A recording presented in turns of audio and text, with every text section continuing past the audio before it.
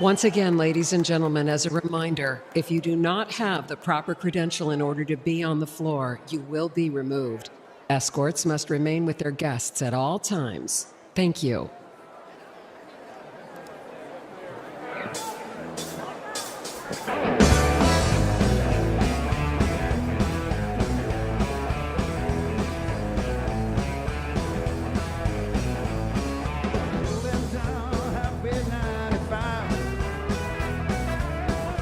Through my hometown countryside. Move on over, stand aside. My cruise controls and overdrive. Come on, take my baby for a ride. Ooh, she's like a smooth stretch of highway. Ooh, she's like a cool summer breeze. If my motor's running right, we might lose control tonight. Got the shape I love to squeeze. And bring me to my knees, oh please, let it go tonight.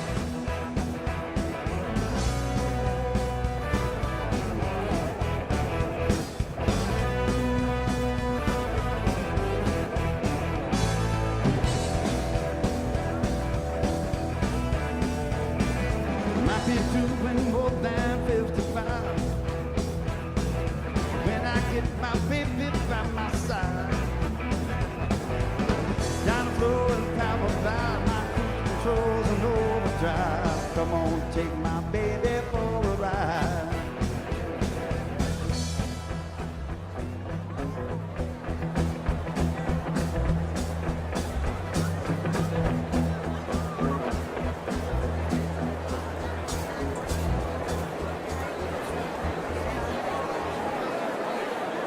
Delegates and alternate delegates, ladies and gentlemen, please take your seats. The 2024 Republican National Convention will begin in a few minutes. I've been doing more than 55 when I sit my baby by my side. When the rubber hits the road, this foot don't do no overload. Come on, take my baby for a ride. Ooh, she's like a smooth stretch of highway. Ooh, she's like a cool summer breeze. If my motor's running right, we might lose control tonight.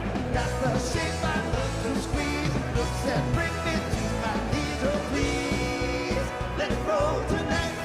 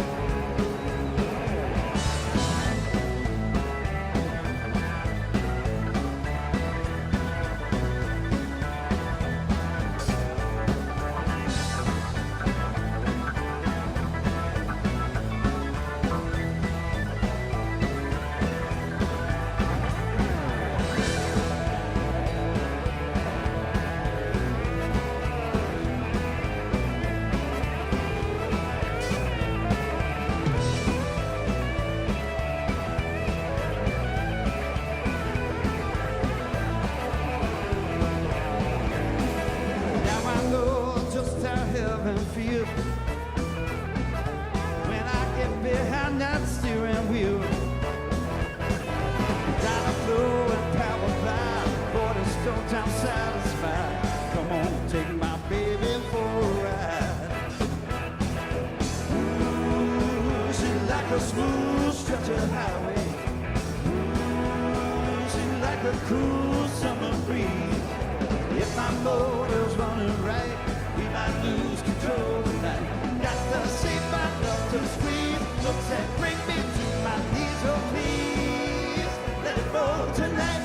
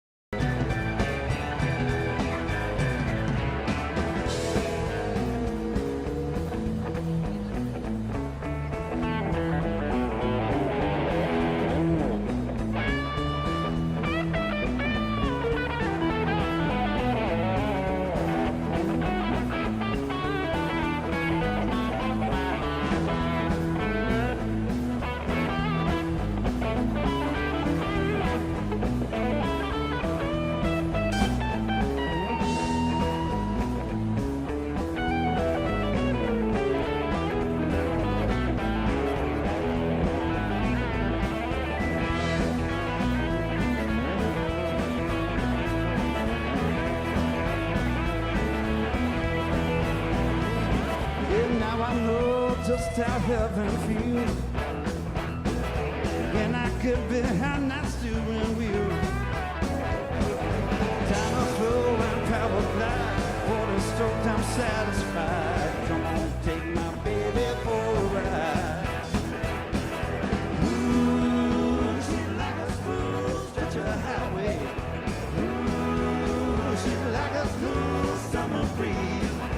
If my motor's running right, if I lose control tonight, got the shape I love to squeeze. Looks that bring me to my knees. Oh please, let it go tonight.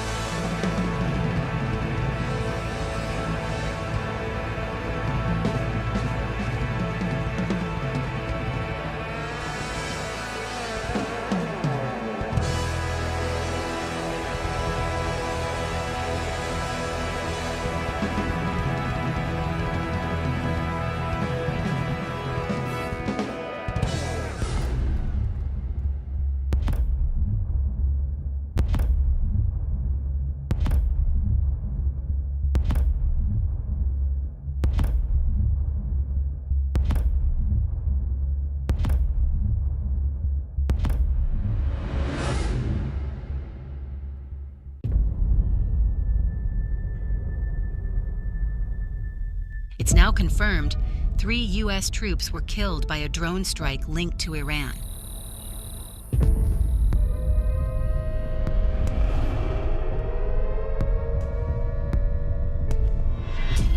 "31 Americans died today in Israel after an attack by Hamas.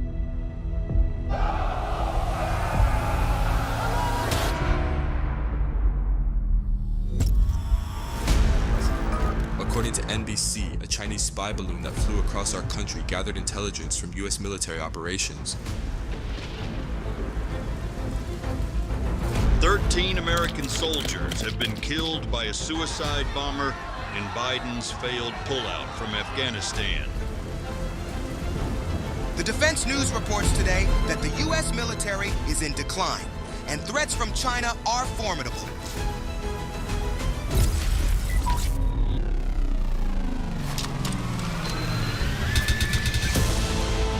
Prevailing view among Americans is that U.S. influence in the world is weakening, and China's is growing.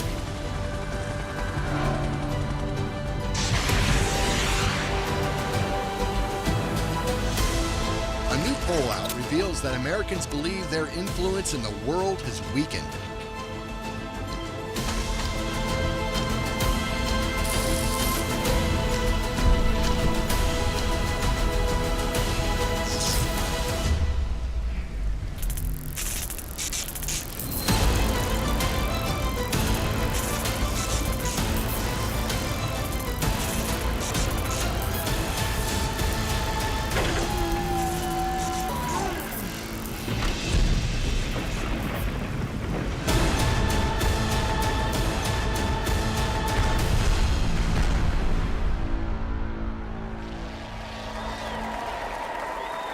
Ladies and gentlemen, the chairman of the Republican National Committee, Michael Whatley of North Carolina.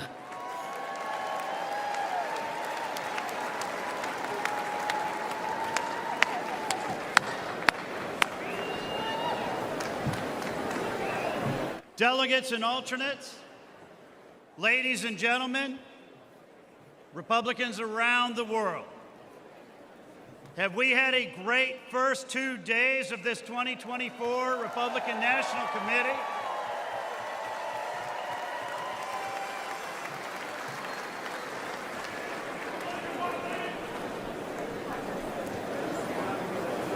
You know, when you think about where we are as a country today, you got to start by thinking about where we were 4 years ago. 4 years ago, Russia was in check. China was in check. Iran was in check.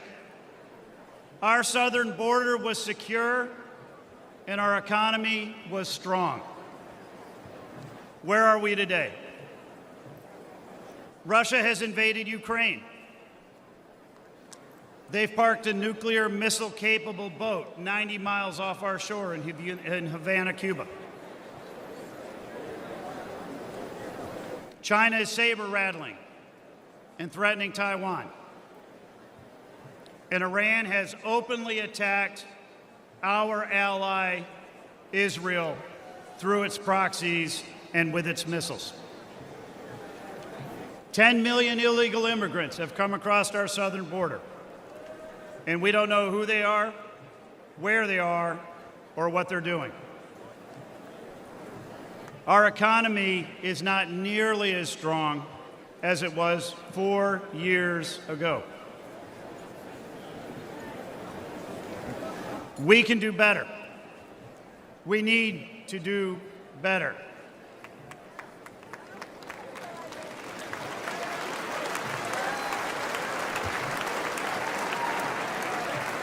Tonight, we are going to hear from great speakers from across the Republican Party. We are going to hear from President Trump's son, Donald Jr.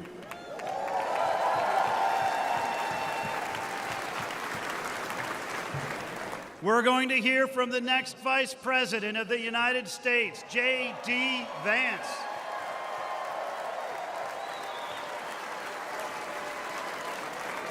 And we are going to hear from real Americans who are going to tell their stories about how we need to make America strong again.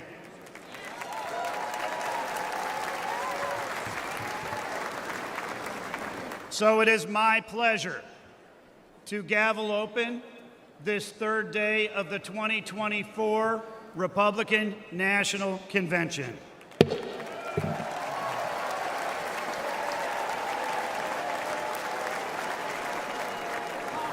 Offering today's invocation, please welcome Delegate Evelyn Nunez-Jones from California.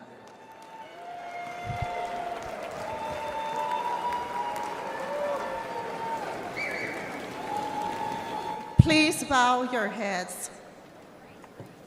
Lord, we thank you for the opportunity to be together in this room. It has been a long journey for many of us, especially for President Trump and his family. Please remember our fellow patriot, Cory Competore. At this time, we invite you, Holy Spirit, to be part of our convention. We praise you, Heavenly Father. We seek for you to guide the steps of this delegation, the steps of our President Trump, and the steps of his newly chosen Vice President, J.D. Vance. Remove all stumbling blocks. Jesus Christ, we ask for a new restoration of America, especially for our children. We pray for protection, divine wisdom, and revival for our country, for my state of California and our party. In the name of Jesus, we pray for victory in 2024. En el nombre de Dios, in the name of Jesus, amen.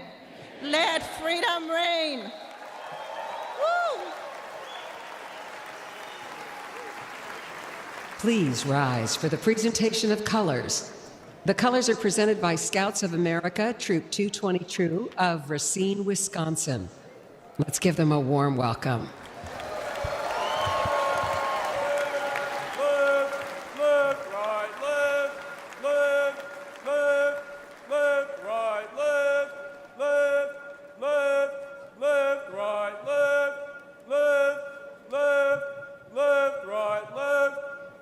Color guard, hold.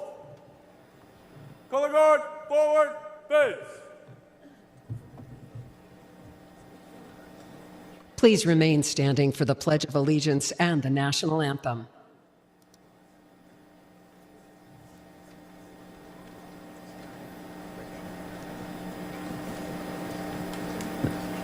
Ladies and gentlemen, please welcome John Coughlin from New Hampshire to lead us in the Pledge of Allegiance. I pledge allegiance to the flag of the United States of America and to the republic for which it stands, one nation, under God, indivisible, with liberty and justice for all. Thank you. Now, to perform the national anthem, please welcome Jenny Thiel.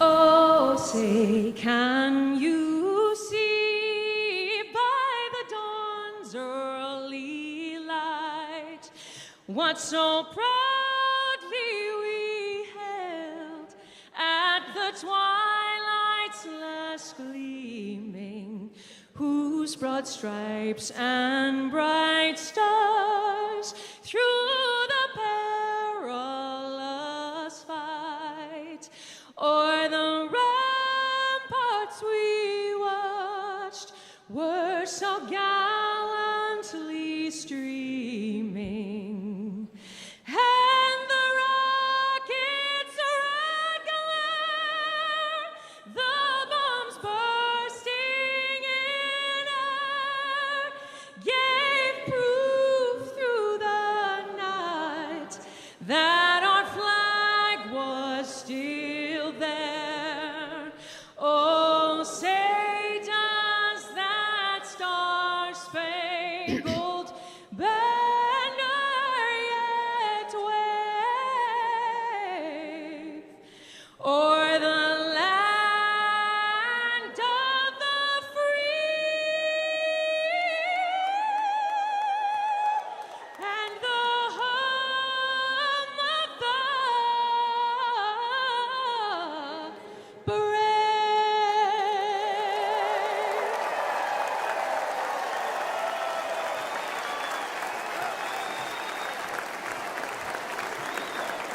Please remain standing while the colors are retired.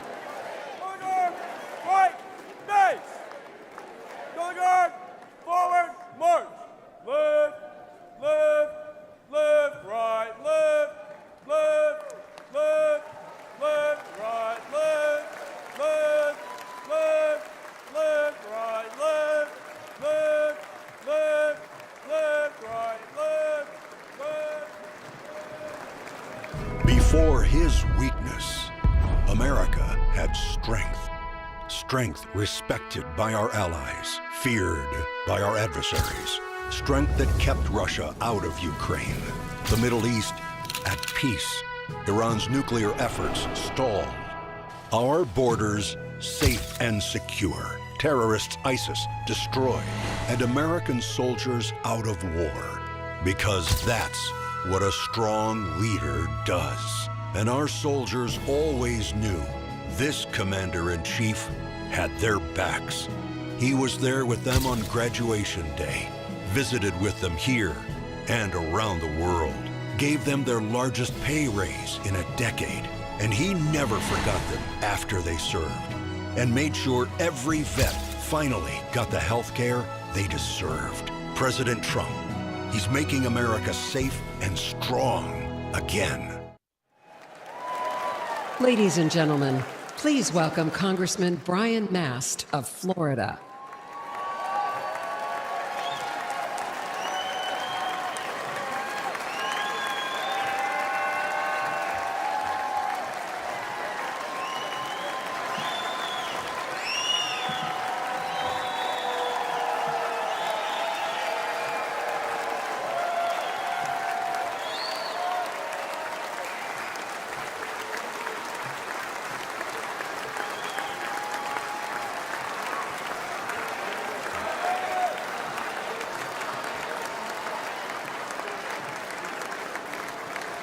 Good evening, America. I'm Congressman Brian Mast. Now, I've got to start with a salute to every warrior standing guard around the globe on an aircraft carrier, in a foxhole, on a base somewhere, in this audience, or just watching from home. We love you, veterans.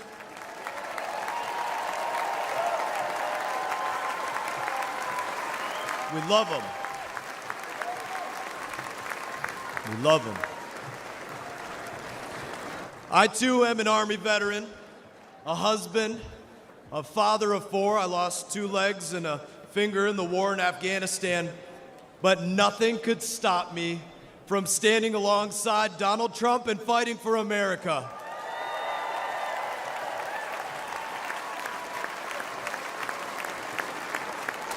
Every one of you American service members and every veteran knows the dangers when we join the armed forces, but we risk our lives because we believe in America. As president, Donald Trump rebuilt our military, deterred our enemies, and he made America strong again. Now, I'm not here to sugarcoat it. Joe Biden and Kamala Harris have once again weakened our armed forces and through inflation slashed the size of our military budget just like they slashed the family budget. And at the same time, they've distracted our troops with millions of hours of so-called extremism training, and they've based promotions on adherence to left-wing political ideology rather than merit. They would rather lose a war than use the wrong pronouns, and we've had enough.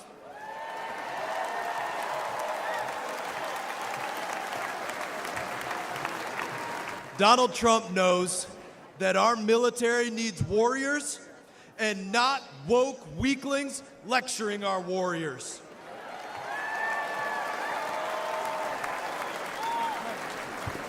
Biden and Harris's weakness invites aggression, and our enemies are on the march. Russia invaded Ukraine, Hamas attacked Israel, Iran is funding terror across the Middle East, and the Chinese Communist Party has Taiwan in their crosshairs. And with his botched withdrawal from Afghanistan, Biden delivered what President Trump rightly called the most embarrassing day in American history. And what's worse is that Joe Biden doesn't even remember that it cost the lives of 13 American heroes. But when their coffins arrived at Dover, he did remember to check his watch, didn't he?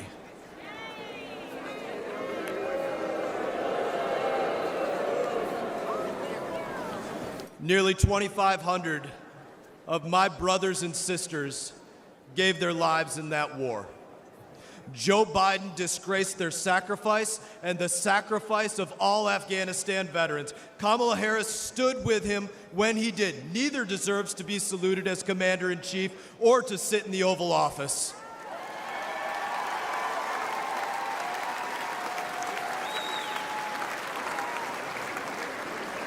American veterans and American service members deserve better. America deserves better.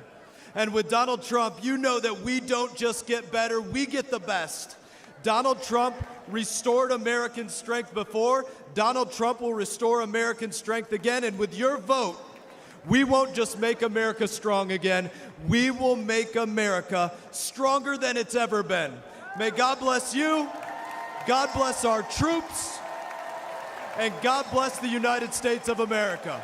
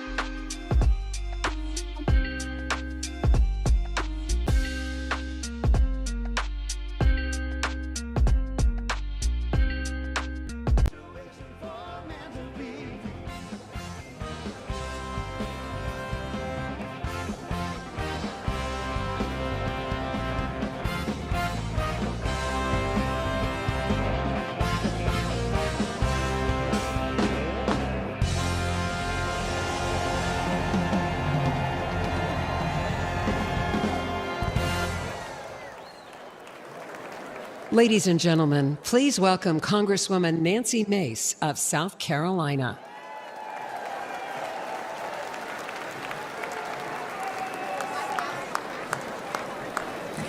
Good evening, America.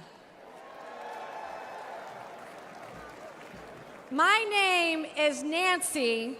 Don't call me Pelosi, Mace. I'm a congresswoman representing the great state of South Carolina.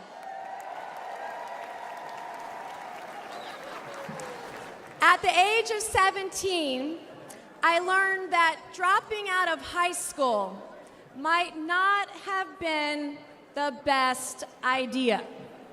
So I took my first job at a fine dining establishment some of you may know as the Waffle House.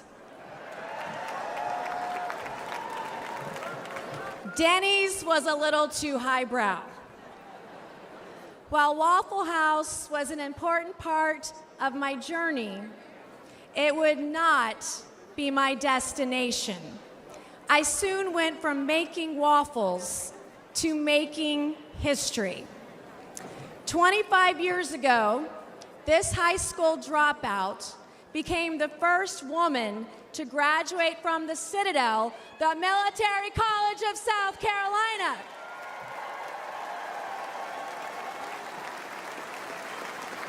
A college campus where we don't burn American flags, we salute them.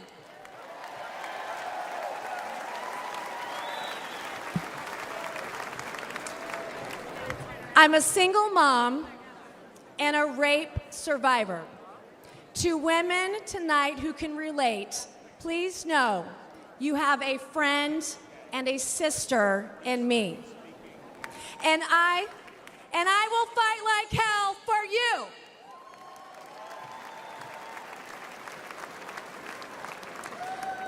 I'm the daughter of an Army Brigadier General and a school teacher. I've admired my dad's Distinguished Service Cross from Vietnam. I've endured the rigors of a Citadel education. And today I represent a district that includes Parris Island, where we make Marines.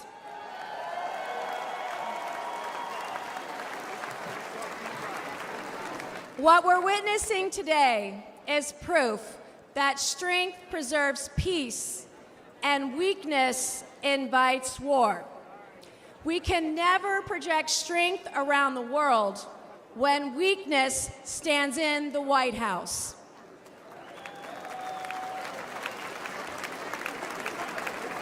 Nations like China see weakness as opportunity. China's fentanyl invades our borders. Their arms supply Putin's regime. China supports enemy states like Iran. They oppress their own people, especially their women.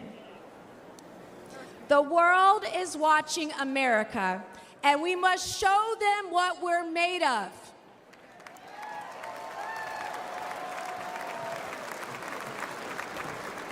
And I know a strong leader when I see one.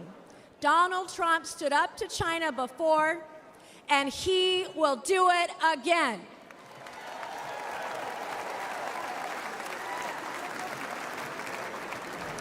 Anyone who thinks they can take on Donald Trump or take down America is now on notice.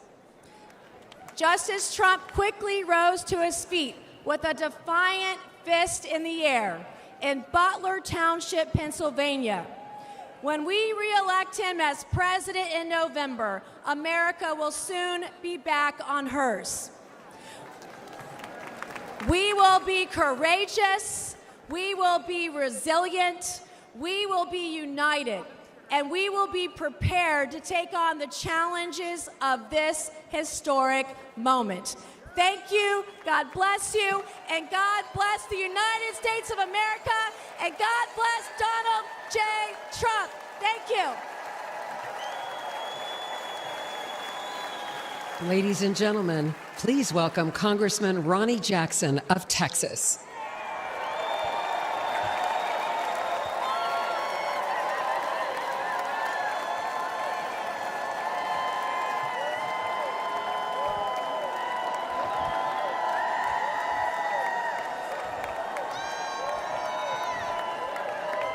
All right. All right, all right. Good evening, everybody. Good evening, and good evening to my delegation from Texas.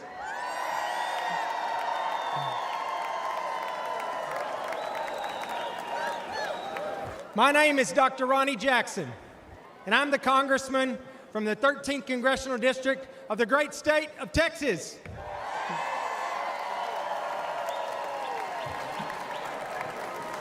Prior to being in Congress, I served on active duty in the Navy for 25 years. I was a Navy deep sea diver, an emergency medicine doctor, and a combat physician in Iraq. During that time, I also had the distinct privilege of serving for 14 years as White House physician. But most importantly, I served as the appointed physician to the greatest president that this country has ever had, Donald J. Trump.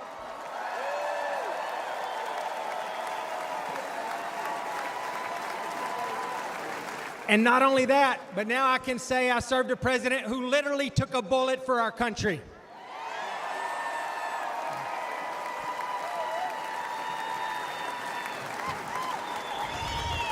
President Trump and I have been through a lot together over the years, but I have never, ever been prouder of his leadership than I was last Saturday. His warrior spirit and his display of will to keep fighting for our country, even after getting shot down, will go down as an all-time moment in American history. I know firsthand from my time at the White House that being a president is an unrelenting 24/7 job. Time off truly just doesn't exist.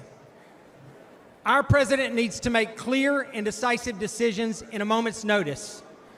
When the phone rings in the middle of the night, the president must be ready.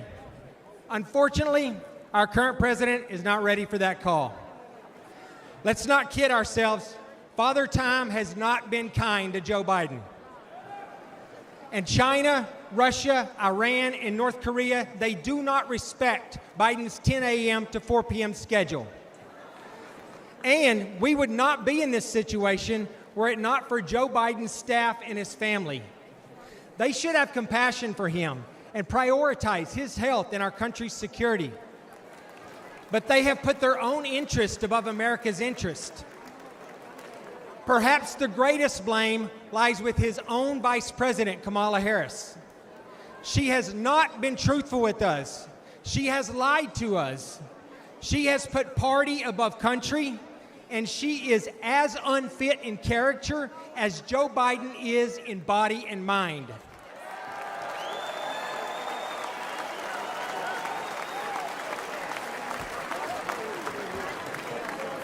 Between the wide open southern border, the botched Afghanistan withdrawal, record high inflation, and the devastating crime in our streets, this administration has now produced a legacy of failure, disappointment, and danger.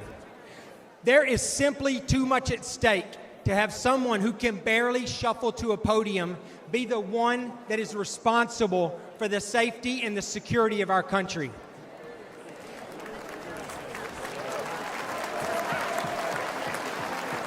Every second that Joe Biden remains in the White House, this country becomes less safe. However, under President Trump's leadership, we will restore our standing on the world stage. We will bring back our great economy we had. We will finally secure our southern border.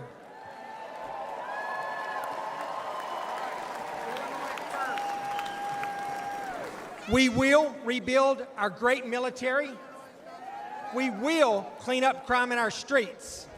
And most importantly, we will have a president who is respected by our allies, and who is feared by our enemies, and who leads with strength.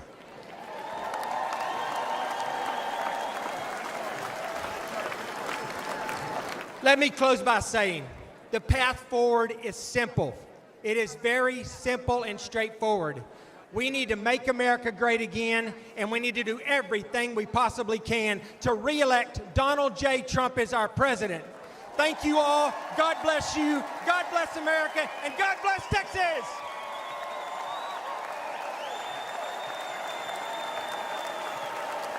Ladies and gentlemen, please welcome former Acting Director of National Intelligence, Richard Grenell.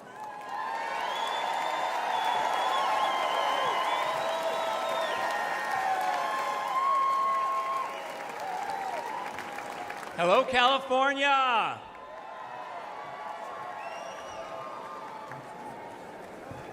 Last weekend, the American people bore witness to the instinctive courage of President Trump. We all know the contrast to Joe Biden could not have been greater. Tonight, I want to talk to you about why President Trump's strength and grace, which now even his opponents struggle to deny, have consequences beyond American borders. From 2001 to 2008, I served as America's spokesman at the United Nations. Back then, Republicans believed America's duty was to spread democracy by military force. We were misled about weapons of mass destruction. We intervened in other countries' affairs and signed treaties that only benefited other nations. We spent too many years ignoring America's priorities. That's what happened when Washington stopped being the capital of the United States and started being the capital of the world. There was only one man with the strength to call out the lies and failures of both Democrats and Republicans: Donald Trump. Donald Trump doesn't care if you're gay or straight, black, brown, or white, or what gender you are. He knows that we are all Americans and that it's time to put America first. After 16 years of wars and chaos, the world looked different when President Trump was in the White House. Russia invaded Ukraine under both Obama and Biden, but Putin did not dare escalate under President Trump. Under Trump, China was challenged. Under Trump, the Balkans were more peaceful. Under Trump, the Middle East signed historic peace deals. Under Trump, Iran was broke. Under President Trump, we put American interests first. There were no new wars. Old wars ended, and America had the greatest economy in the world. But after 4 years of Joe Biden, wars are back, the Taliban is back, and members of ISIS have slipped through America's broken southern border. Russia is sailing warships off the coast of Florida. China is bullying its neighbors. Iran is waging a war in Israel and Gaza with help from Joe Biden.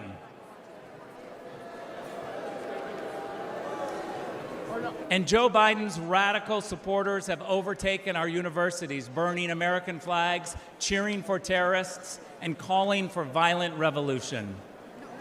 The reason the world is on fire is because President Biden is weak in more ways than one. But Donald Trump's opponents here and abroad now see clearly his incredible courage and resilience.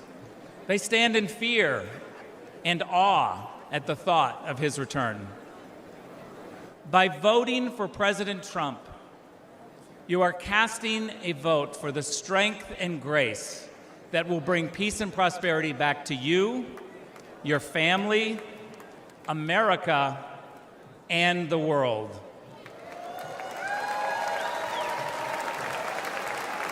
Don't let anyone ever tell you differently. Thank you very much. Ladies and gentlemen, please welcome Congressman Matt Gaetz of Florida.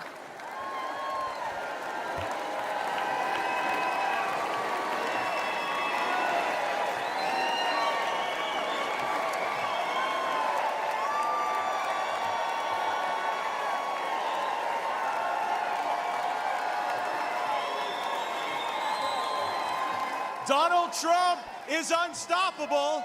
Elect him president again, and America will be unstoppable too. Meanwhile, Joe Biden's been out of it. Democrats have been hiding the real Biden for years. We saw people in the witness protection program more often than we saw unscripted Biden. Under Biden-Harris, America has fallen sicker, lonelier, and poorer. Under Trump, we prospered, we were richer, inflation was low, and there were two genders. Under Biden-Harris, inflation has gotten so bad you can no longer bribe Democrat senators with cash alone. You have to use gold bars just so the bribes hold value. Oh, the swamp draining will recommence soon, and I will be President Trump's strongest ally in Congress to pass term limits, to stop taxpayer funding for political campaigns, to ban members of Congress for life from becoming lobbyists, and for the same reason you don't let the referee bet on the game, ban members of Congress from trading individual stocks. I am proud to stand before you, the only Republican in Congress who takes no lobbyist money, no PAC money. It's not good for me. I work for you, not them. President Trump, he'll never defund our police, but he will defund foreign aid to countries that hate us.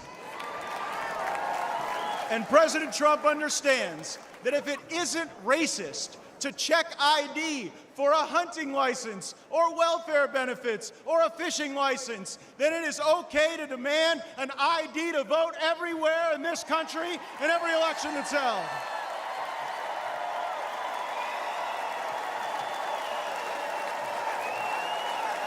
A Democrat congressman recently said that any criticism of Joe Biden is ableist. I don't think it's too much to ask that the American president be able to do the job. Kamala Harris isn't able to do any job. She was appointed border czar. Appointing Kamala Harris to oversee the border is like appointing Bernie Madoff to oversee your retirement plan. President Trump has shown the world what he is made of, and now we will show the world what America is made of by having his back. And how about the choice President Trump made for a running mate? JD looks like a young Abraham Lincoln, but he's from Ohio, like General Grant. And like General Grant, JD Vance knows how to fight.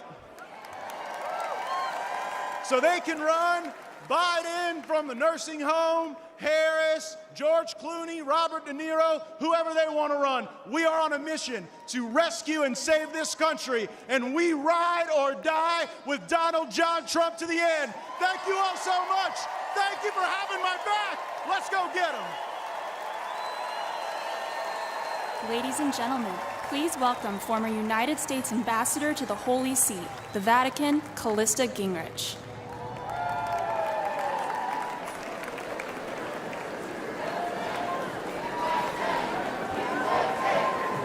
Good evening. Tonight, we look toward a brighter, safer, and more prosperous future with Donald J. Trump as our next President of the United States.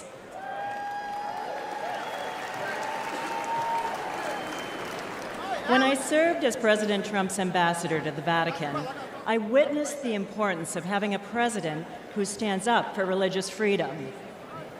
Over the last 4 years, the failed policies of the Biden administration have jeopardized our right to worship freely and weakened our nation.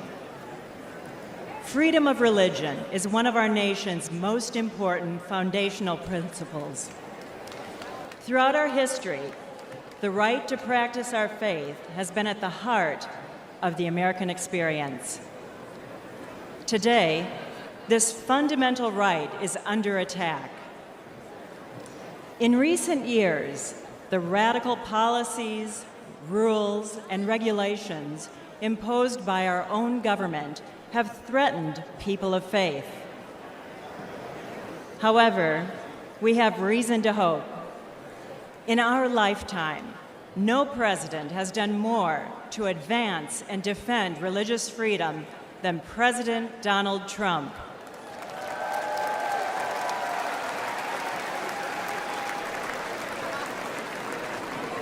During his term, President Trump defended the rights of doctors, nurses, and teachers to act in accordance with their conscience.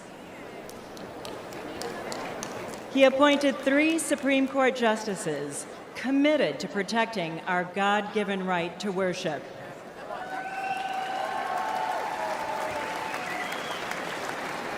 He expanded school choice and defended the First Amendment freedom of every student to practice their faith in public schools.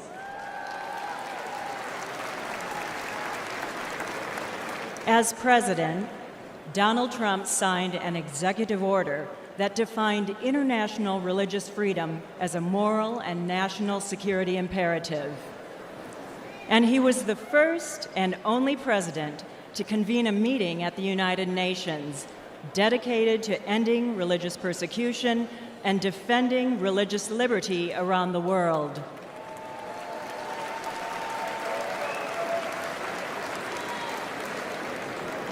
Tragically, many of President Trump's policies have been replaced by the Biden administration's anti-faith agenda that uses the power of the government to impose its far-left ideology on religious believers.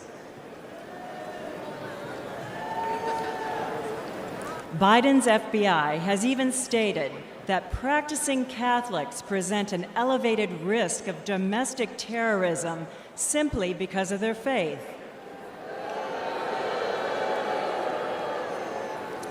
Unlike President Biden, President Trump has a proven track record for promoting and protecting religious freedom at home and abroad.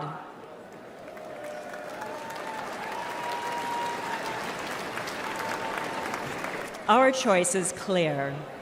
We need strong leadership, bold action, and unwavering commitment to preserve our God-given rights.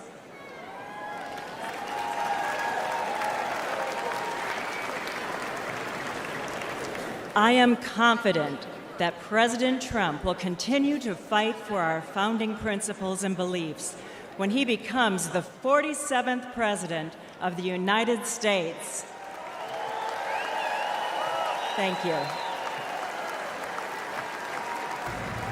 Please welcome Newt Gingrich.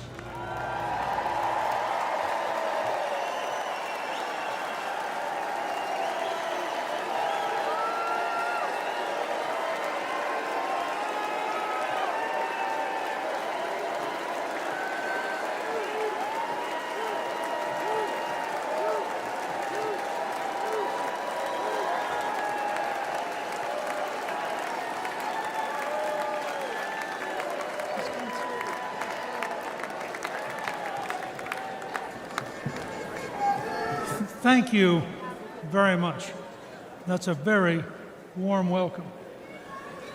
You know, President Trump understands that the world is dangerous and that it takes an enormous effort to defeat anti-American and anti-freedom forces around the world. He also understands that when faced with multiple adversaries across the globe, the Reagan principle of peace through strength is the only road for safety for the America and the American people.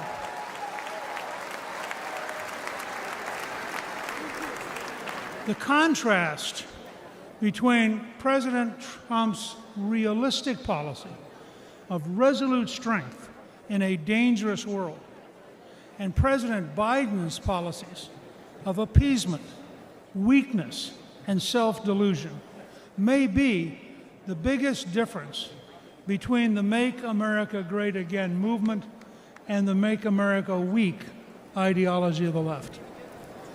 We have to remember that the greatest threat to American safety is not Biden's brain. The greatest threat is Biden's policies and the people he appoints to implement them.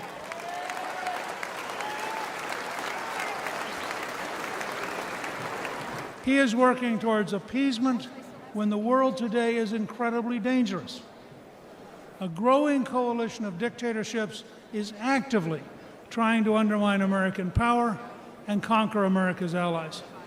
A religious dictatorship in Iran, which chants death to America, is on the verge of having nuclear weapons.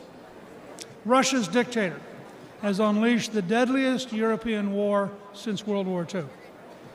Communist China continues to develop its military power while actively seeking to undermine America through espionage, fentanyl, and the infiltration of our companies and our universities. Faced with these clear and present dangers, President Biden has adopted failed policy after failed policy. Where President Trump orchestrated an orderly end to the Afghanistan war with no American killed in nearly 2 years.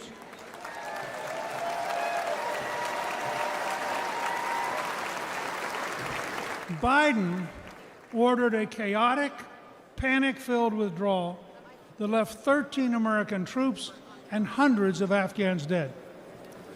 Where President Trump insisted on keeping Bagram Air Base, which is located within 1 hour of the Chinese nuclear facilities, President Biden gave it to the Taliban, who are now allied with Communist China.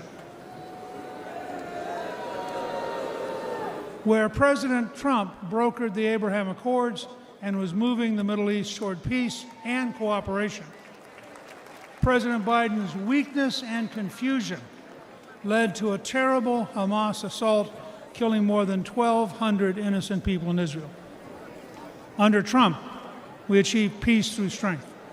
Under Biden, we have war, suffering, death, and a world teetering on the edge of World War III. Like Prime Minister Winston Churchill and President Abraham Lincoln, President Trump understands that only a firm, courageous policy of strength will work in a dangerous world. The message for this November is clear. You can vote for weakness and war with Biden, or you can vote for strength and peace with President Trump.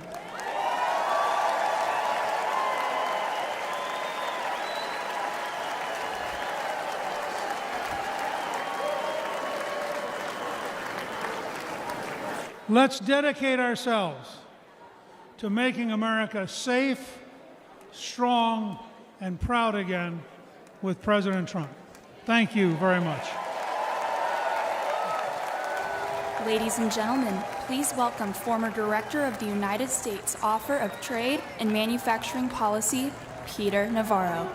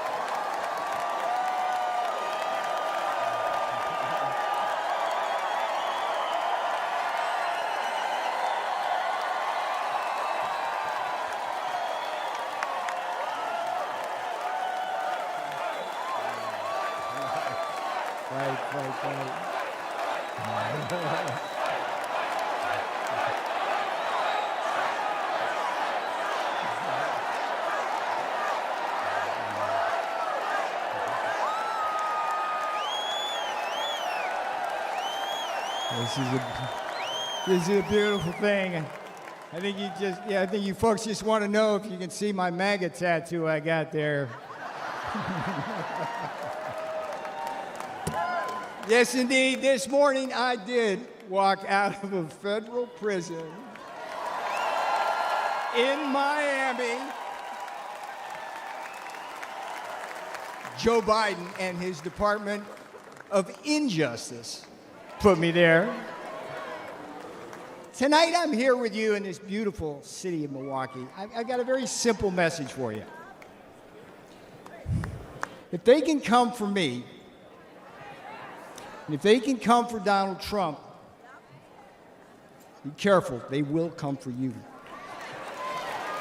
If we don't control our government, their government will control us.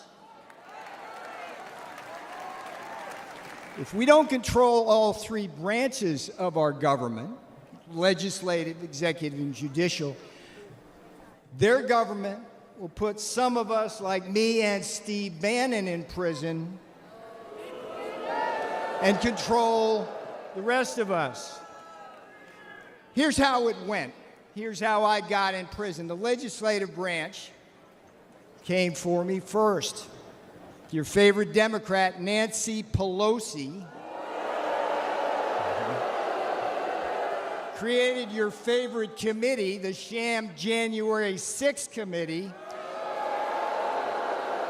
which demanded that I violate executive privilege. What did I do? I refused. The J6 committee demanded that I betray Donald John Trump to save my own skin. I refused.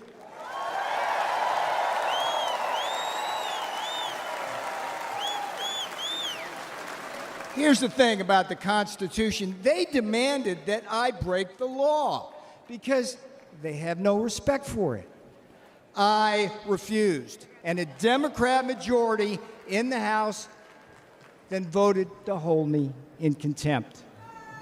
All right, what happened next? The next jackboot to drop was the executive branch. Another one of your favorite Democrats, Democrat Attorney General Merrick Garland. There's a winner. Him and Jack Smith indicted and prosecuted me for criminal contempt of Congress. Now, here's what's weird about it. It's something that Democrat prosecutors refused to do against one of their own, including two guys with blood on their hands, Eric Holder and Alejandro Mayorkas, the great border czar, right? They've actually gotten people killed. For decades, the Department of Injustice right now, the Department of Justice policy stated, hear me out on this, if Congress slaps a subpoena on a senior White House advisor like me, the advisor's duty is to politely tell them to go pound sand. That's exactly what I did. So far we got two branches, legislative and executive. The judicial branch delivered the final blow. Just as, here's another favorite of yours, just as Democrat Judge Juan Marchand, you know this guy? Did to Donald John Trump in his Manhattan kangaroo court, another Democrat judge, a guy named Ahmed Maida, keep your eye on this guy, Ahmed Maida, Obama appointee, they stripped me of every possible defense, and then what? Just like in Manhattan with Donald Trump, they threw me to the wolves of an anti-Trump jury, and where? The D.C. swamp. They convicted me. They jailed me. Guess what? They did not break me.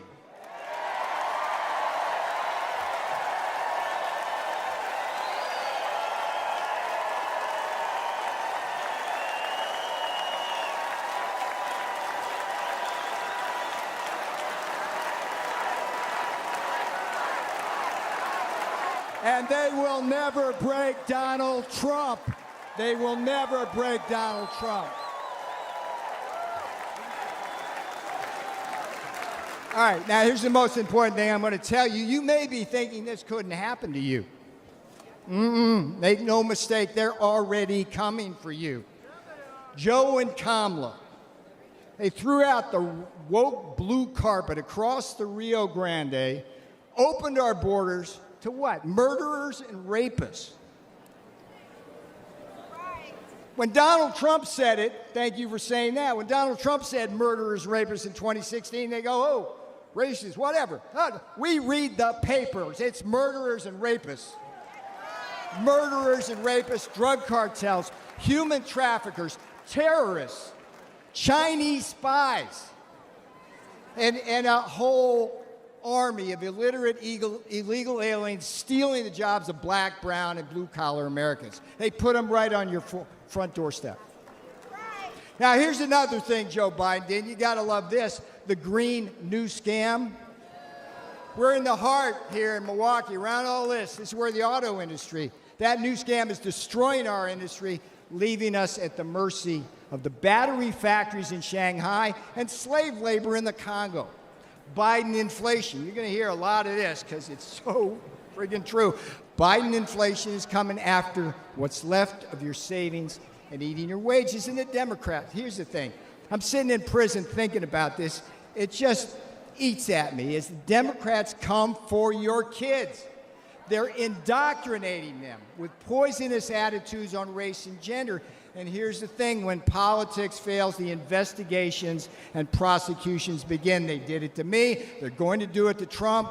But hear me out. They've also done it to Catholics, pro-life activists, and parents who are just standing up for the kids at school board meetings. This is a tale of two Americas, and you know it wasn't this way when Donald Trump was president. I remember the days I was there. In Trump's America, you were safe and our borders were secure. In Trump's America, you were more prosperous, and you didn't have to choose between what? Food on the table, medicine in the cabinet, and a roof over your head. And in Trump's America, you didn't have to worry about being locked up for disagreeing with the government.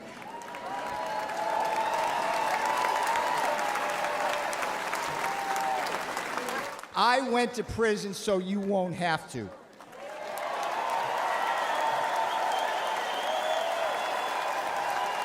I am your wake-up call.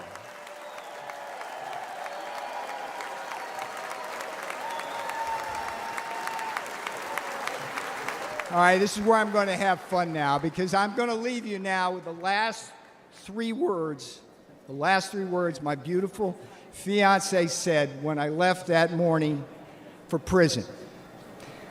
They weren't, "I love you." That was a given. She simply said, "We got this. We got this."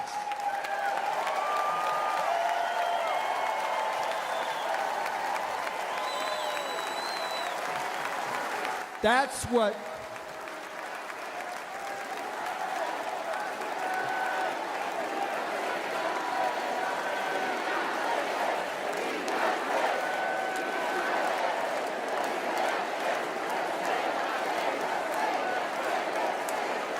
bring my girl out now. That's what these lawfare jackals don't understand. When they put people like me in prison and fire figurative and now literal bullets at Donald Trump, they also assault our families.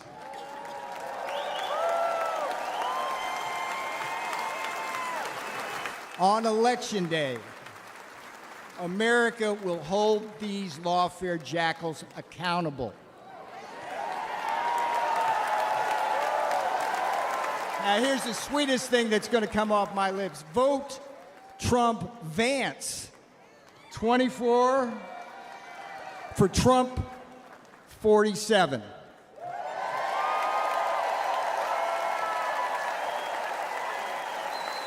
I'm Peter Navarro. I went to prison so you won't have to. This is my beautiful girl.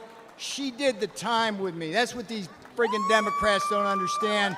They do this to our families. She's my girl.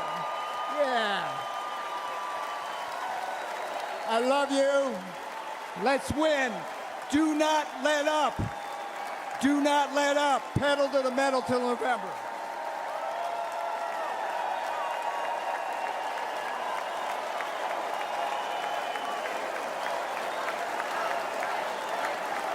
Ladies and gentlemen, please welcome Congresswoman Monica De La Cruz of Texas.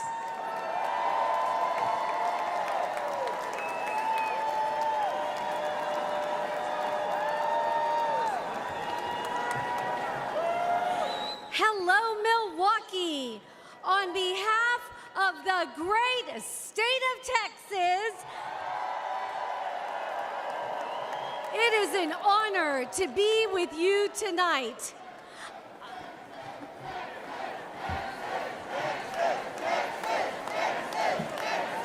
I am the proud granddaughter of Mexican farm workers who came here with little more than faith in God. They never had much money, but they instilled in us strong Texas values. They taught me that through hard work, anything is possible in America. And then I proved it. By getting myself through school and building a successful small business. It wasn't easy, but I'm living proof that the American dream, el sueño americano, can become reality.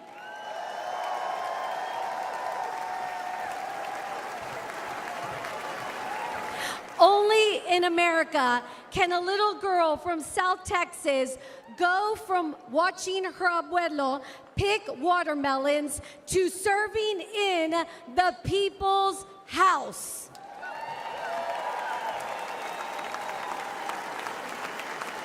Now, as a mother, I often think about my kids' future, and I'm worried. The American dream is slipping away.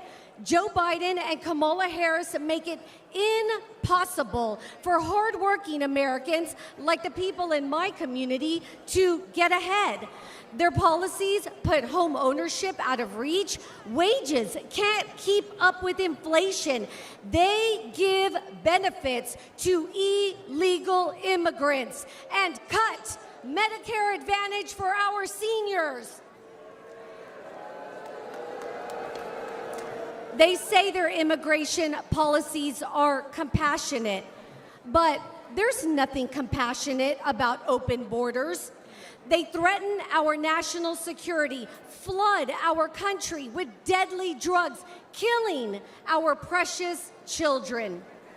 Biden and Harris don't care about immigrants. They just use them for political gain. We deserve so much better. We must make America strong again by re-electing President Trump.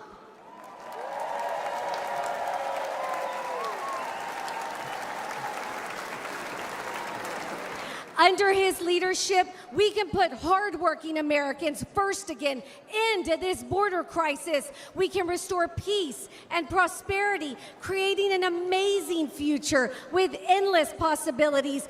And we can rebuild the most vital institution of all, the American family.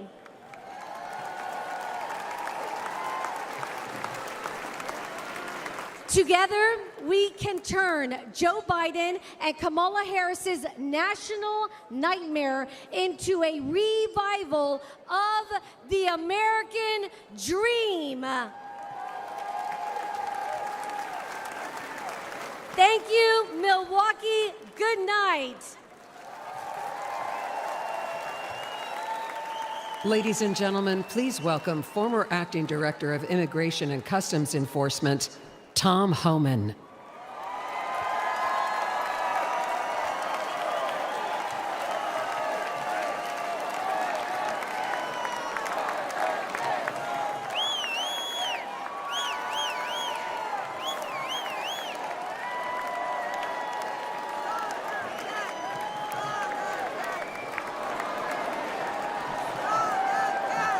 Thank you. How you doing? My home state, New York. Where's New York at? Give me a shout. Damn right. Look, for those who don't know me, my name is Tom Homan. I began my career as a Border Patrol agent in 1984.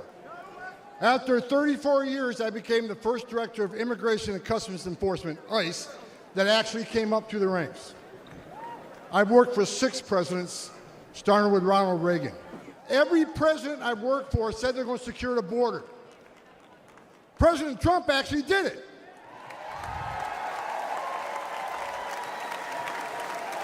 He created the most secure border in our history, and that's a stone cold fact. The data proves it, and guess what? He's going to do it again.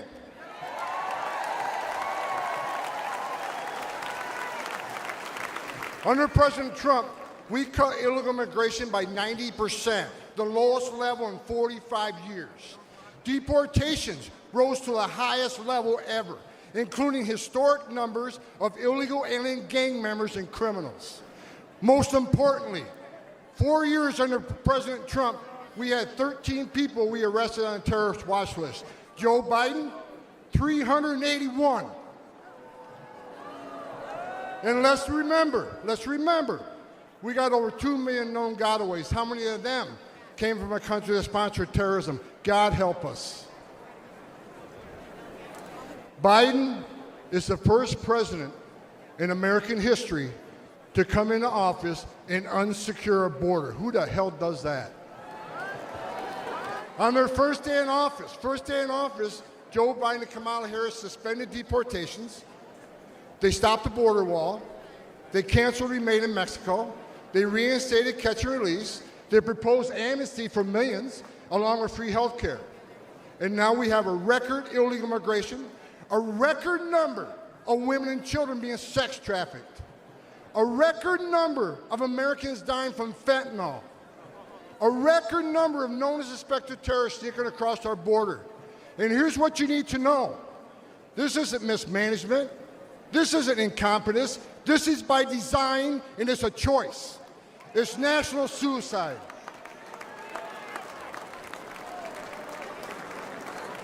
But you know what?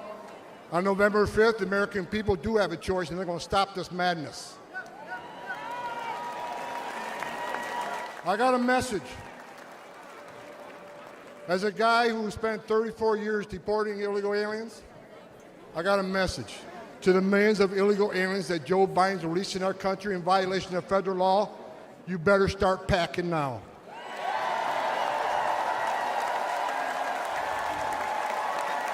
You're damn right. Because you're going home. I got another message to the criminal cartels in Mexico. You smuggled enough fentanyl across this country to kill 148,000 young Americans. You have killed more Americans than every terrorist organization in the world combined. And that's when President Trump gets back in office. He's going to designate you a terrorist organization, and he's going to wipe you off the face of the earth. You're done. You're done.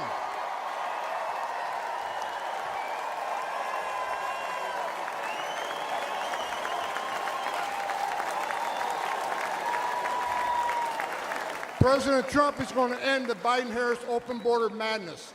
We will stop the drugs and the crime from pouring in your neighborhoods. President Trump has proven to the American people that he's a warrior. And he's going to make America safe again, and you can take that to the bank.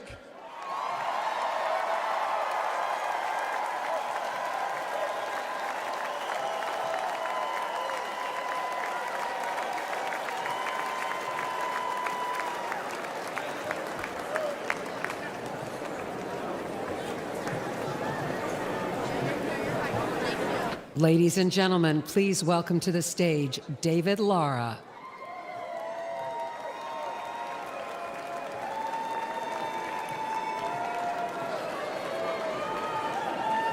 Hello, Milwaukee. Quiero dar un saludo a toda la comunidad y audiencia hispana. I am a proud husband and father of a small business in San Luis, Arizona. a town that sits directly on the U.S.-Mexico border. We are the front line of the Biden's border crisis. Small towns like mine bear the brunt of the chaos. Imagine crowds rushing the port, overwhelming Border Patrol when they know they don't have enough agents to detain everyone. Imagine strangers terrorizing your homes, your neighbors, your yards, and local schools going fearful to let children walk home. Imagine the fire department using off-road vehicles to bring your neighbors to the hospital because the ambulances are taken by so-called asylum seekers. Imagine being treated as second-class citizens, as chaos and crime overwhelm your streets. I don't have to imagine this. I've watched it with my own eyes. I've seen my town suffer because Biden and Kamala Harris want the illegal immigration crisis to continue.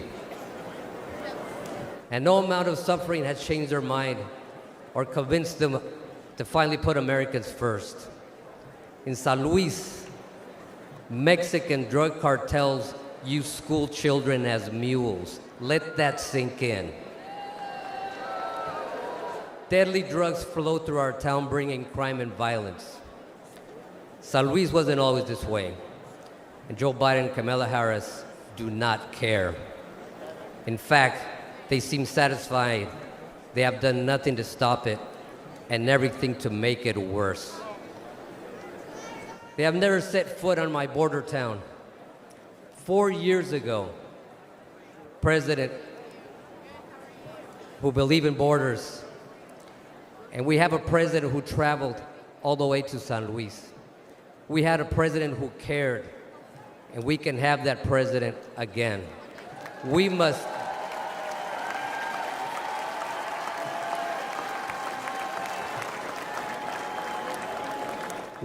re-elect President Trump to close the border, the crime, and stop the drugs from pouring in.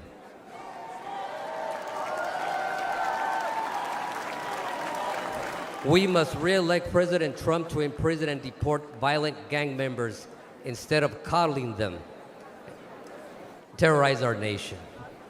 We must re-elect President Trump to put our citizens first and make America strong again.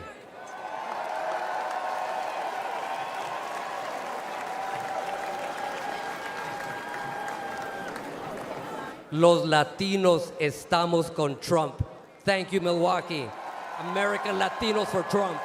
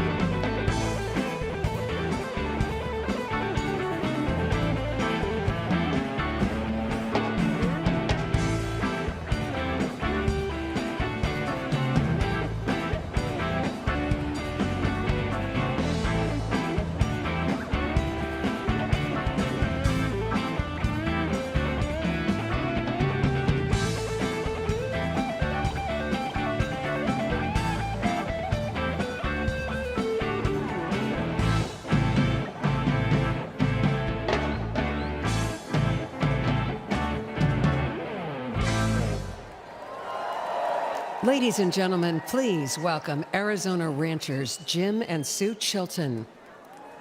My name is Jim Chilton, and this is my beautiful wife, Sue. We've been married for 60 years.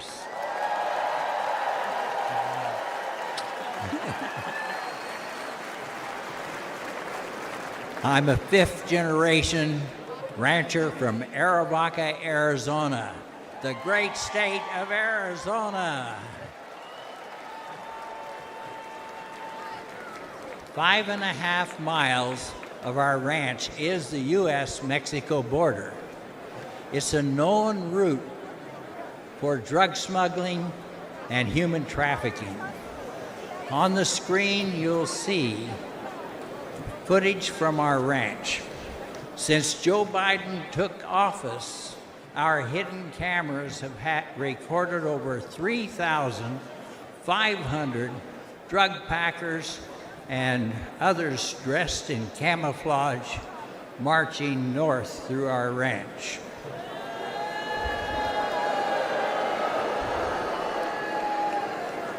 These are not asylum seekers. It looks like and it feels like an invasion because it is.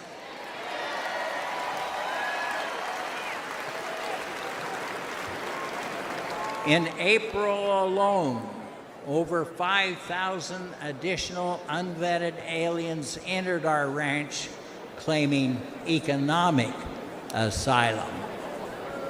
We know firsthand that Biden's open border is our nation's greatest national security threat.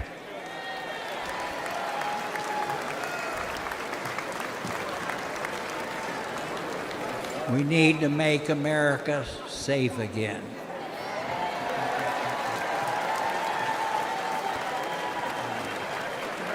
Every time Jim leaves the ranch house, I have to worry that he won't come back alive. Our house has been broken into twice. A Border Patrol agent was shot 5 times by drug smugglers on our ranch.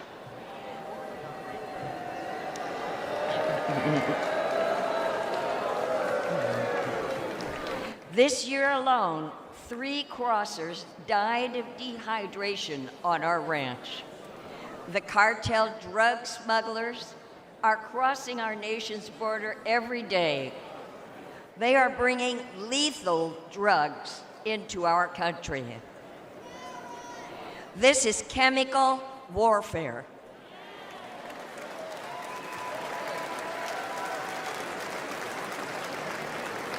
It's killing Americans. Under President Donald Trump, it wasn't like this. And if we bring him back, I know he'll stop it again.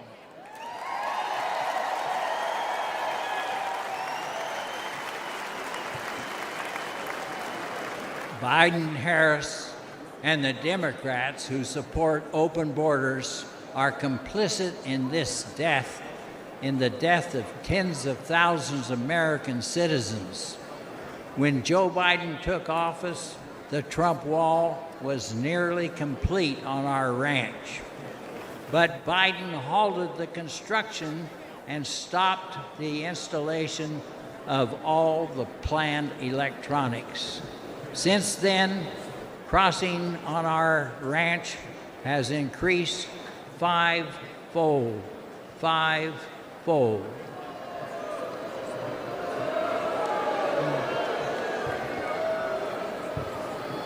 It's like Biden and Harris want the lawlessness. The fact is that walls work. We must elect Donald Trump to finish the wall.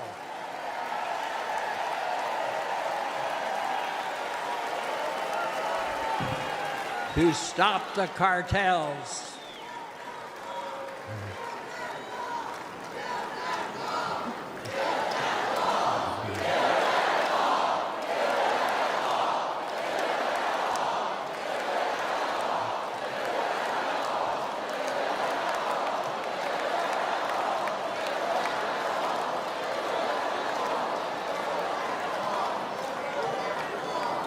and we must keep America safe and strong. Thank you. Thank you. God bless all of you.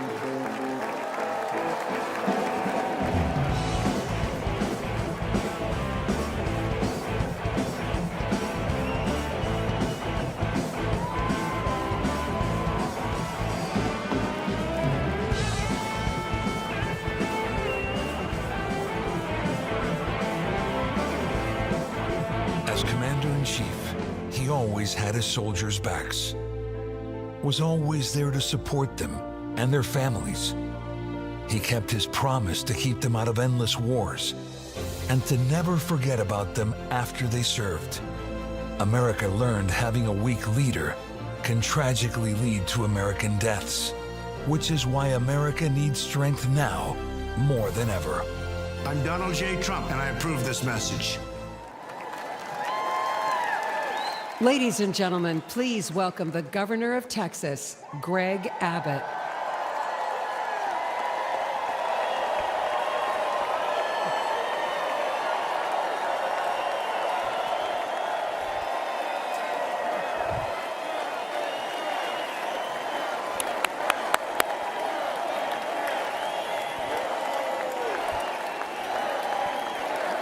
Thank you all very much. Thank you all very much. Thank you all very much.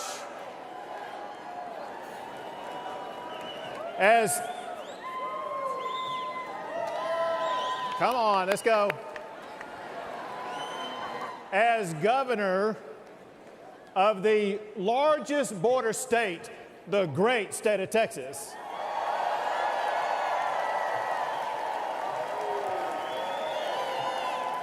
I can tell you, America needs a president who will secure our border. America needs Donald J. Trump.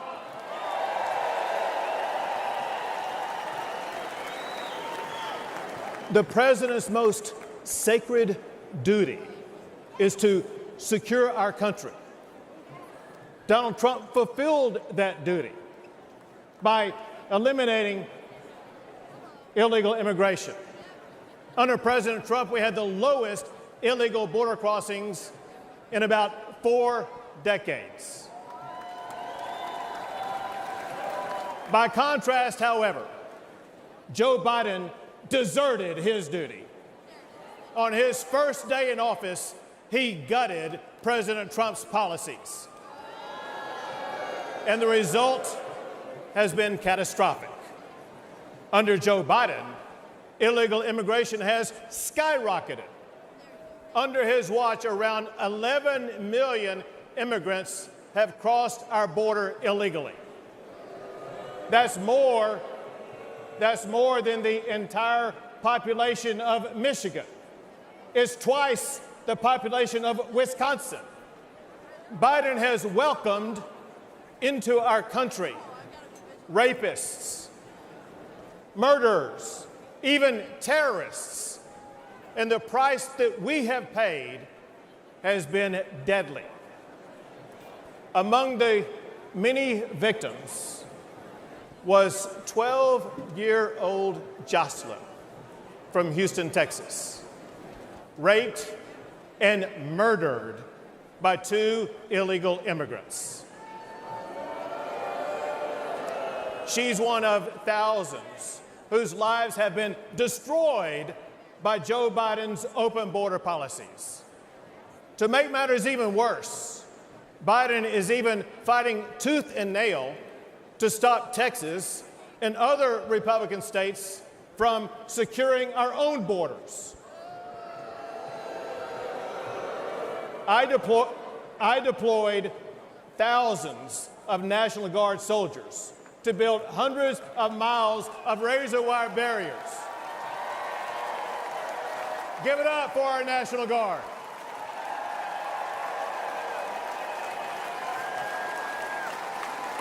They built those barriers to stop illegal crossings.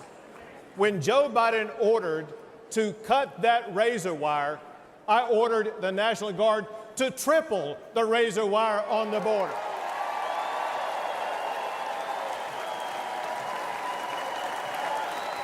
When Biden took 50 acres of Texas border property to illegally process up to 5,000 illegal immigrants a day, I directed the Texas National Guard to take back our land and wire it shut.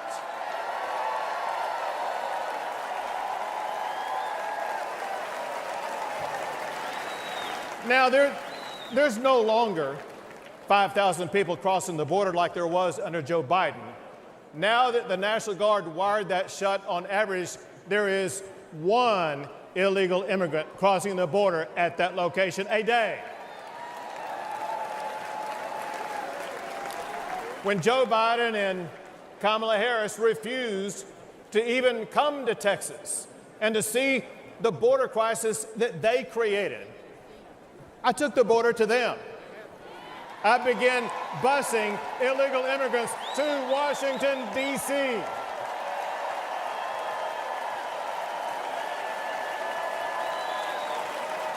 And we have continued busing migrants to sanctuary cities across the entire country. And those buses will continue to roll until we finally secure our border.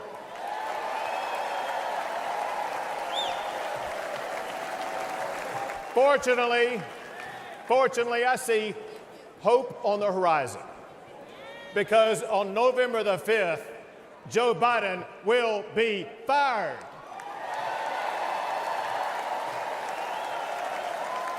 And Donald Trump will once again become the President of the United States of America.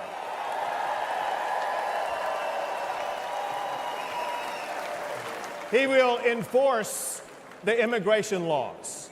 He will fight the Mexican drug cartels.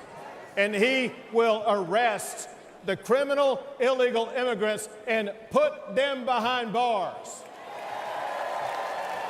Or send them back.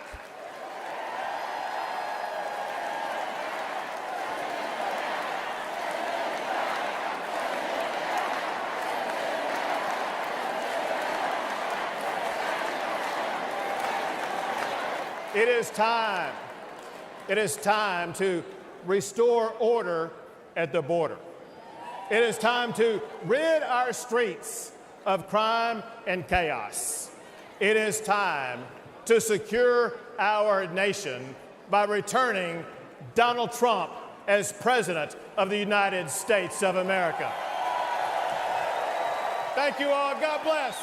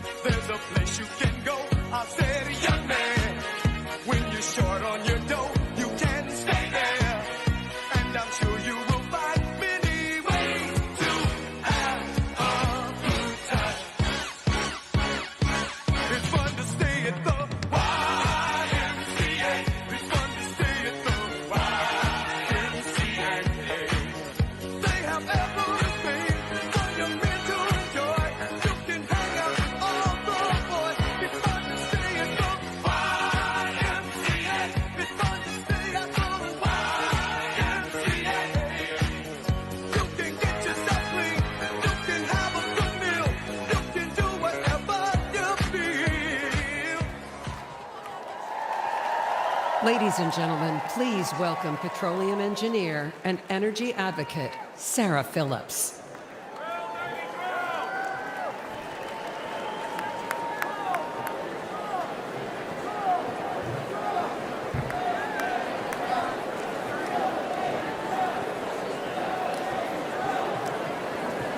Good evening, Milwaukee.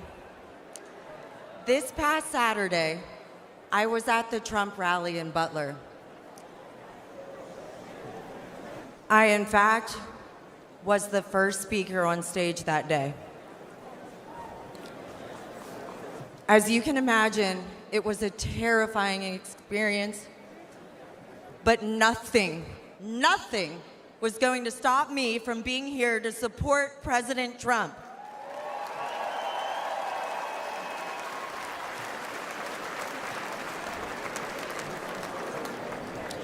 Thank God President Trump is alive.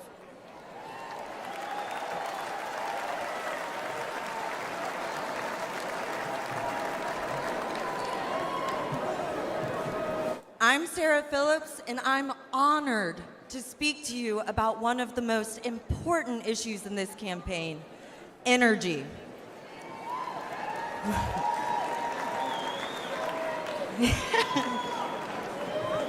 President Trump is high energy and supports energy. Biden is low energy and is against energy. The difference is significant for you and significant for our country. President Trump understands that abundant, affordable energy is vital to our economy and to our national security.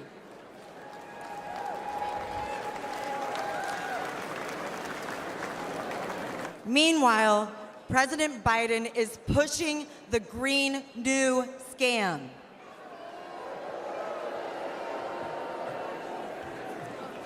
President Biden declared war on the oil and gas industry since day one. He canceled the Keystone Pipeline, overrode congressionally directed oil lease sales in Alaska, and has proposed massive tax hikes on oil and gas. His campaign against responsible development of oil and gas is crushing everyday Americans like you and me. I know this firsthand. As a petroleum engineer who worked on the front lines as a roughneck, I have witnessed the safe and environmentally responsible way America develops oil and gas resources.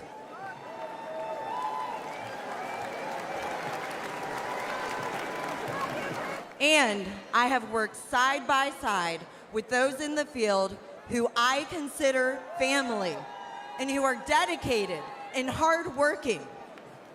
Their critical work is so critical for our country.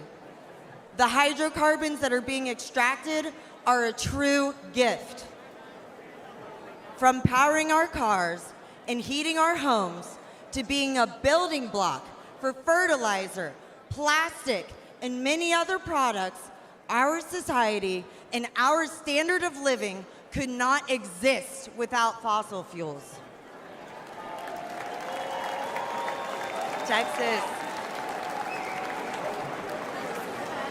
That is among the many reasons why we need to return Donald Trump to the White House.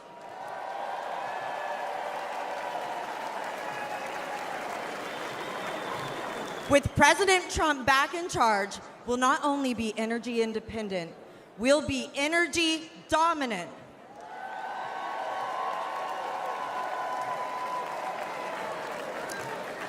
We'll create jobs, increase investment, and improve our national security. Under President Trump's leadership, America's great economic revival will be powered by American energy.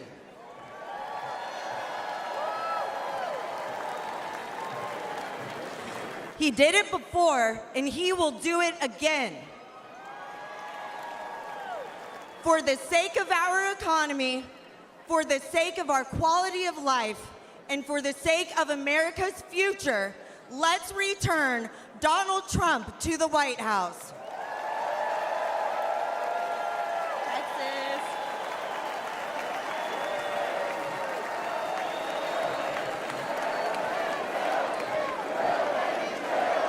Drill, baby, drill. Drill, baby, baby, drill. Drill, baby, drill. Drill, baby, drill. Yeah.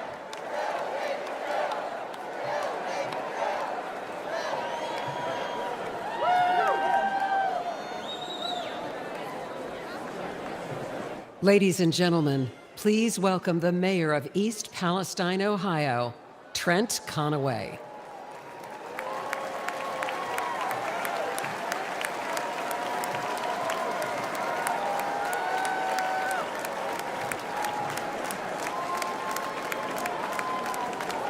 Good evening.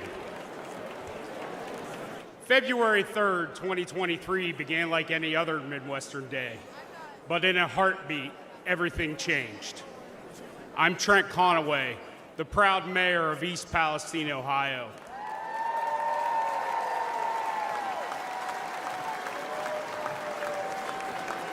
When the train derailed, spewing flames and toxic chemicals to our town, faced a disaster unlike we'd ever seen. And in the chaos, we witnessed a clear contrast between leadership and incompetence.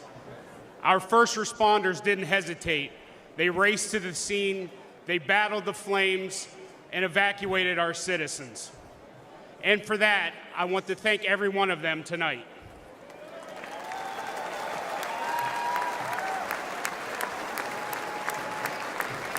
Unfortunately, the Biden administration's federal response was much different. It consisted almost entirely of meetings and press events. They talked and talked, but they delivered little help. Then there was the clear difference between former President Trump and President Biden. For the longest time, the White House was silent, and we never heard a word from Vice President Harris. I guess we weren't their type of folks.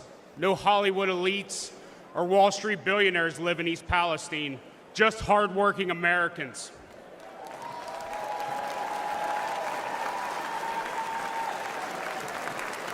But Donald Trump cared. First, he called to ask permission to visit, not wanting to intrude, and then he asked how he could help. When he arrived with fresh pallets of drinking water, he met with everyone, from first responders to local officials and residents. He toured the derailment site. He listened to us, and he shared a meal with volunteers at a local McDonald's. His presence was genuine. His concern was real. After a year of criticism, President Biden finally did show up. His appearance was brief, forced, and scripted. He met with a select few and then left. We needed so much, and he delivered so little.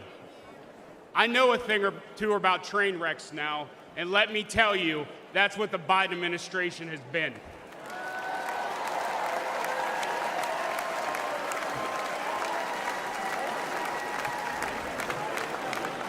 Before President Biden derails our entire nation, we need to act. We need a leader who values small-town communities as much as big cities. We need a president who loves all Americans.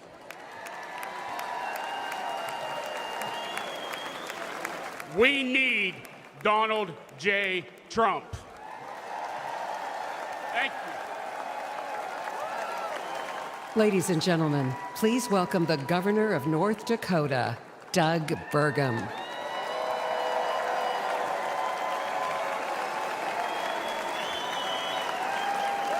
Hello, Milwaukee. And hello, North Dakota. Feels good to be here. The last time I was in Milwaukee, in this building, standing behind a podium was for the debate, and I stood on one leg for 2 hours. You guys might remember I blew my Achilles the day before. But to kick things off, I have a question for you, and I need your help answering so nice and so loud that everyone at home can hear you. Are you ready? Who will make America energy dominant? Again, who will make America energy dominant? Well, that's pretty good, but it's after 4 p.m. in D.C., so how about one more time loud enough to wake up Joe Biden? Who will make America energy dominant? That's right, because when President Trump unleashes American energy, we unleash American prosperity, and we ensure our national security. Serving as a governor with President Trump was like having a beautiful breeze at our back. He cut taxes, and he cut red tape. Serving as a governor under Joe Biden has been like a gale force wind in our face. Biden's war on energy hurts every American because the cost of energy is in everything we use or touch every day. Biden's red tape has raised the price of the gas in your car, the cost of food on your table, the clothes on your back, and it's even raised your rent.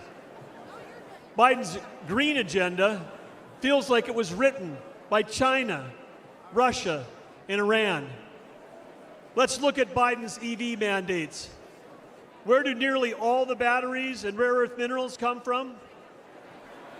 China, you know. And the day that Biden halted permits for clean U.S. natural gas export facilities, just think about the party they must have thrown that night at the Kremlin. Because Biden's policies are making Russia and Iran filthy rich. And they're using that money to fund wars and terrorism against our allies. At home, Biden is acting like a dictator. He's using mandates to shut down reliable baseload electricity. That's why your electric bills have soared upwards as our nation's electric grid reliability spirals downward. 4 more years of Joe will usher an era of Biden brownouts and blackouts.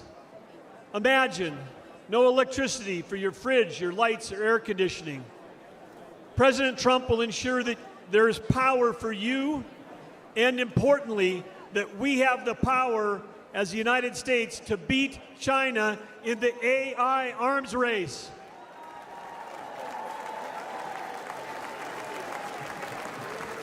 Unleashing American energy dominance is our path back to prosperity and peace through strength.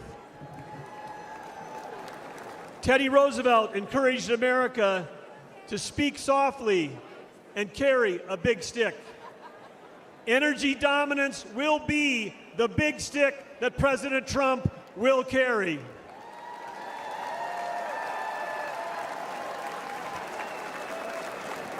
Yes, President Trump will make sure that America is selling energy to our allies versus buying it from our adversaries.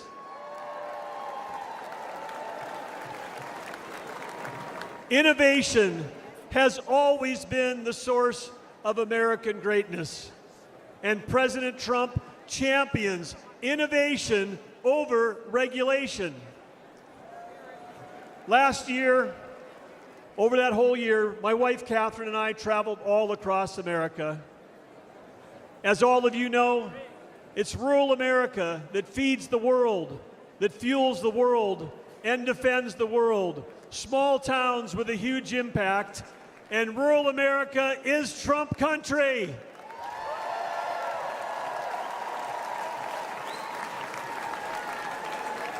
In North Dakota, we know one thing for sure because we've seen him do it, and that's that the hardest working president in American history is Donald J. Trump.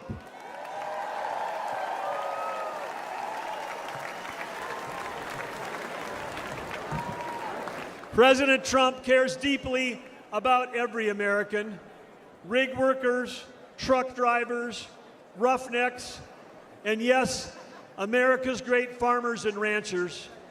President Trump cares deeply about you. We know that he'll fight for us, he'll fight for our families, and we know one more thing. He'll let all of you keep driving your gas-powered cars.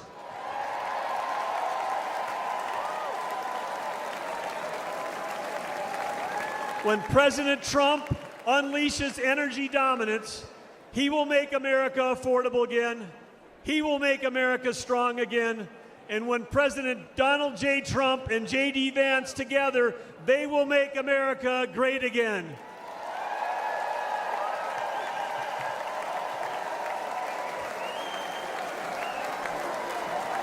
Ladies and gentlemen, please welcome former counselor to President Donald J. Trump, Kellyanne Conway.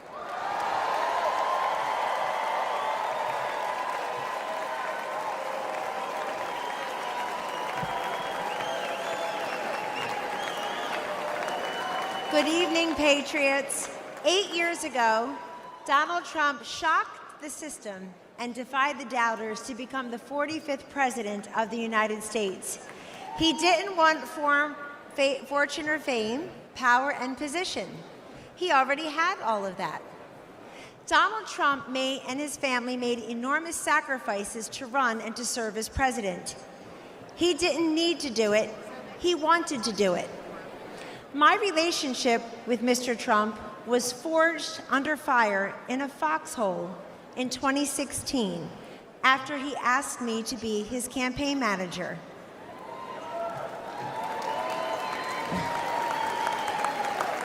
We had no idea that he was making history as the first successful presidential nominee ever to tap a woman to lead a campaign.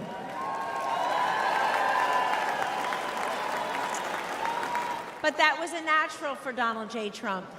He had elevated women in New York real estate decades before when few people would. One morning, I was in an early senior staff meeting in the White House, and as I glanced around the table, something caught my eye.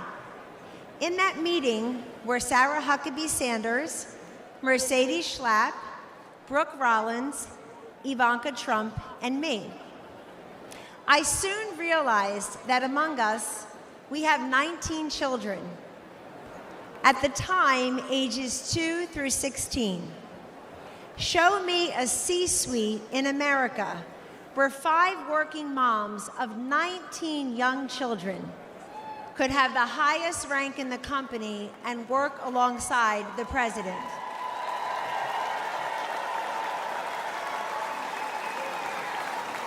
In the Trump White House, we lived it.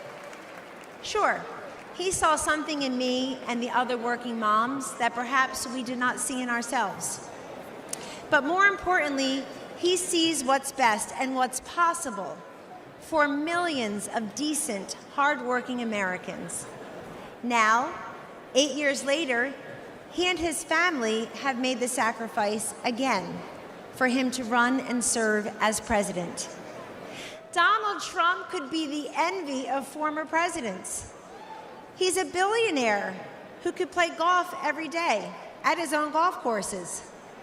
He can enjoy a magnificent life with his incredible 5 children, his 10 amazing grandchildren, and that extraordinary, elegant, beautiful, brilliant wife.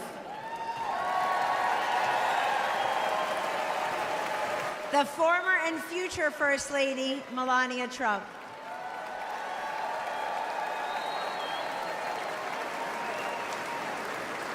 He does not need to do this, but we need him to do this. How often do we hear, "I want Trump's policies without Trump's personality"? Well, good luck with that. We don't get those policies without that personality.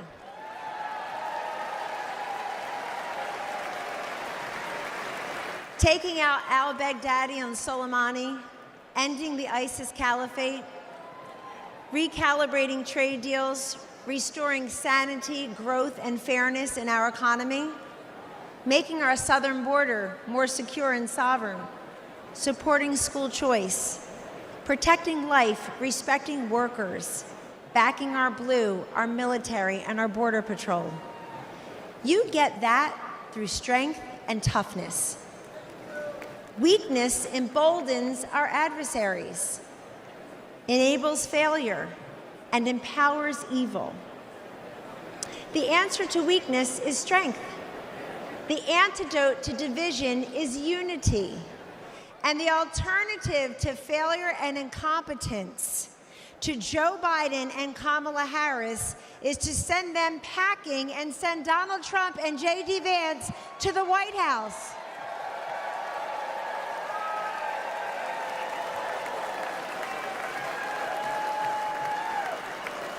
If you know someone who is skeptical about the Republican Party or who is cynical about politics, don't dismiss them.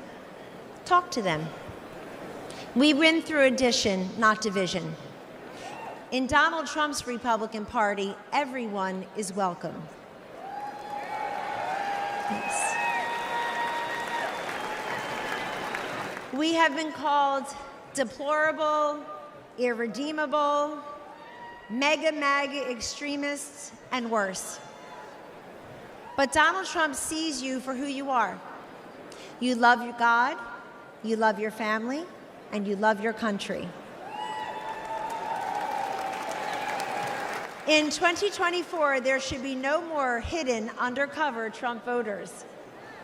It's time to put that flag on your front porch, that red hat on your head, because we don't cave and we don't cower and we do not capitulate. Instead, we get up, we show up, we stand up, and we speak up. Ladies and gentlemen, this is your movement. This is your moment. And this is the man I know and the president we need for 4 more years. He picks the toughest fights and wins. He has stood by me, and he will always stand up for you. Thank you, God bless you, and God bless the United States of America.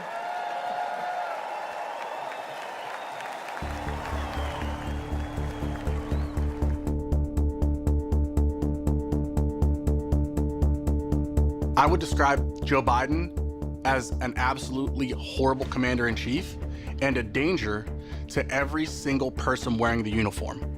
We don't have that sense of leadership. We don't have that sense of trust. I think it's absolutely unforgivable that a commander-in-chief would leave people behind. The military has been unfortunately demoralized. You've seen the enrollment drop precipitously under this administration. They don't feel like they have a leader, somebody that they can follow. I do believe this country is less secure with Joe Biden as president. We're absolutely 100% weaker with Joe Biden as our president. We are far less secure today under Joe Biden's watch than we've probably ever been. Our enemies see Joe Biden as a weak president. Our enemies have taken full advantage of Joe Biden's weakness as commander-in-chief.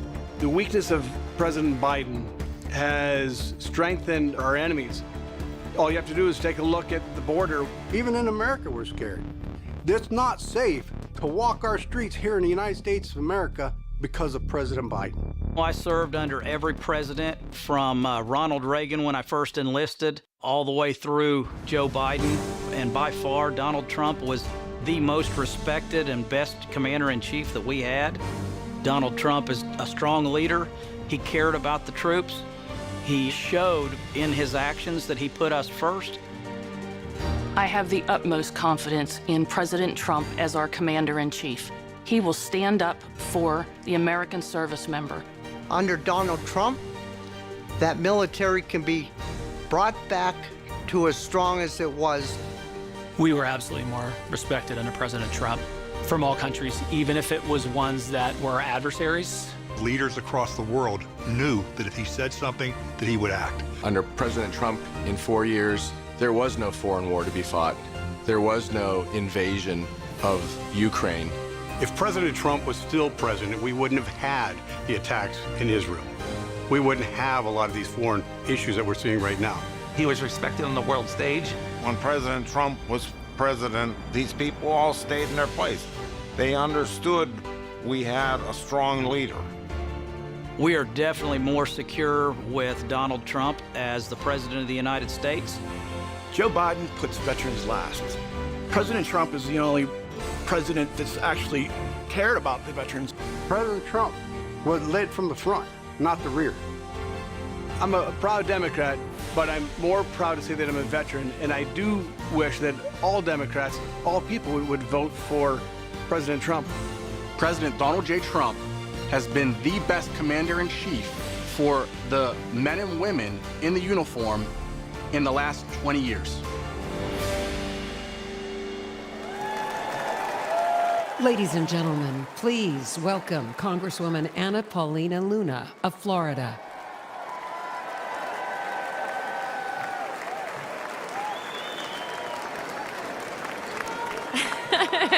Thank you.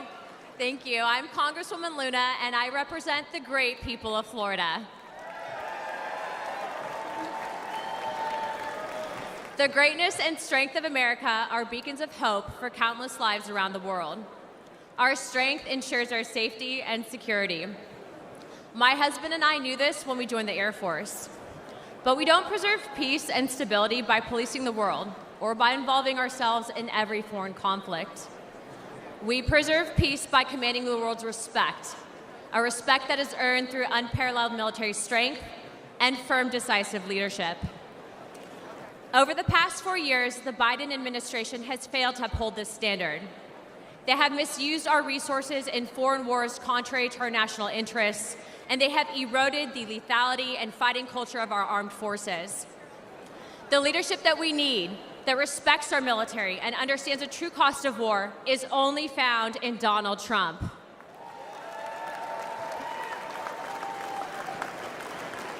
He will make America strong again.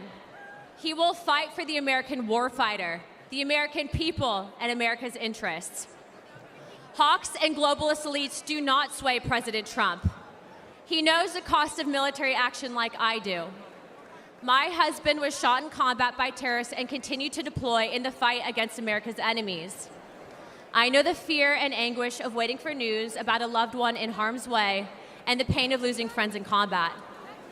President Trump knows what it means to put your life on the line. Our service members and their families make immense sacrifices, and they deserve a president who respects that sacrifice and who would lay down his own life in defense of this great nation.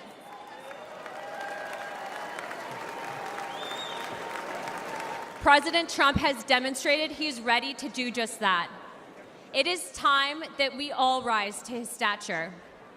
The world needs a strong America, and America needs strong leadership. President Trump will provide it.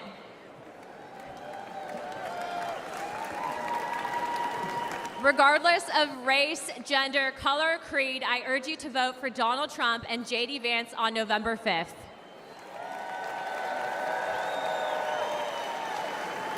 It's time to unite America. Thank you, Milwaukee. God bless the United States. Let's get him in.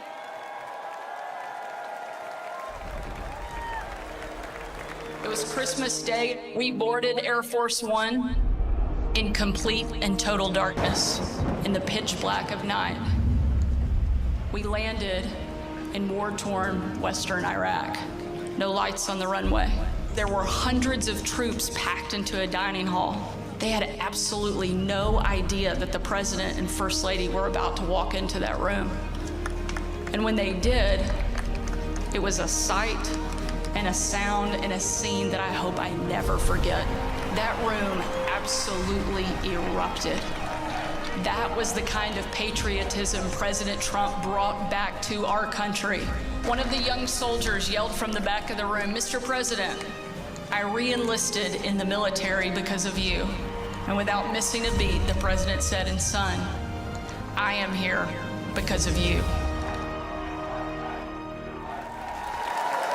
Ladies and gentlemen, please welcome Medal of Honor recipient David Bellavia.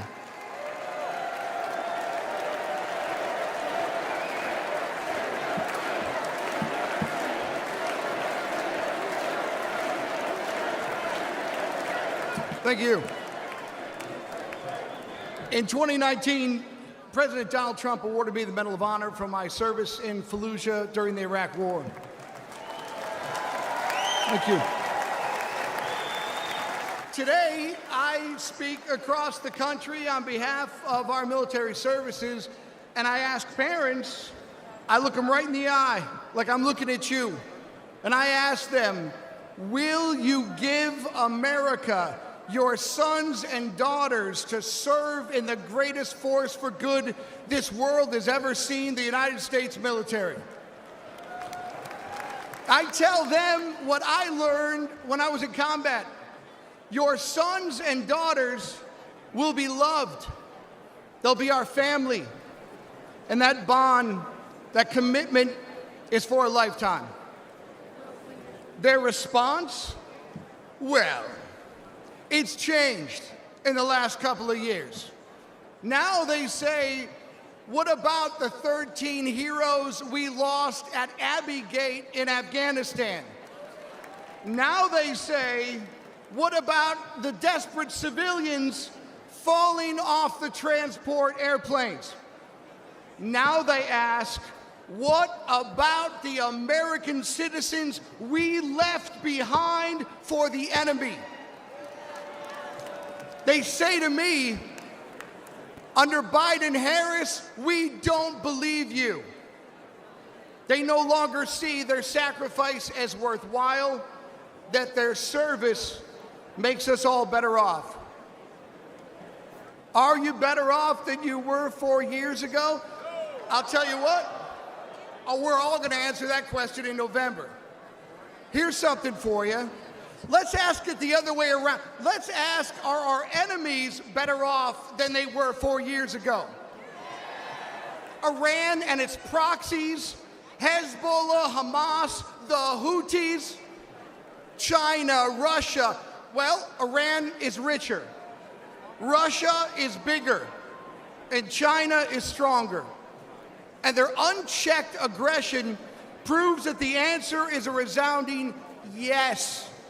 The Biden-Harris foreign policy undermines American security, and watching their administration lose the gains President Donald Trump made overseas not only destroys our morale, it empowers our enemies abroad.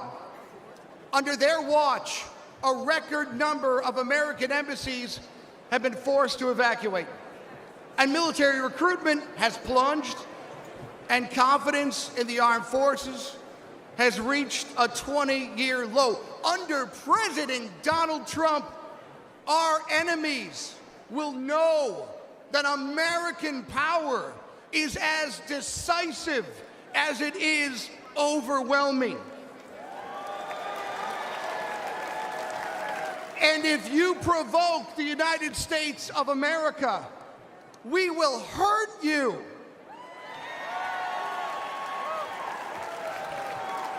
And if you threaten citizens of the United States of America, we will hurt you for generations to come, so help me God. Donald Trump is a commander-in-chief that I am confident to tell parents is at the helm. Donald Trump loves America. He too has bled for the nation that he loves. May God bless America.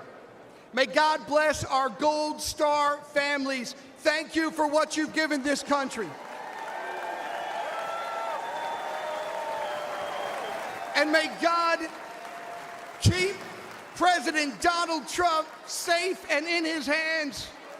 May God make America strong. May God make America great again. Join me in voting for Commander-in-Chief Donald J. Trump for President of the United States. Thank you very much.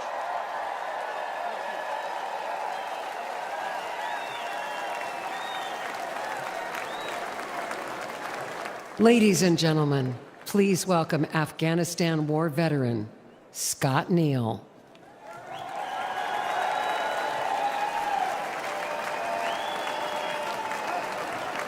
Thank you. Look at all these great Americans here. Well, good evening, my fellow Americans. My name is Scotty Neal, and I'm a proud United States Army Green Beret veteran. Thank you. And the most important part is I'm a proud veteran entrepreneur. Almost 23 years ago, Al-Qaeda declared war on America September 11th, 2001. Weeks later, Green Berets from the 5th Special Forces Group became the first Americans in uniform to deploy to Afghanistan, and I was one of them. Thank you. Deep in enemy territory, some of us rode on horses. Some of us went further behind the lines to track down the terrorists who killed our fellow Americans. Today they call us the horse soldiers. Thank you. For the next 17 years, we were on the forefront of this country in Iraq, in Africa. Again and again, we deployed for our fellow Americans. Some of us sacrificed our bodies. Some of us sacrificed our lives for the American people. And for me, America was worth it. Thank you. Thank you. Now, after leaving the military, I wanted to live the American dream I had been defending. And I wanted to start a business with my friends that I served with. Today, my company's known as American Freedom Distillery, and we make horse soldier bourbon.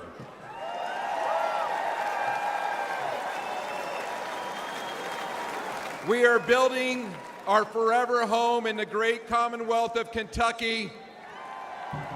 That's right, where true bourbon comes from, in a little small town called Somerset. Please come visit us. All of our ingredients are made here in the United States of America. We ensure we hire veterans. We want to prove that America remains the land of opportunity for those brave enough to reach out and grab it. But tragically, almost 3 years ago, my fellow veterans and I recoiled at the bloody anarchy of President Biden's withdrawal from Afghanistan. We saw weakness and chaos. We saw 13 of our brothers and sisters lose their lives. Most of us veterans who served got phone calls for those courageous Afghanistans that we fought with in the mountains as they were pleading with us not to leave them behind. Throughout our careers, we never had regrets about our service. But this moral injury caused many of us to ask, why did we serve if this was the outcome? But despite this dark chapter, I know America is good. We're still the shiny city on the hill that everybody wants to come to. But we need a president with a record of making our country better and not worse. And that's why I'm voting for Donald Trump. Exactly. He encourages patriotic Americans to celebrate the country they love. He supports anyone brave enough to reach out for the American dream and to fight for it. And he's the only candidate in this race who embodies the American determination and decisiveness. Let's make America strong again.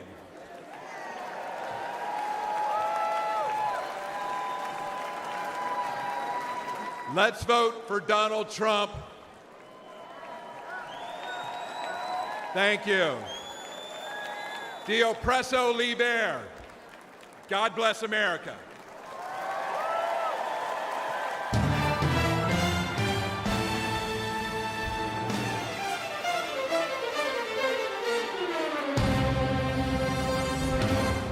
This is a man's world.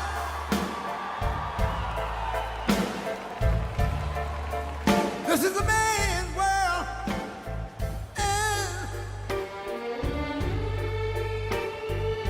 But it wouldn't be nothing. Ladies and gentlemen, please welcome the next President of the United States, President Donald J. Trump. See, man, take us over the road.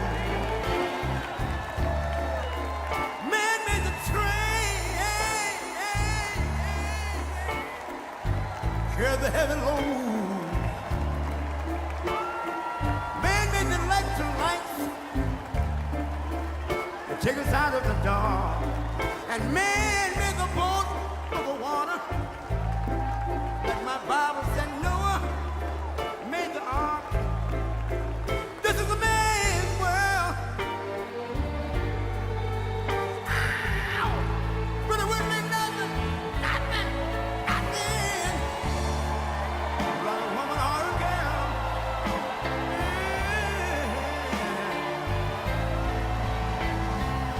L'uomo rincorre il potere, ma lui non sa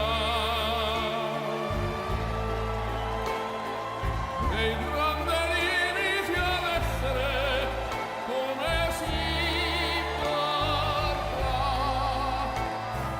Nel palmo stringe un'idea che non vive, che nella sua fantasia corre, se non si accorge che poi nulla più senza te, si vive solo per sé.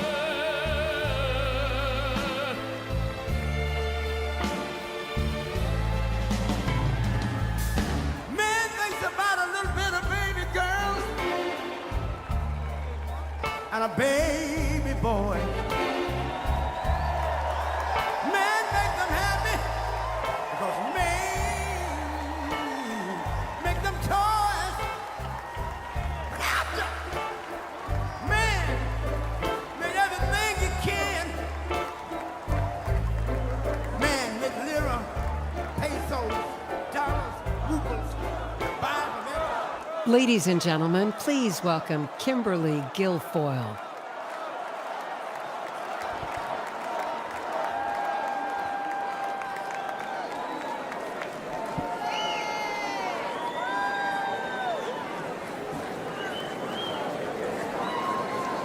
Good evening, ladies and gentlemen.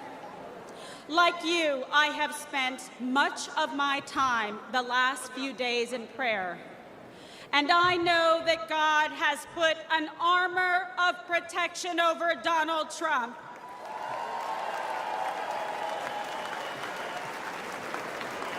We are all reminded that love for our nation and the beauty of life itself transcends all hatred and political divisions. I stand before you tonight more convinced than ever. This is the most important election in our lifetime. This election will decide the fate of our great nation. And that is why we must elect President Donald John Trump.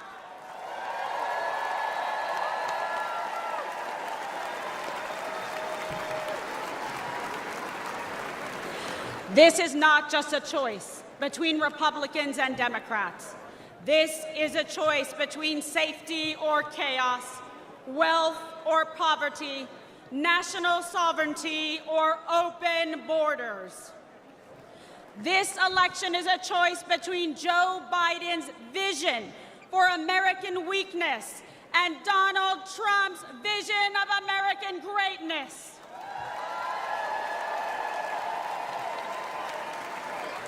Donald Trump will once again make our country strong, safe, and prosperous.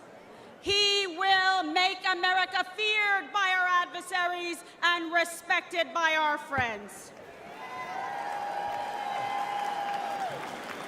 And most importantly, he will always put America first.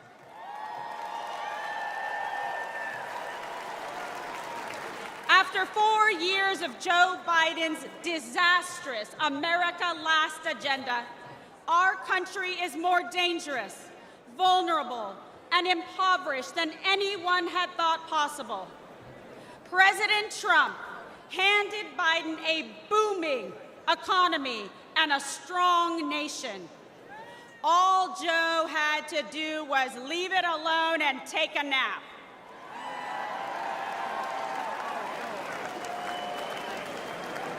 But Joe just couldn't help himself.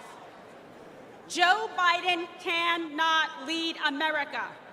He cannot even lead himself off a stage.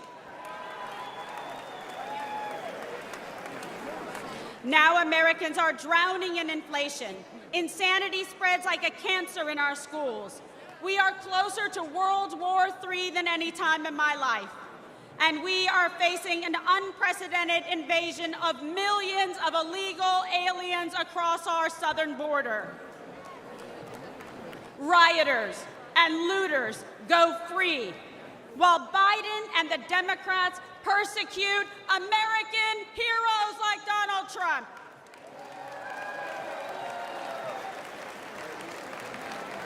Tens of millions of Americans are made to feel like enemies in our own country.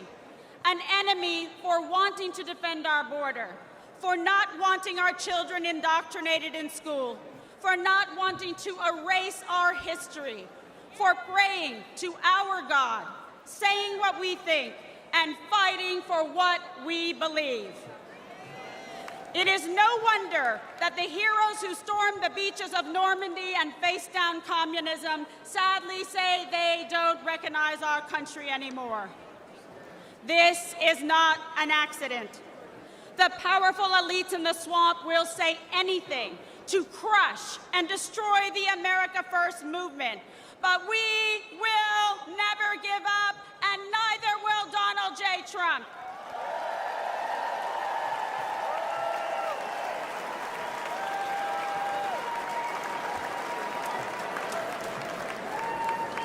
I know I speak for patriots everywhere when I say we are fed up. We are outraged about sex trafficking and drug trafficking across our southern border. We are fed up with the forever wars. We are done being told by the radical left to sit down, shut up, and obey. The Democrat vision for America is governed by fear, hatred, and political oppression. Our vision is defined by a love of our country, love for our fellow citizens, and our love of freedom.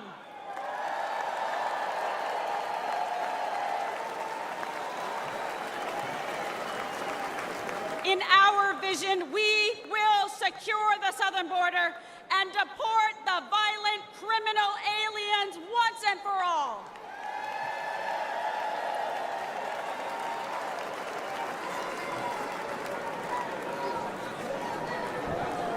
In our vision, America will combat foreign aggressors and ensure our service members are protected, not abandoned as they carry out their dangerous missions abroad. Because we know we can only have peace through strength.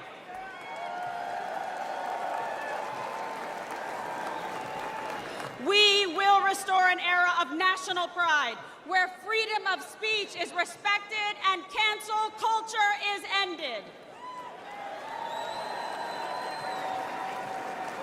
Where high school girls only compete with other girls, not biological men.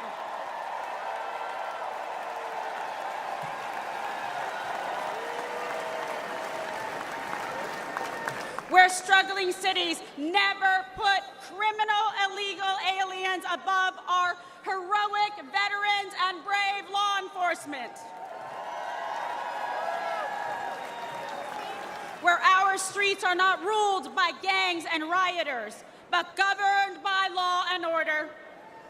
Where students are freed from failing schools and corrupt teachers' unions through universal school choice.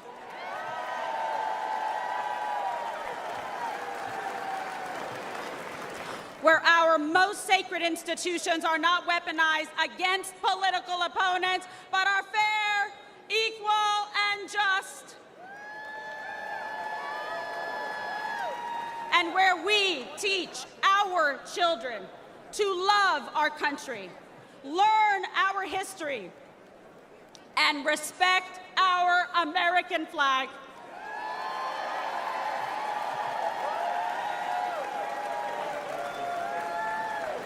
I believe in America. I believe in our freedom and liberty. And I believe in Donald John Trump.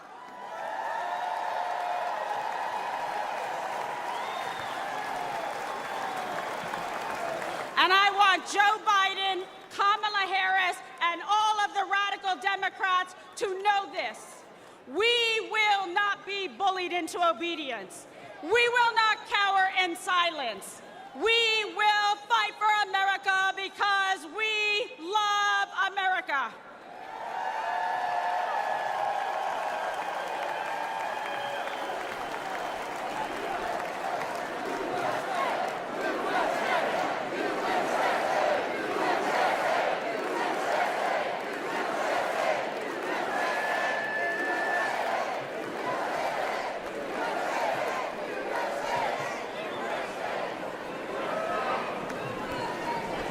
I stand before you as a working mother, a former prosecutor, a Catholic, and a proud Latina.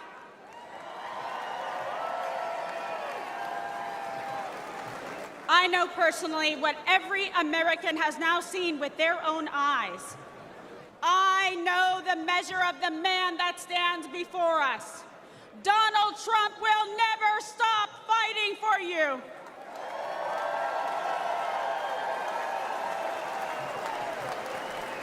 So join me in voting for Donald J. Trump for president again.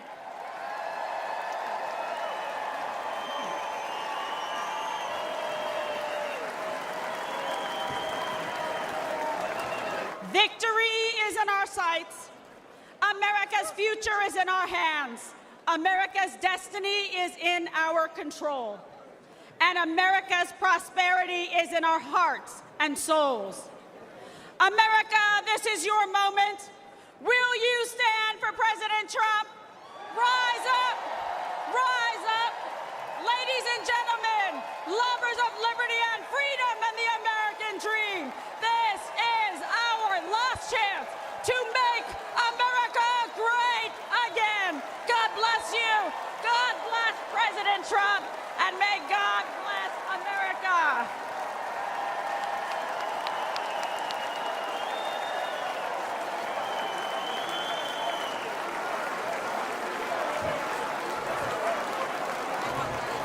Ladies and gentlemen, please welcome Congressman Michael Waltz of Florida.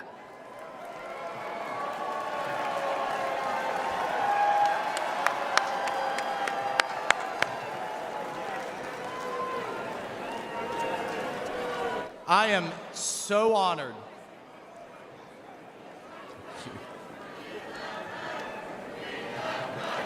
Thank you. Thank you. Thank you. Hello, Patriots. I am so honored to stand before you as a 27-year Army veteran and the first Green Beret ever elected to Congress. And I'm joined tonight by my beautiful wife, Julia, who, oh, by the way, has more combat tours than I do.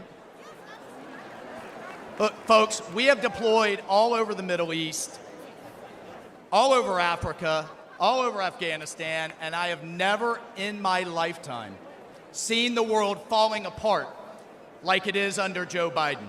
And that's because under President Trump, we had a president who defeated ISIS, broke Iran, stood with Israel, always stood with our allies, made China pay. You didn't see any spy balloons under President Trump, did you? He deterred Russia. You know what he told Putin? You try anything, and I'll take the tops off the Kremlin. And he didn't dare, did he? He did under Obama, he did under Biden, but not under Donald J. Trump. He defused North Korea. And importantly, he got our hostages home and didn't pay billions of dollars to get our Americans back. And here's my favorite part about Donald Trump, the commander-in-chief. He sat across the table from the bureaucrats and the generals and said, if you don't give our troops what they need, you know what he told the generals? You're fired. You're out of here. We're cleaning house. Everything takes too long, costs twice as much, and delivers half of what our troops need. And what do we have today? What do we have today with President Biden? What's he focused on? He's focused on pronouns. He's focused on renaming bases. He's focused on DEI. And here's my favorite. He's focused on building electric tanks. Has anybody seen any charging stations in the Middle East for the Biden's electric tanks? And here's what I can tell you straight up in combat. Our enemy's bullets, listen to me folks, our enemy's bullets could give a damn about black, white, or brown, or about religion, or about gender, or about anything else. The only colors that matter in the foxhole are the red, white, and blue, baby. That's the only thing that matters. That's the only thing our military should care about. And that's the only thing our fellow soldiers care about. And that's the only thing President Trump cares about. Now, I want to tell you a story about the man, the leader, the commander-in-chief, that is Donald J. Trump. We all remember Biden's disgraceful withdrawal from Afghanistan, the debacle and the stain on our national conscience that was. The 13 Gold Star families have to relive it every day, the ones that lost their sons and daughters that disgraceful day. Biden won't even take their calls. He calls it an outstanding success. He won't even take a meeting with him. Well, I called President Trump. We talked about it, and he said, Michael, I would love to meet them. Get him up here. Get him up here to Bedminster. He was scheduled, folks, hear me on this. He was scheduled to spend an hour with them. You know how long he spent? He spent 6 hours with them. He met each one. He listened. He cared. One of the moms kind of leaned over to me and she said, do you think he'll sign a picture of my son? I said, oh, hell yeah, he will.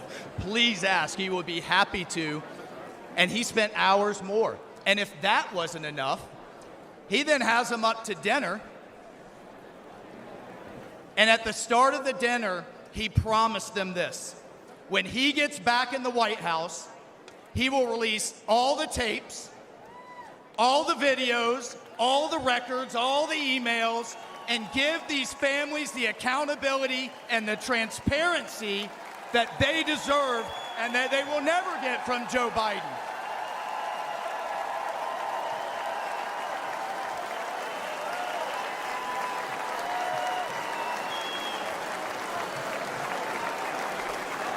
And then God bless this man. This is why I love this man so much. He had them laughing. He had these moms that have been through so much crying. He had them, I love this, we saw DJ Trump in action playing Sinatra, playing Phantom of the Opera. He had these moms dancing with their husbands.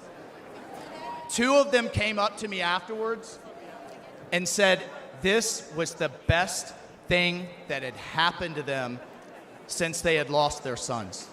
That night with President Trump. Mr. President,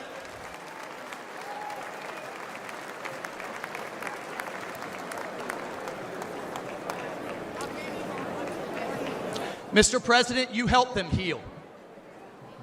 And I will forever, and they will be forever, and America will forever be grateful to you for that.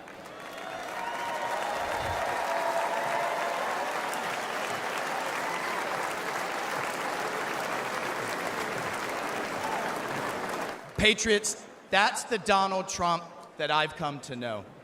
That's the Donald Trump and the Commander-in-Chief we all know. That's the Donald Trump the media never wants you to see. That is the Donald Trump we must have as Commander-in-Chief back in the White House this November. We need it, the country needs it, the world needs it, because we will once again have peace through America's strength. God bless you. I salute you. Let's go fight, fight, fight, and let's win.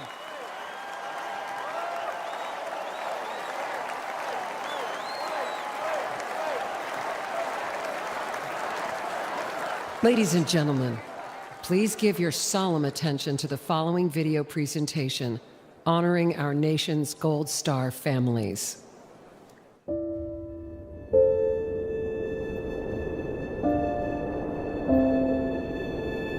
I'm Jim McCollum. I'm the father of Marine Lance Corporal Riley James McCollum, and I'm here to speak for him. My name's Alicia Lopez.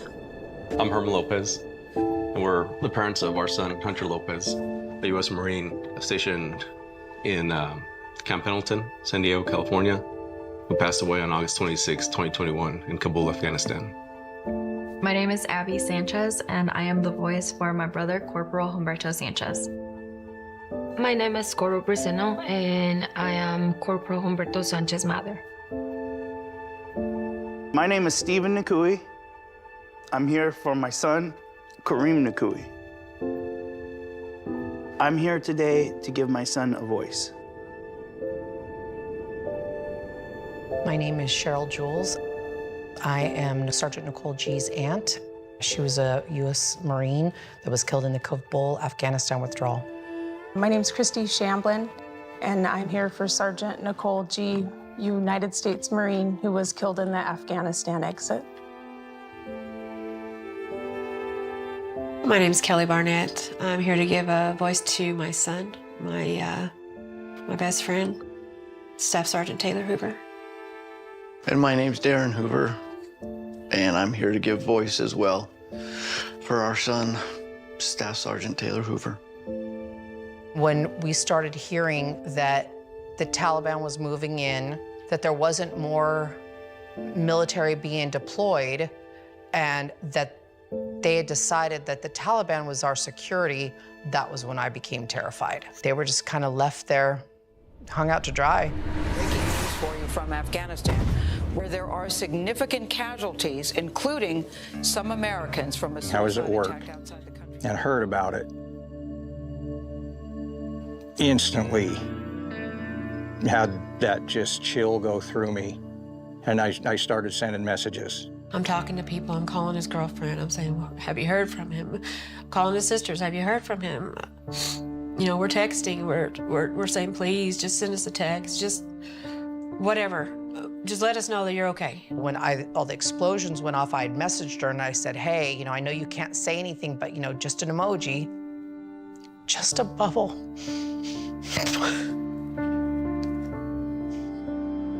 And then 3:30 in the morning that night, I got the knock on the door.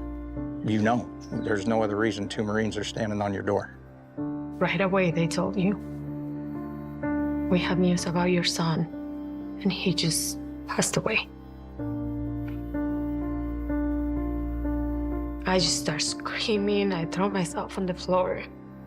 I pull up the street and I see a white van. And once I saw them, I knew.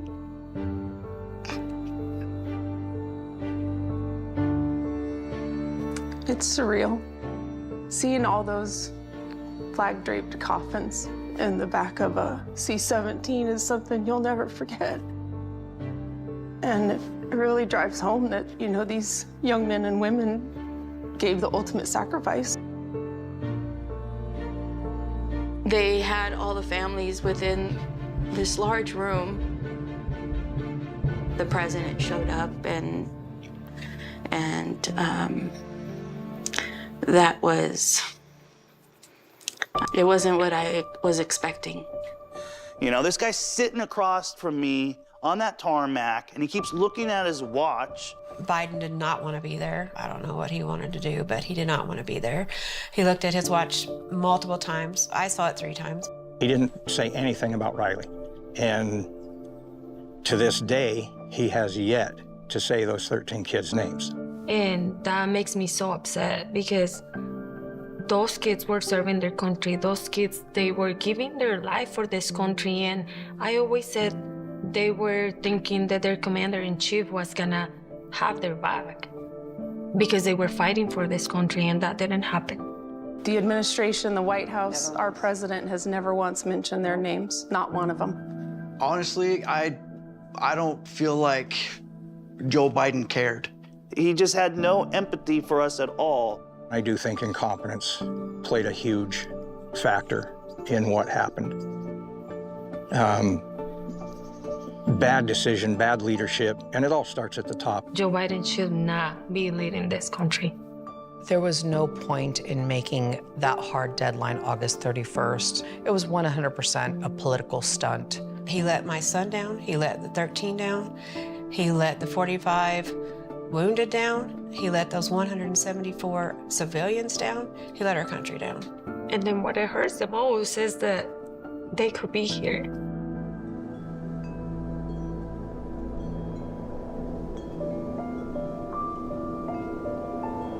We fully understand we can't bring back our kids, but there are thousands and thousands more out there that are going to come home the same way if something doesn't change. We're the United States of America. We can do better by our men and women that are risking their lives for this country. We can do better for them than that.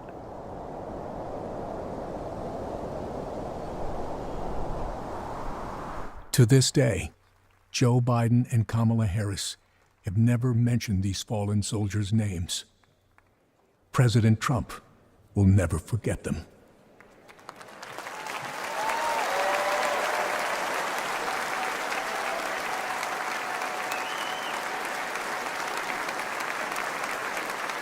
Ladies and gentlemen, please welcome to the stage the Gold Star families of our fallen heroes.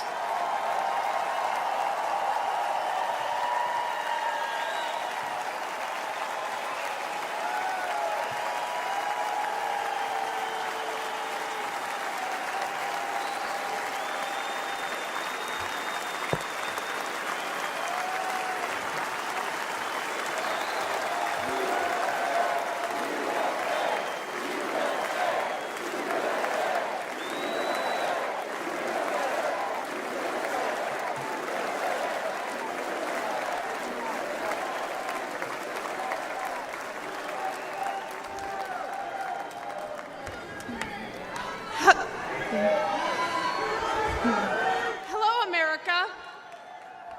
I'm Christy Shamblin. My daughter-in-law, Sergeant Nicole Leanne G.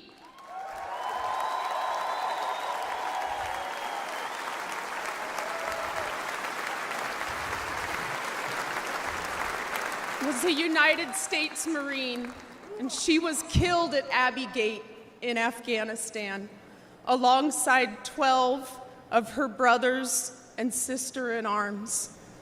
While Joe Biden has refused to recognize their sacrifice, Donald Trump spent 6 hours in Bedminster with us.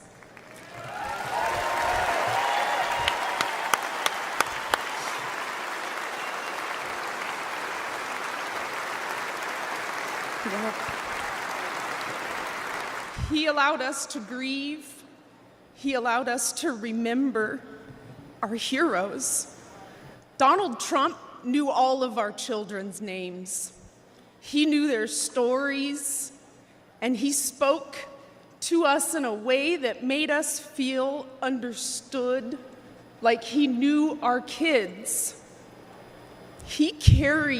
Donald Trump carried the weight for a few hours with me.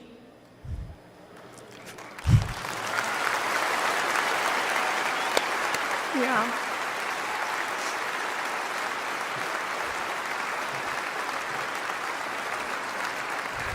And for the first time since Nicole's death, I felt I wasn't alone in my grief.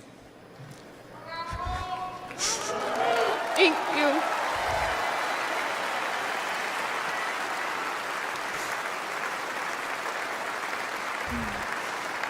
I had expected to meet an arrogant politician. Instead, I met a man who had empathy for us. He was compassionate, and he spent time with us because he knew it would make us feel better. Thank you, President Trump.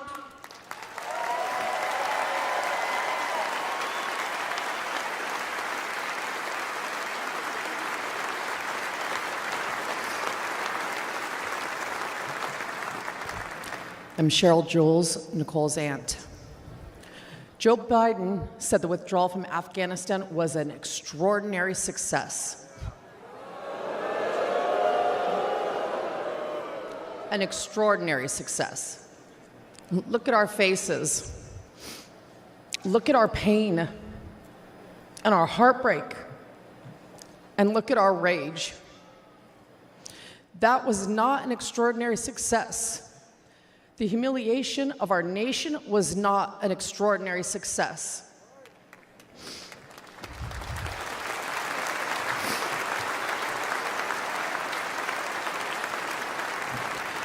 Joe Biden may have forgotten that our children died, but we have not forgotten. Donald Trump has not forgotten.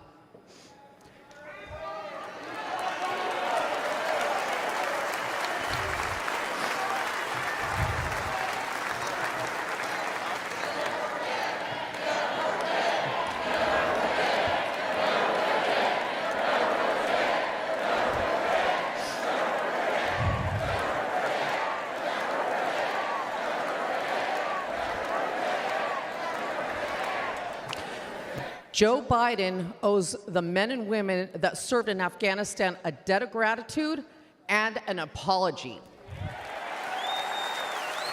Yep.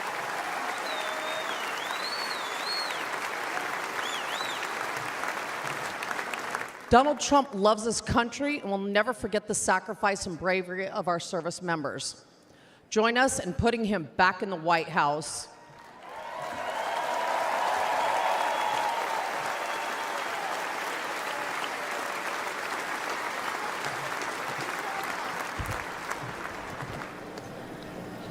I'm Alicia Lopez, and this is my husband, Herman. Our son, Corporal Hunter Lopez, whose name Joe Biden has refused to say out loud, was killed on August 26, 2021. He died during Joe Biden's disastrous withdrawal from Afghanistan. Hunter was 22 years old and planned to come home to California after his tour to follow in our footsteps. Herman and I work for the Riverside County Sheriff's Office.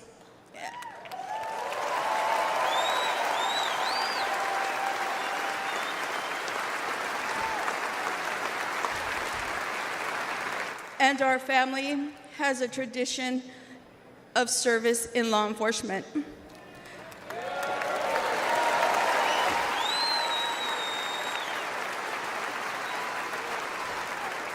Hunter was excited to carry it on. Instead, in the nearly 3 years since Hunter's been gone, there has been silence. Silence from that empty space at the dinner table, where Hunter would have joined his brothers and sister and us for family gatherings. And there has been a deafening silence from the Biden and Harris administration.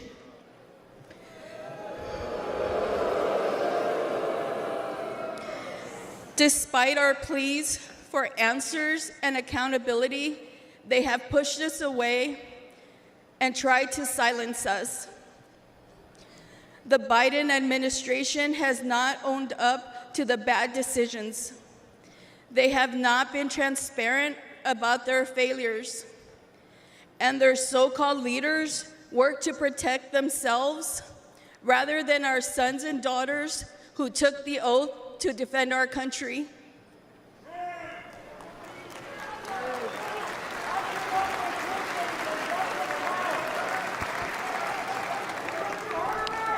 Thank you. When Hunter and the other service members' bodies were returned to the U.S. in Dover, Delaware, Joe Biden met the plane. But he made the occasion more about his son, lost to cancer, than our sons and daughters, lost on his watch. Worse than that, he has never said their names out loud. And during last month's debate, he claimed no service members have died during his administration.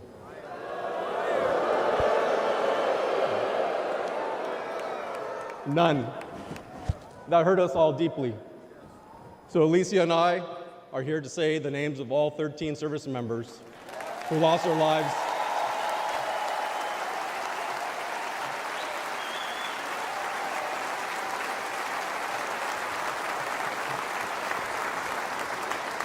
all 13 service members who lost their lives at Abbey Gate. David Espinoza.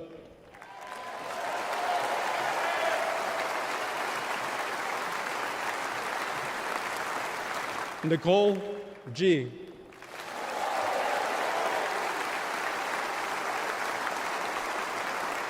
Taylor Hoover.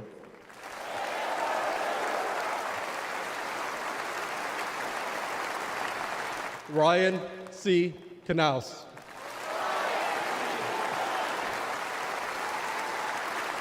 Riley McCollum.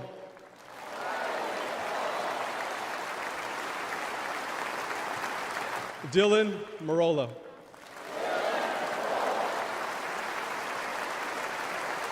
Kareem Nakui. Dagan Page.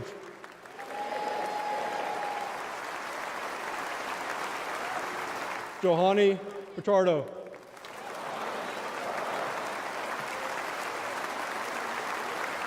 Humberto Sanchez.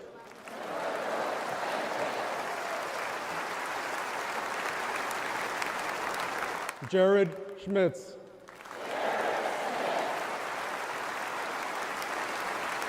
Maxton Soviak. And my son, Hunter Lopez.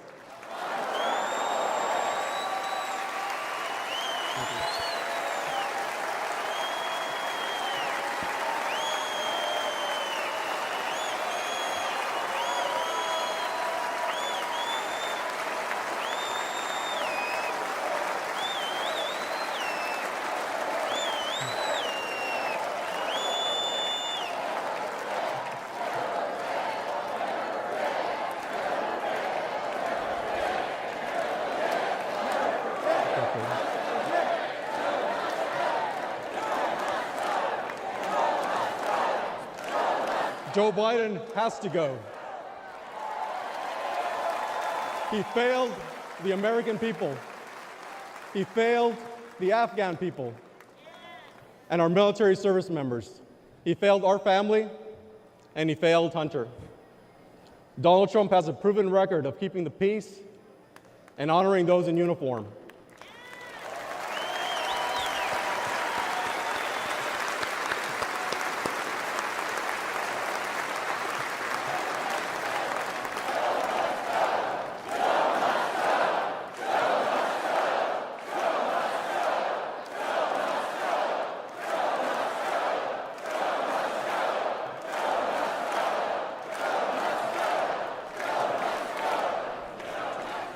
All of us on this stage recognize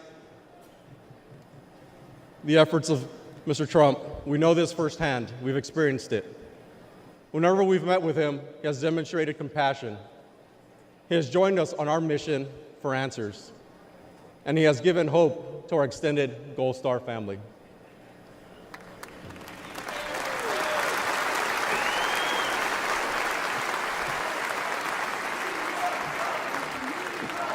Now, we have another son serving in the Army.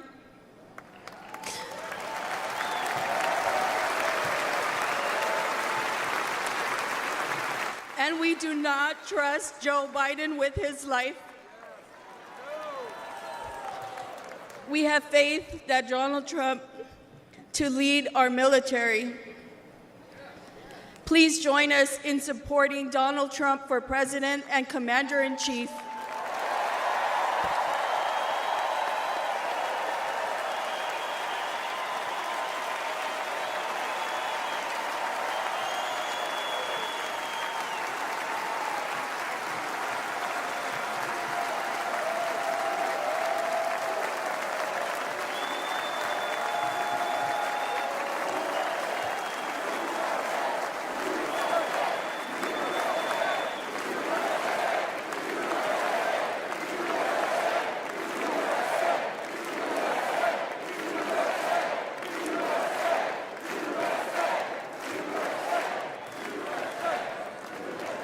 While campuses struggle to get control of their students, at UNC Chapel Hill, they are bringing order back. Students restoring the American flag and singing the national anthem.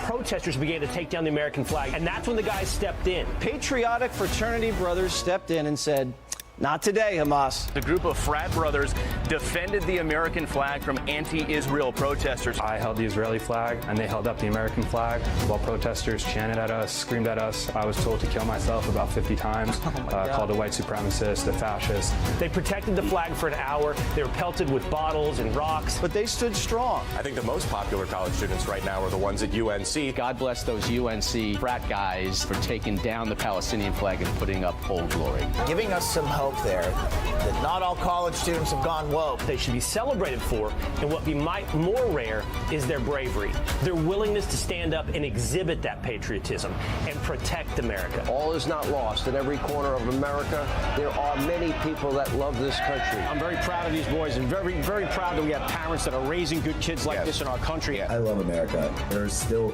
patriots in this country that actually want to fight and would, sacrifice themselves for this flag, this country. It's good to know that there's some patriotic young men out there supporting the flag, still out there. Don't bend the knee to these people.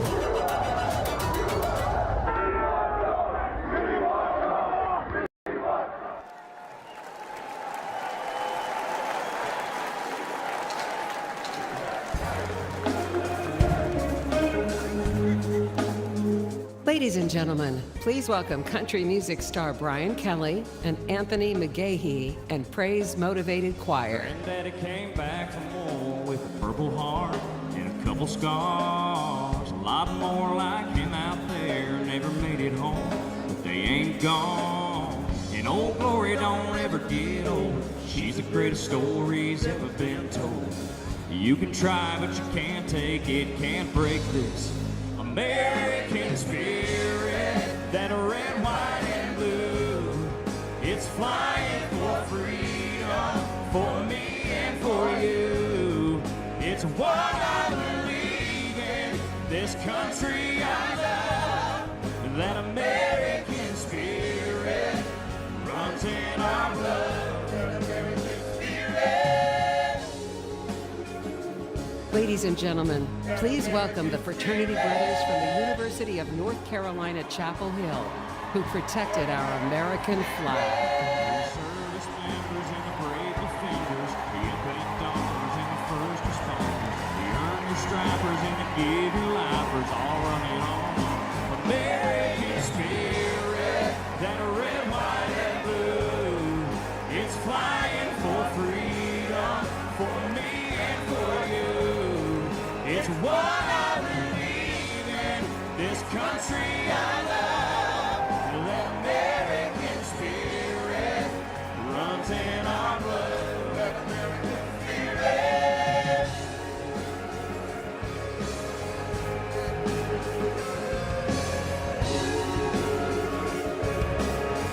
That American spirit.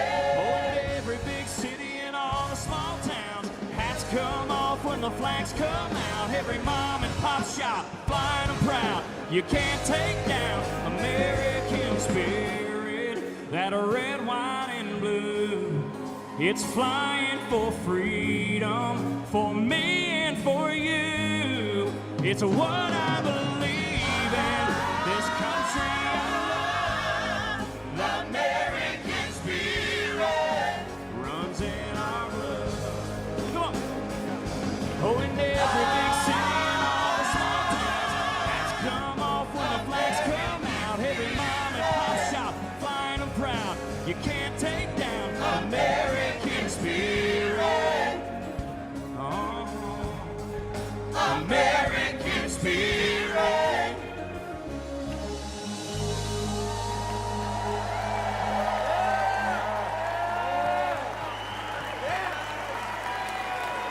When a mob tried to take down the American flag on our campus, we knew we couldn't let that happen. We stood guard, we held it up, and we did not let it fall. It was all about respect, not just for the cloth, but for everything that the flag stands for. Too many people have sacrificed everything for it. The least we can do was keep it flying. And tonight, we are proud to honor our flag again.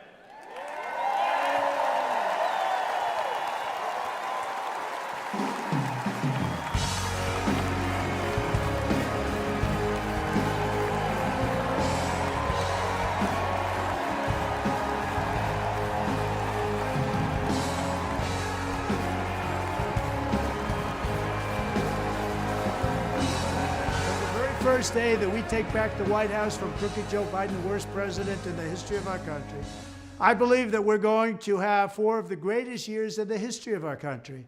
I will once and for all secure our elections. We're going to go to paper ballots. We're going to have same-day voting, voter ID. We're going to do it properly. We're going to have good, secure, beautiful elections. We never want what happened in 2020 to happen again. But until then, Republicans must win. And we must use every appropriate tool available to beat the Democrats. They are destroying our country. Whether you vote early, absentee, by mail, or in person, we are going to protect the vote. That's the most important thing we have to do, is protect the vote. Keep your eyes open, because these people want to cheat, and they do cheat. And frankly, it's the only thing they do well. We will make sure your ballot is secure and your voice is heard. Many Republicans like to vote on Election Day, and we must swamp the radical Democrats with massive turnout on Tuesday, November 5th. The way you win is to swamp them. If we swamp them, they can't cheat. It just doesn't work out. But if you can't make it, you need to make a plan, register, and vote any way possible. We got to get your vote. So with your vote, we will win a victory the likes of which no one has ever seen before. We will evict crooked Joe Biden from the White House, and we will take back our country on November 5th, 2024, the most important day in the history of our country. That's what it's going to go down as. Thank you. Ladies and gentlemen, please welcome recent Harvard University graduate, Shabbos Kestenbaum.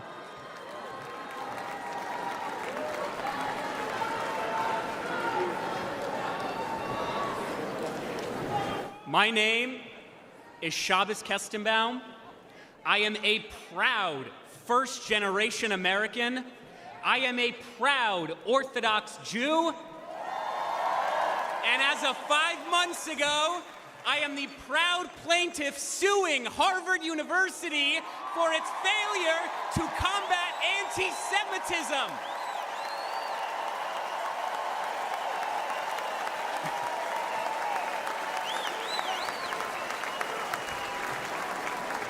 I came to Harvard to study religion, the foundation of Western civilization. What I found was not theology, but a contempt for it. My problem with Harvard is not its liberalism, but its illiberalism. Too often, students at Harvard are taught not how to think, but what to think. I found myself immersed in a culture that is anti-Western, that is anti-American, and that is anti-Semitic.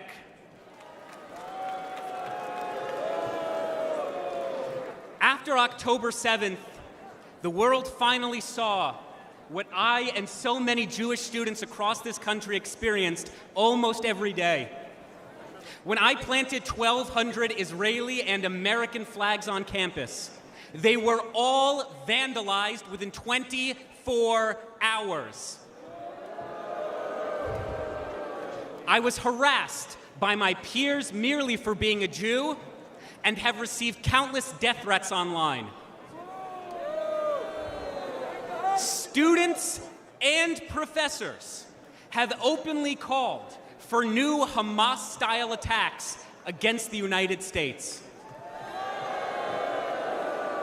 And perhaps most damning, when Hamas terrorists butchered 45 American citizens on October 7th, when they took 12 Americans hostage, Harvard refused to immediately and unequivocally condemn this atrocity.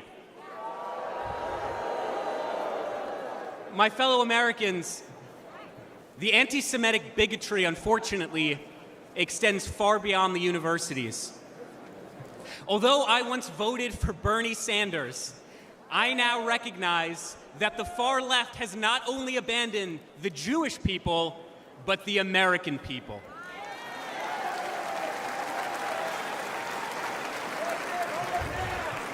The Democratic Party, the party I registered to vote for the day I turned 18, has become ideologically poisoned.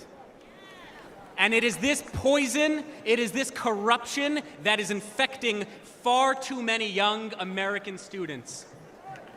Let's be clear. The far left's anti-Semitic extremism has no virtue, and the radicalism on our campuses and on our streets has no moral legitimacy.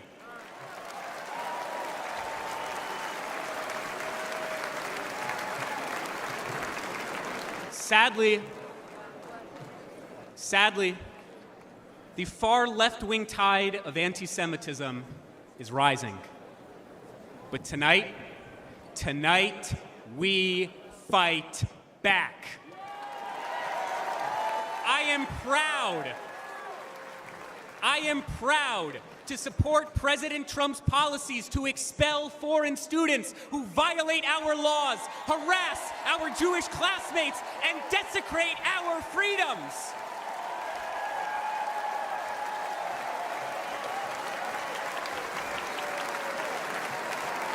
Let's elect a president who will instill patriotism in our school once again. Let's elect a president who will confront terrorism and its supporters once again.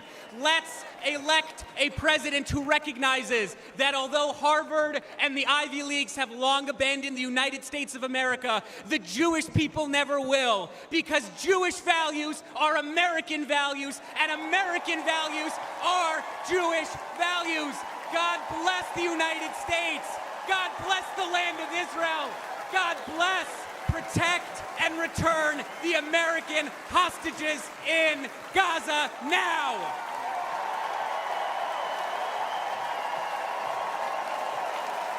Ladies and gentlemen, please welcome the parents of an American hostage held in Gaza, Orna and Ronan Nutra.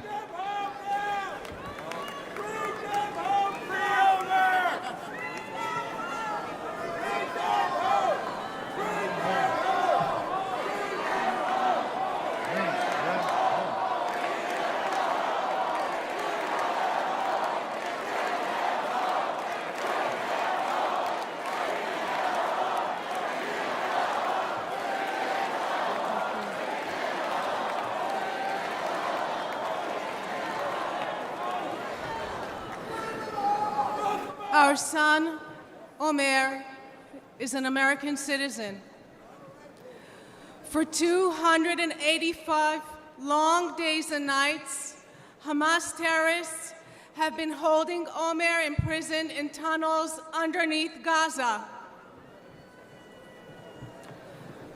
Omer, which is a biblical name and means in Hebrew the first crop, is our firstborn. He was born in New York City 1 month after 9/11. 8 months pregnant, I walked across the Queensboro Bridge towards home that day. And here we are, 23 years later, and he's the victim of another vile terrorist attack. Let me tell you a little bit about my son. He's a connector. He's an extremely social person. He loves sports. In high school, he was captain of the soccer ball, volleyball, and basketball teams. He's a natural leader.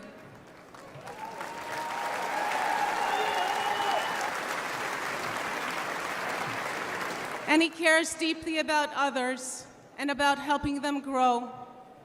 He turned 22 on October 14th, 2023.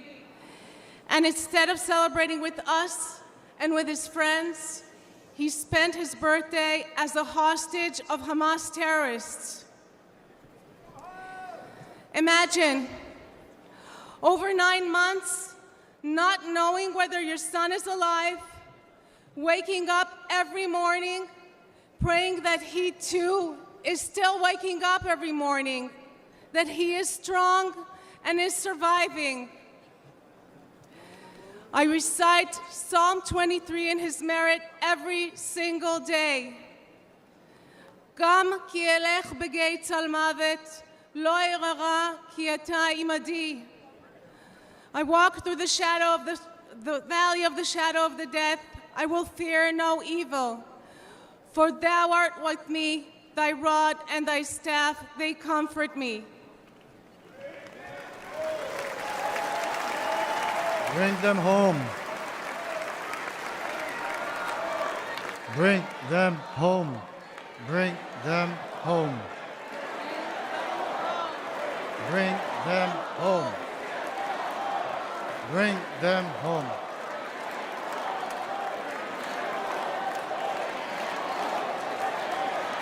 During the brutal October 7th attack on Israel, over 1,200 people were slaughtered.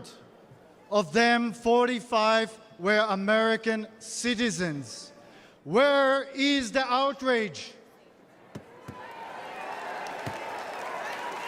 Where is it? This was not merely an attack on Israel. This was and remains an attack on Americans. Omer is one of 8 American hostages and one of 120 hostages still left in Gaza. Citizens of 24 countries and 5 different religions, still held by Hamas, denied basic human needs, their lives threatened every day. President Trump called us personally right after the attack when Omer was taken captive. We know he stands with the American hostages. We need our beautiful son back. And we need your support. We need your support to end this crisis and bring all the hostages back home.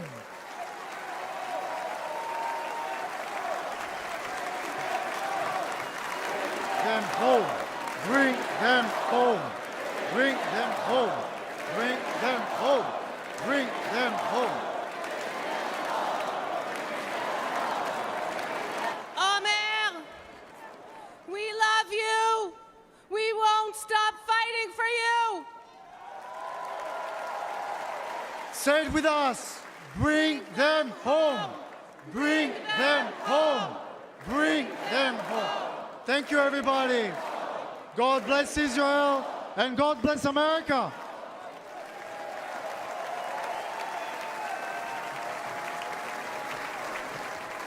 Ladies and gentlemen, former paratrooper, congressman, and New York State gubernatorial candidate, Lee Zeldin.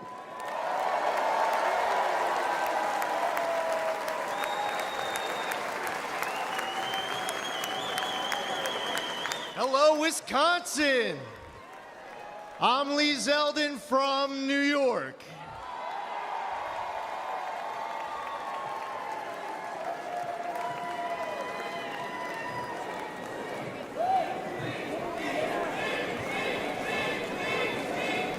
A nation led by President Trump is a nation stronger, safer, and more secure. As a former 82nd Airborne paratrooper,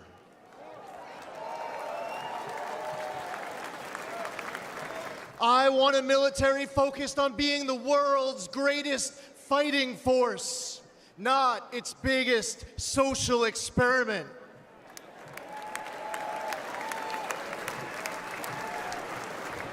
We need a president treating our friends as friends and our adversaries as our adversaries, understanding they only respect strength, not weakness.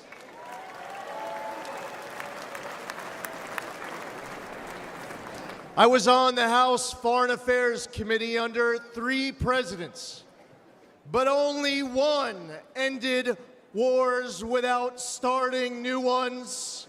President Donald Trump.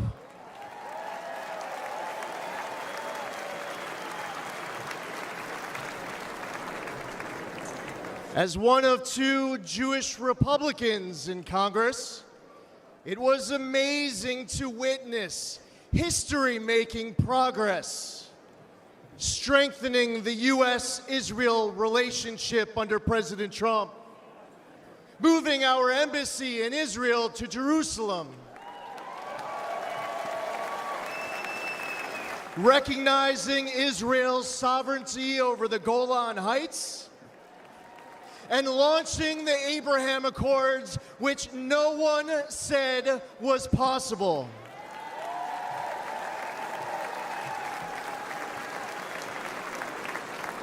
Soleimani and the ISIS caliphate were eliminated.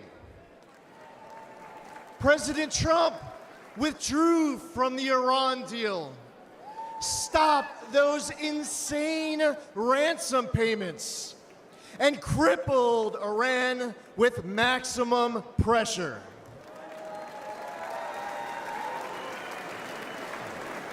But then, everything went downhill under Biden.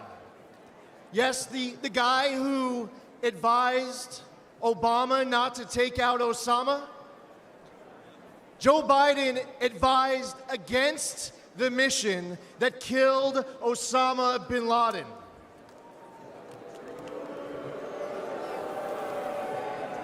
As an American, and especially as a New Yorker, that's unforgivable. Even in his prime, he had bad judgment. And it's only gotten worse with age. We cannot count on Biden to make this kind of crucial 3 a.m. decision. Heck, we can't rely on him at 3 in the afternoon.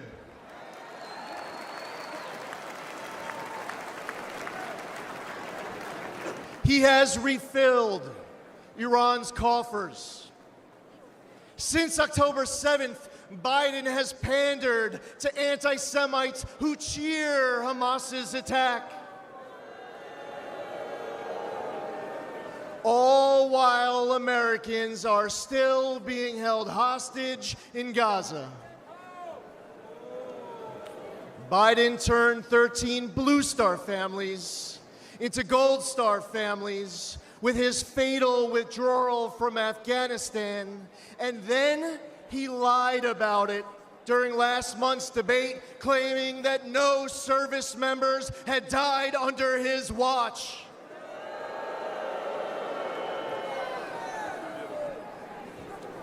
We must elect President Trump. Whether building an Iron Dome defense shield at home, countering China and other bad actors abroad, or securing our borders, he will make America strong and respected again. President Trump risks everything for us.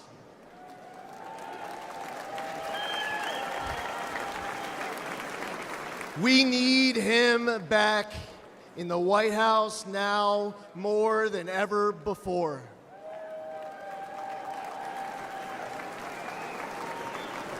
To make America great again, we must first, and God willing, we will expand the Republican majority in the United States House of Representatives.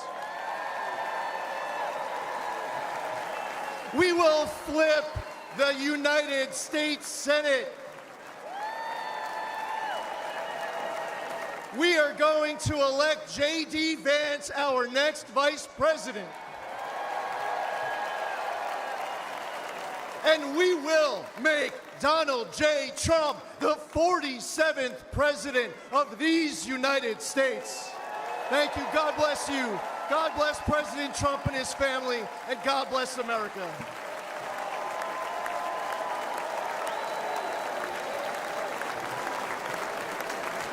We are gathered here on freedom's altar, on these shores, on these bluffs, on this day 75 years ago. 10,000 men shed their blood and thousands sacrificed their lives for their brothers, for their countries, and for the survival of liberty. Those who fought here won a future for our nation. They won the survival of our civilization. These men ran through the fires of hell, moved by a force no weapon could destroy. The fierce patriotism of a free, proud, and sovereign people. And they showed us the way to love, cherish, and defend our way of life for many centuries to come. And our children and their children will forever and always be free.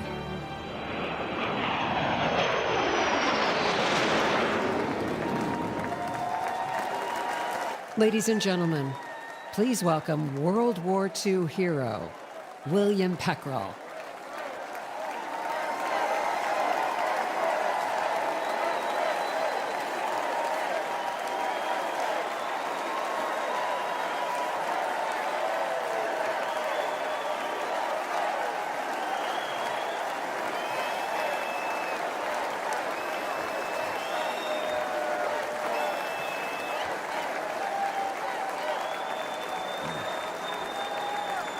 Thank you very much. My name is Bill Peckrell. I'm a proud Wisconsinite. I'm a proud husband of 76 years old to my wife, Rosemary. I'm a father of 11 children.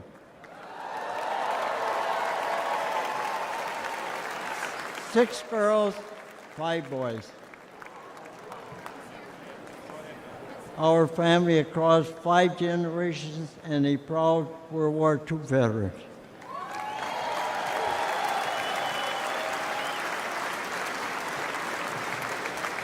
I'm 98 years old.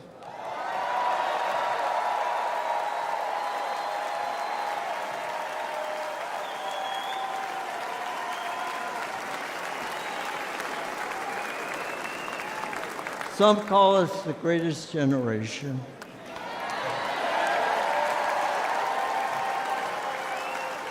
That's an honor, considering America is the greatest nation in the history of the world.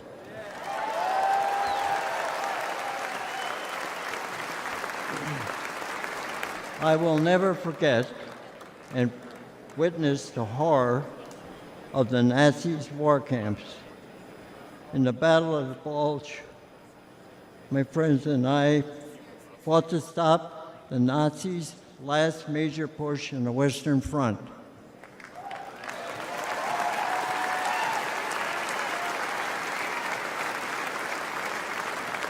A few months later, Hitler was dead. The Nazis were defeated.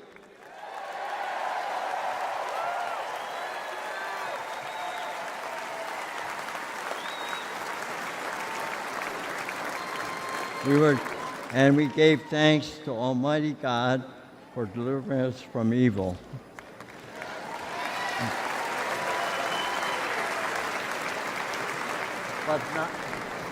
But not many of us came home.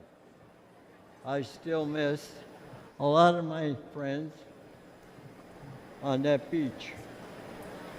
And there were many of us left. There aren't many of us left today. But for us, those of us who are here, that America is still worth fighting for.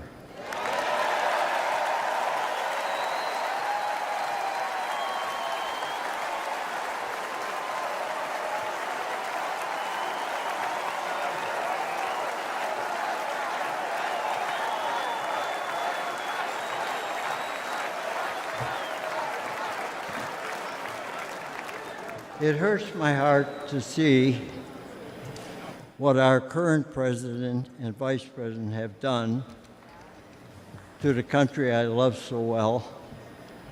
They humiliated us in Afghanistan.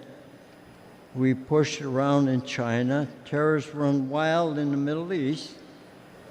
And they let our own southern border get overrun.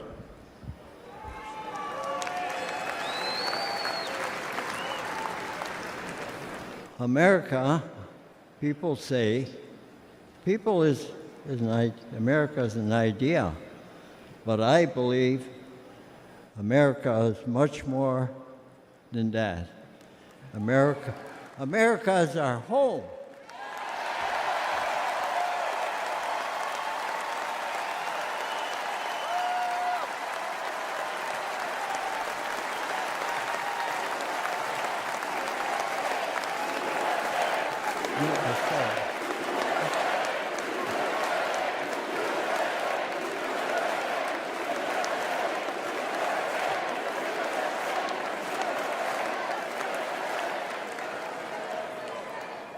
You know, when I was fighting in Europe and I came back home, I kissed the ground, thanking God that I'm back home in my country.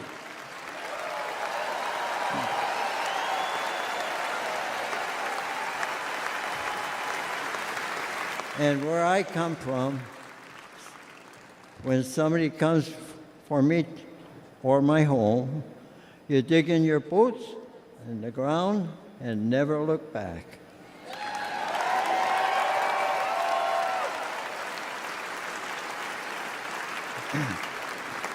That's the attitude that saved the free world. And those years ago. And President Trump, back in Commander-in-Chief, I would go back to re-enlist today.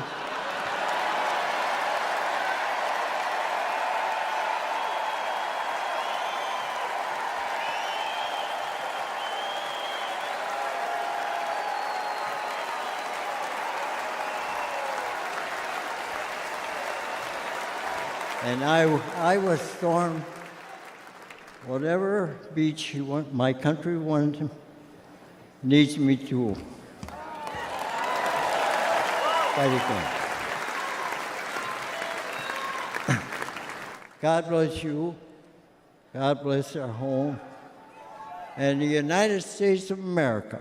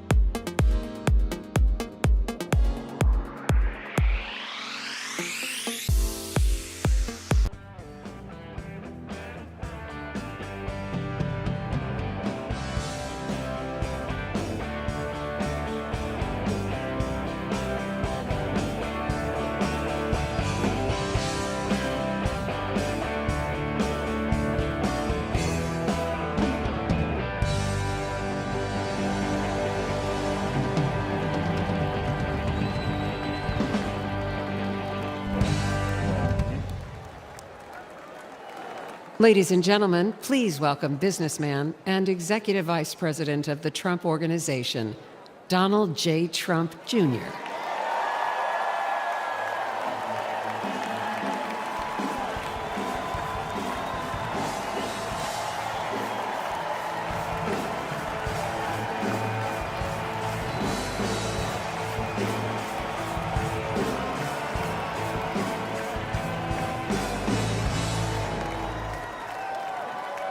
Good evening, America. Before I begin my remarks, I'm going to do something a little uncharacteristic. A Trump is going to give up the microphone. Doesn't happen often, you may never see it again. But I got a call on Monday morning from a young lady who said, "Dad, I want to speak at the RNC." I want to speak at the RNC because I want America to know what my grandpa is actually like.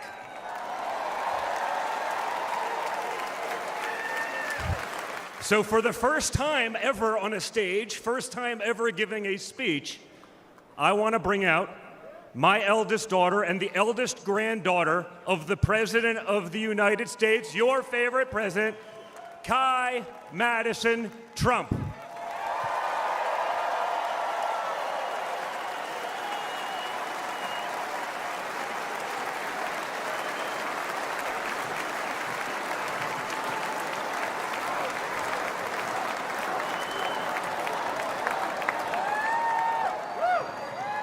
Hi everyone, my name is Kai Madison Trump.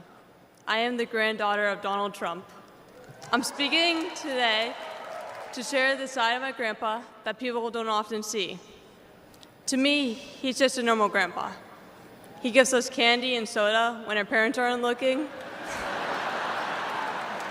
He always wants to know how we're doing in school.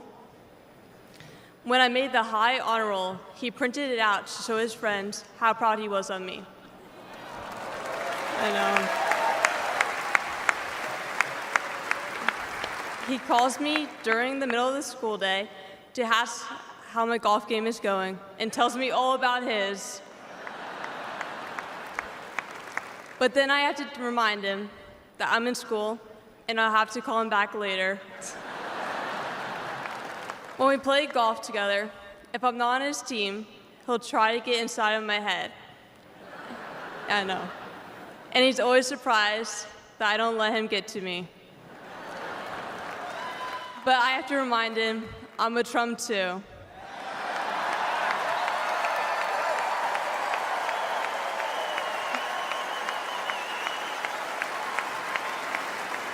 Even when he's going through all these court cases, he always asks me how I'm doing. He always encourages me to push myself to be the most successful person I can be. Obviously, he sets the bar pretty high, but who knows, maybe one day I'll catch him. On Saturday, I was shocked when I heard that he has been shot, and I just wanted to know if he was okay. It was heartbreaking that someone would do that to another person. A lot of people have put my grandpa through hell, and he's still standing.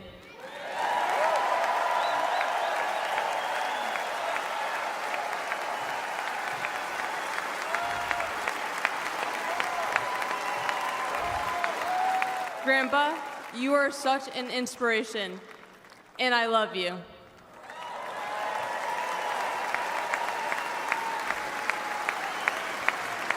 The media makes my grandpa seem like a different person, but I know him for who he is. He's very caring and loving. He truly wants the best for this country, and he will fight every single day to make America great again. Thank you very much.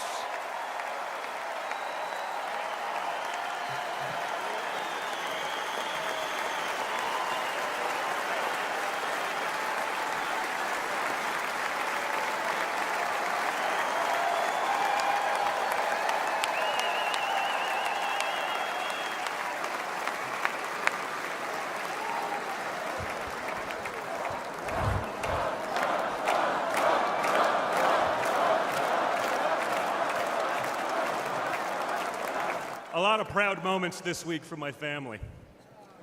Thank you again, guys. Really appreciate that. That's not easy. That's the first time. I mean, this is what we call a large crowd for a speech, so incredible work, Kai. Now, back to business. Guys.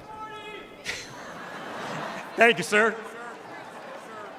Tonight we gather here in Milwaukee at one of the most crucial moments in American history. Just days ago, something that once seemed unimaginable became a terrifying reality. My father came under literal fire as an incredible, patriotic rally turned into a tragedy. On a field in Butler, Pennsylvania, a brave firefighter died. Others were injured, and as those bullets rained down, we came millimeters away from one of the darkest moments in our nation's history. But we did lose an American hero that day. We wish that he were with us tonight, but his memory will live on forever in the hearts of his family, his community, and the nation that he loved.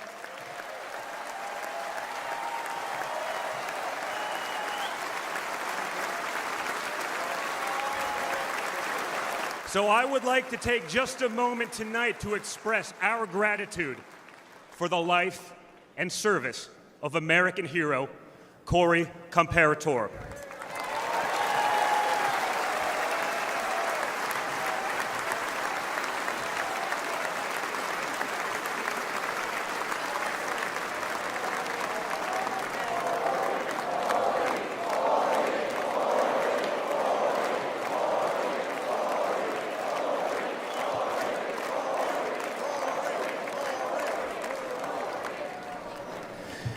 They say you can't truly know how you'll respond in a moment of danger until you're actually confronted with it.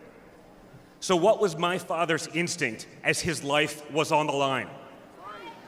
Not to cower, not to surrender, but to show for all the world to see that the next American president has the heart of a lion.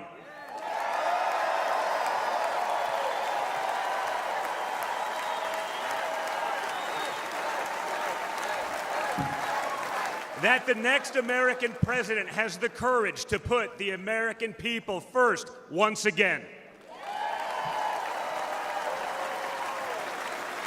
And in that moment, my father didn't just show his character, he showed America's character.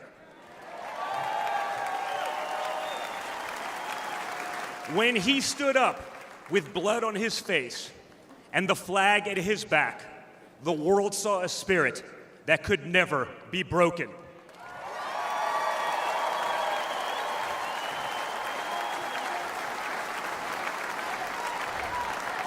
And that is the true spirit of America.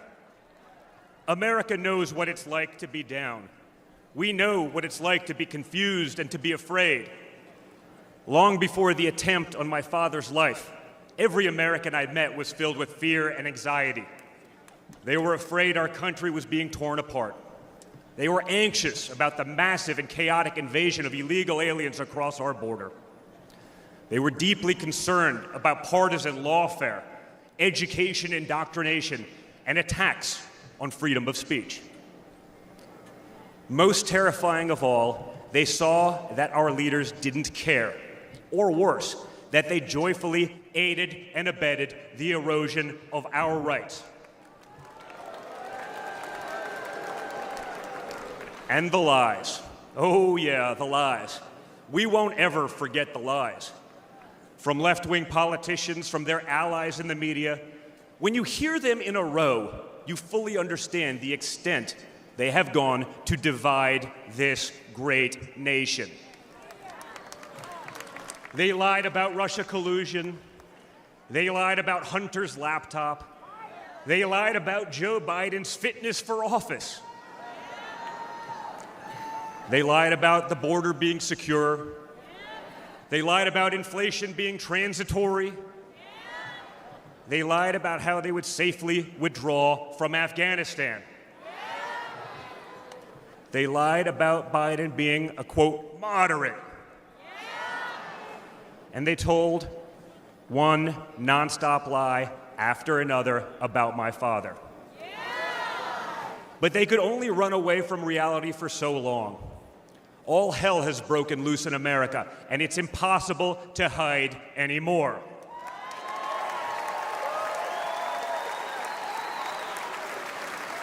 Remember Build Back Better?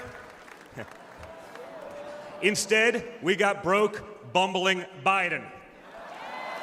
Nothing is built, nothing is back, and nothing is better. Bridges are collapsing, our credibility is crumbling, and our money is worth less and less every single day. It was just one giant bait and switch, and normal Americans are the ones left holding the bag. Housing costs, gasoline prices, grocery bills just keep going up. Wave after wave of illegal aliens, deadly drugs keep pouring across our border. Meanwhile, pro-crime district attorneys have turned our cities into giant crime zones. They've turned criminals into victims, prosecutors into criminal defense attorneys, and police into public enemies. Left-wing activists are pretending to be educators, teaching our kids that there are 57 genders, but they can't even define what a woman is. On one hand, they think free speech protects their right to expose your children to explicit drag shows. On the other hand, they want to put you in jail for making a meme. It's like the entire world has been turned upside down. Does any of this sound like a country that's going in the right direction? And honestly, who is actually running the country anyway? It's obviously not Joe Biden. So who are they asking us to elect? Seriously, who's running things? Does anyone really know? Is it Jill? Is it Hunter? Barack Obama? Maybe it's the ghost of Corn Pop.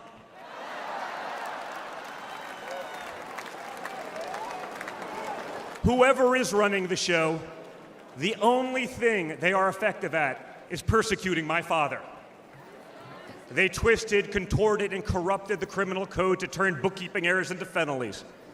They concocted new legal theories out of thin air. They imposed gag orders on my father because the last thing a defendant should be able to do is defend himself, right? They punished him for merely speaking the truth. They say they hate Vladimir Putin, but it sure seems like they've spent a lot of time copying his playbook.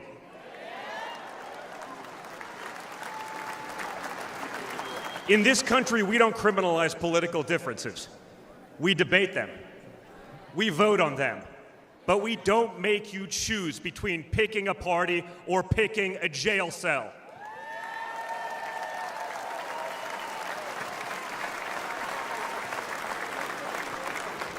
There was a time when the Democrats really wanted what was best for America, even if they had a different way of getting there. It was the party of Franklin Roosevelt, John F. Kennedy, Martin Luther King Jr. You may have disagreed with that party, but at least you could respect it. But this new extreme Democrat Party, they want us to somehow believe that the only way forward is going backwards, where hiring decisions are based solely on race, where justice is only for those with the right opinions, where streets are a luxury only for the elite, where economic opportunity exists only when you know the right people. Right now, the America we all grew up with, the America that we love, feels like an old photograph where you sit down with your children and tell them what life used to be like. You look back at that America and remember a country that was confident and proud, an America that knew who it was and what it stood for. And it could all feel like a distant memory. Somewhere along the way we stumbled. Somewhere along the way, we lost ourselves. But we can't live on nostalgia. Yes, America was great, but our greatest days are yet to come.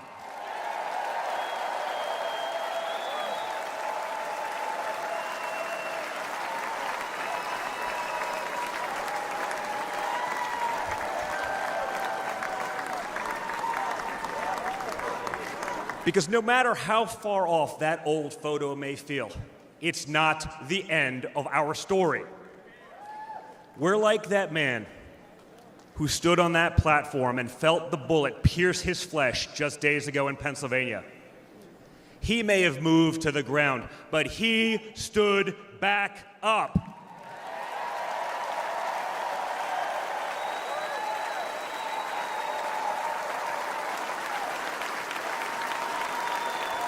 And when he did, my father raised his fist into the air. He looked out at the crowd, and what did he say?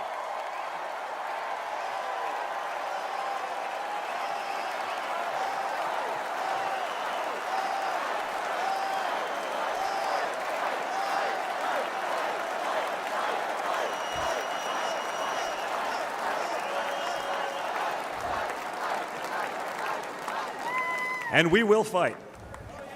We will fight. We will fight with our voices. We will fight with our ideas. And on November 5th, we will fight with our vote.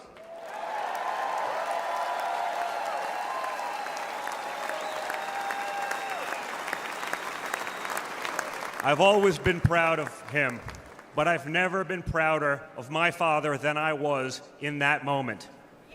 That's when the world found out that there is tough, and then there's Trump tough.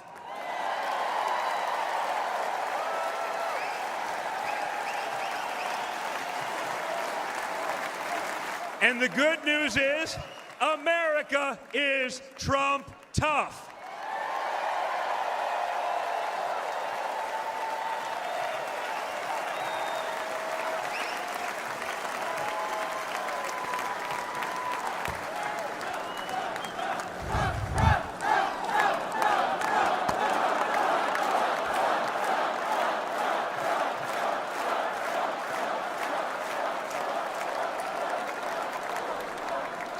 In 1912, more than a century ago, another legendary Republican president came right here to Milwaukee. At a political rally less than 1 mile from where we stand tonight, Teddy Roosevelt was struck by a would-be assassin's bullet. But he didn't quit either. He finished his speech and he kept fighting.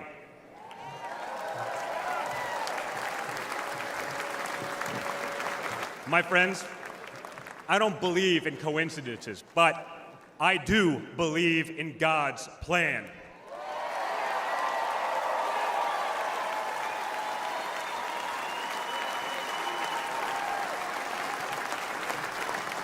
Today, Teddy Roosevelt's man in the arena has a name, and it's Donald J. Trump.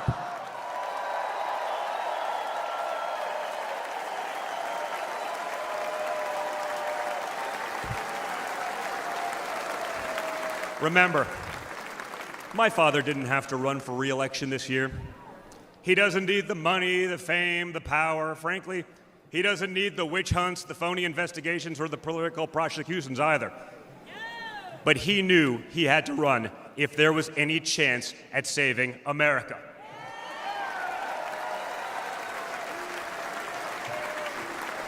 He's not doing it for himself. He's doing it for everyone here tonight, for everyone watching at home.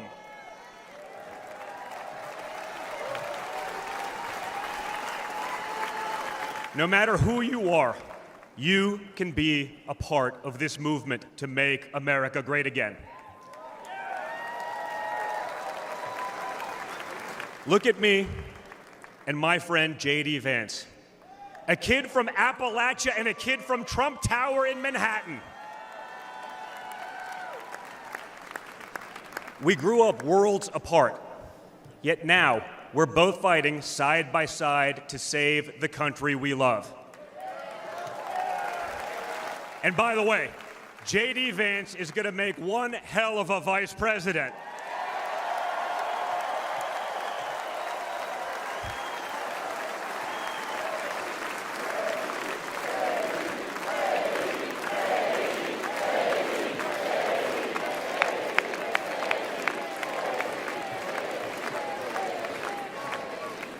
For those of you who have tuned out politics or have never even voted, I want you to know, if you're looking for a better life, a more prosperous future, a safer, more wholesome and patriotic place to call home, there's room for you in this party and in this movement.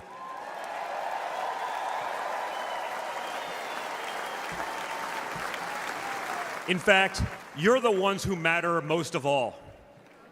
My father has always said that the people he gets along with best are the people who really work for a living.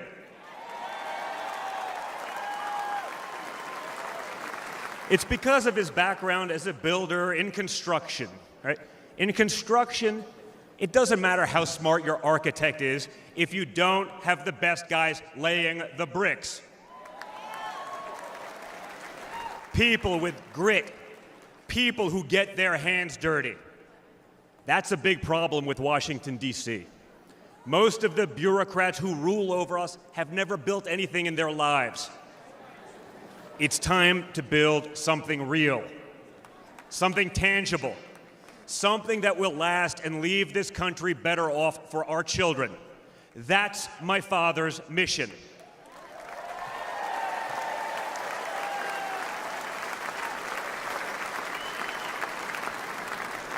This November, we have a choice. It's a choice between one team that wants to build this country up and another that wants to tear this country down.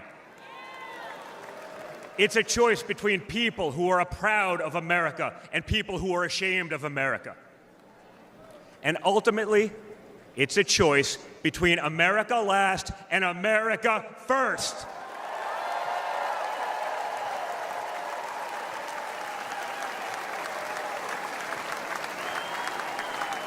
So if you love this country from the bottom of your heart, if you want to bring back common sense, if you want to save the American dream, if you want to stand up and fight for the future of our nation, you must re-elect my father, Donald J. Trump.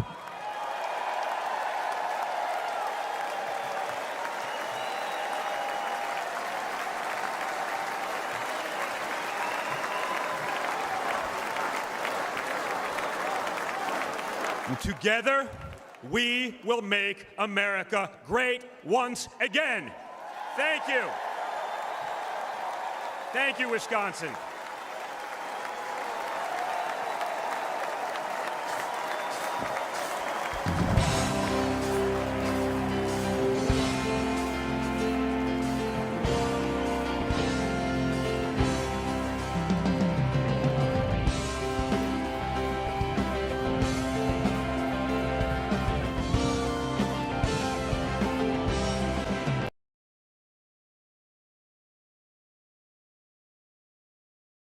Hi everyone, Eric Trump. I'm so honored to be here. I'm so honored to be a delegate. I am so honored to be speaking at this convention for a third time. We are going to send my father back to the White House. We are going to win on November 5th. But I ask one thing of each and every one of you. Text donate to 88022. Anything helps, even $1 helps tremendously. We're going to win in November. We're going to make America great again. We're going to make our country strong again. And I'm so proud to be here with each and every one of you. Thank you.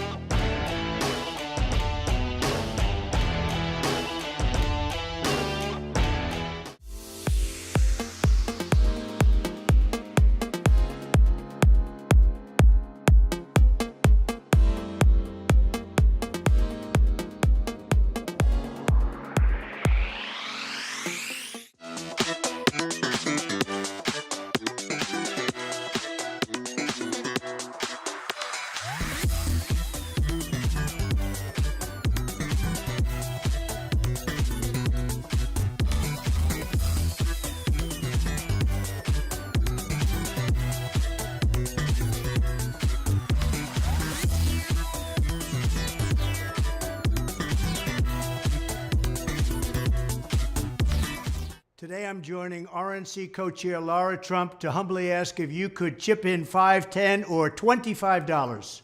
Grassroots supporters like you keep this campaign alive. A gift of just $5 could make the difference between victory and defeat in November.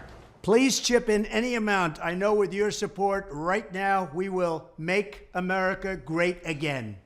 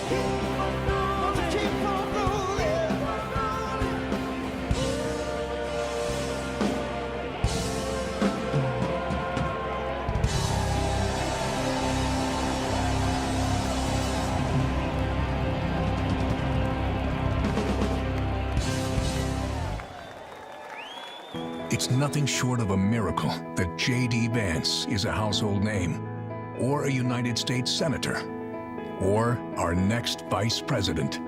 But here he is, born into poverty, his family torn apart by drug addiction. No money, no prospects, no future. J.D. joined the Marine Corps, used the GI Bill to attend college, then went to Yale and earned a law degree and shared his heartbreaking story in a best-selling book. Only in America is this story possible. But today, for many families, the American dream is now gone. And this is the team tough enough to bring it back. J.D. Vance understands that working families have become the forgotten families. Under Biden, wages are going down while prices skyrocket, forcing the majority of Americans to live paycheck to paycheck. Working families will have J.D. Vance fighting for them. Seniors, J.D. will have your backs too. No more deciding between putting food on your table and paying for the prescriptions you need. As a husband and father, J.D. knows the importance of fighting for a parent's right to protect their children. And you can count on this Marine to stand up for our soldiers who put their lives on the line for their country every day. J.D. Vance's story is one of perseverance, of duty, of commitment to what's right. It's an American story, and it's just getting started.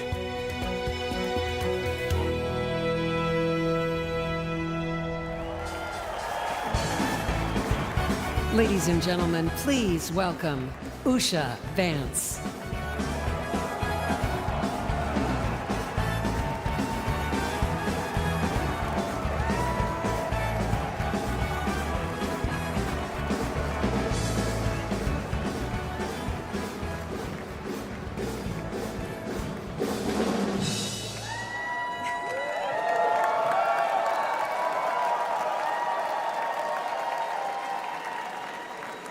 Good evening.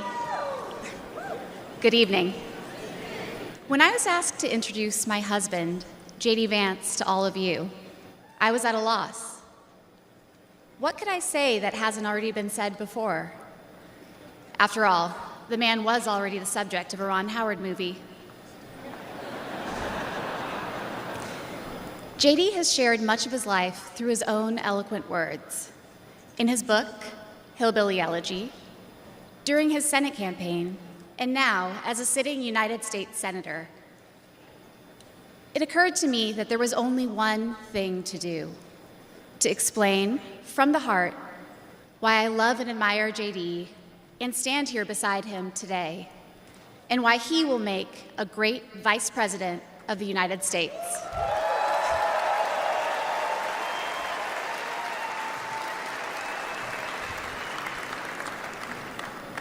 I met JD in law school when he was fresh out of Ohio State, which he attended with the support of the GI Bill.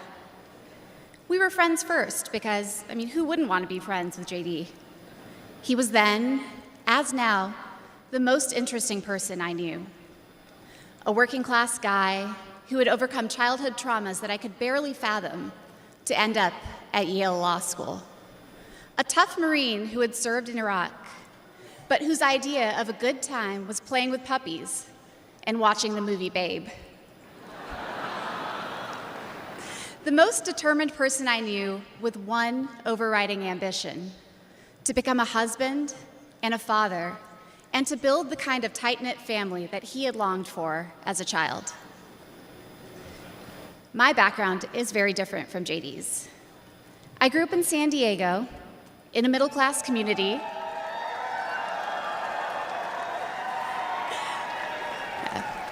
with two loving parents, both immigrants from India, and a wonderful sister. That JD and I could meet at all, let alone fall in love and marry, is a testament to this great country.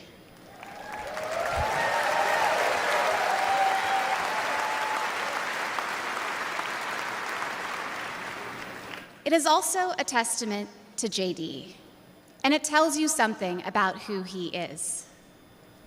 When JD met me, he approached our differences with curiosity and enthusiasm. He wanted to know everything about me, where I came from, what my life had been like. Although he's a meat and potatoes kind of guy, he adapted to my vegetarian diet and learned to cook food from my mother, Indian food. Before I knew it, he had become an integral part of my family, a person I could not imagine living without. The JD I knew then is the same JD you see today, except for that beard. And his goals in this new role are the same that he has pursued for our family: to keep people safe, to create opportunities, to build a better life, and to solve problems with an open mind. It's safe to say that neither JD nor I expected to find ourselves in this position, but it's hard to imagine a more powerful example of the American dream. A boy from Middletown, Ohio.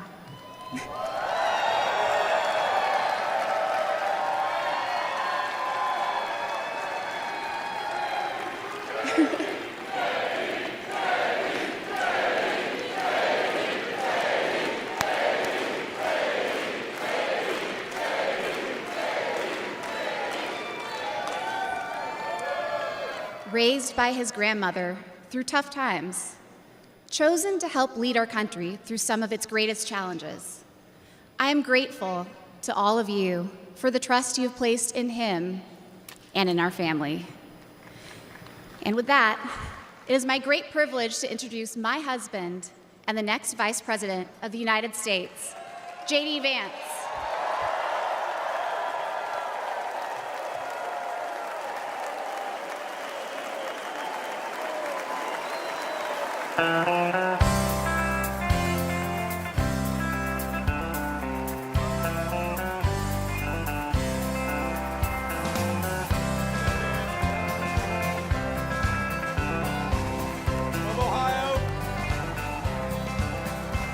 Why don't we liberate these United States? We're the ones who need it worst.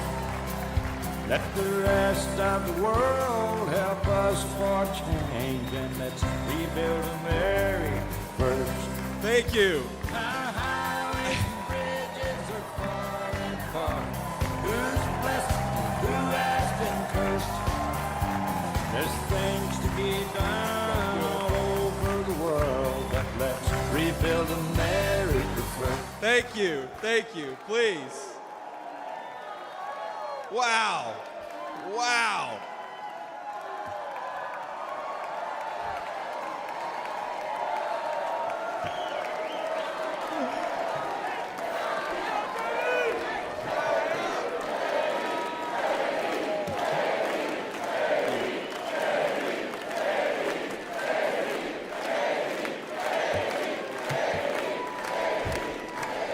Yeah. First of all, aren't I a lucky guy? Isn't she lovely? Isn't it amazing?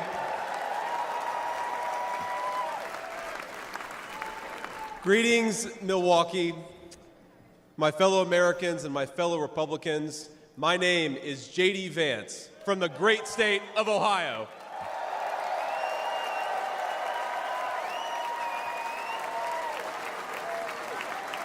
Tonight,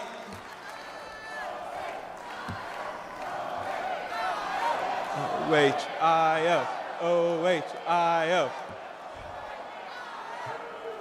You guys, we're gonna chill with the Ohio love. We gotta win Michigan too here, so.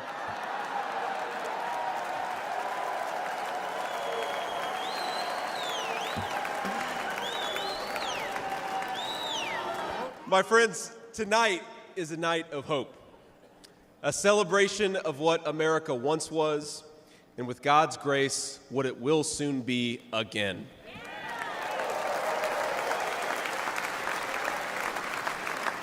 And it is a reminder of the sacred duty we have to preserve the American experiment, to choose a new path for our children and grandchildren.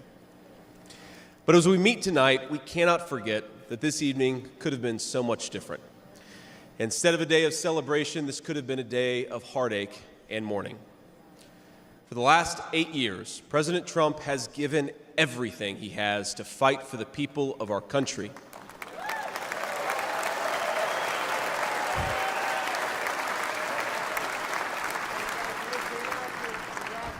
He didn't need politics, but the country needed him. Did it? Now, prior to running for president, he was one of the most successful businessmen in the world. He had everything anyone could ever want in a life. And yet, instead of choosing the easy path, he chose to endure abuse, slander, and persecution. And he did it because he loves this country.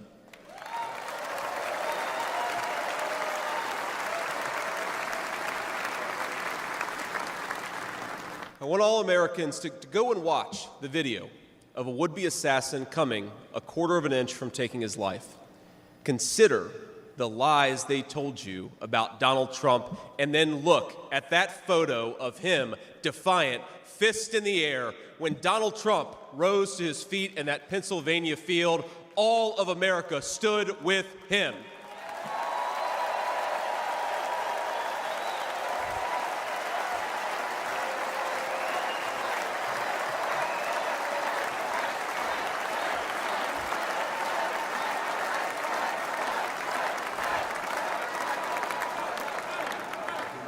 And what did he call us to do for our country? To fight for America. Even in his most perilous moment, we were on his mind. His instinct was for us, for our country, to call us to something higher, to something greater, to once again be citizens who ask what our country needs of us. Now consider what they said. They said he was a tyrant. They said he must be stopped at all costs. But how did he respond?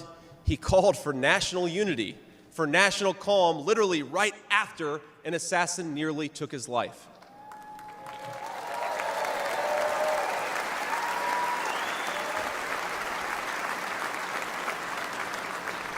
He remembered the victims of the terrible attack, especially the brave Corey Compertori, who gave his life to protect his family.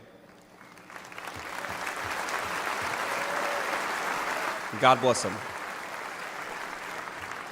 And then President Trump flew to Milwaukee and got back to work.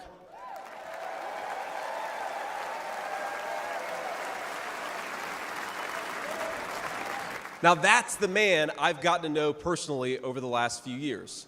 He is tough, and he is, but he cares about people.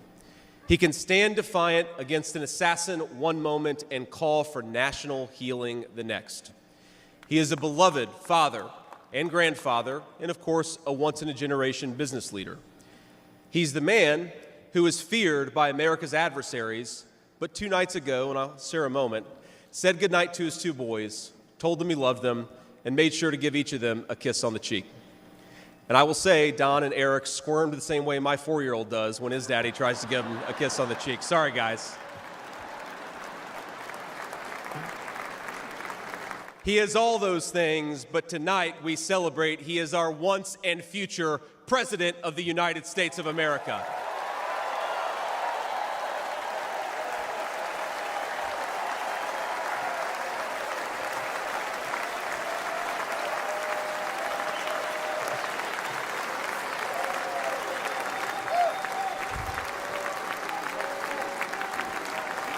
Now, I want to respond to his call for unity myself. We have a big tent in this party on everything from national security to economic policy. But my message to you, my fellow Republicans, is we love this country and we are united to win.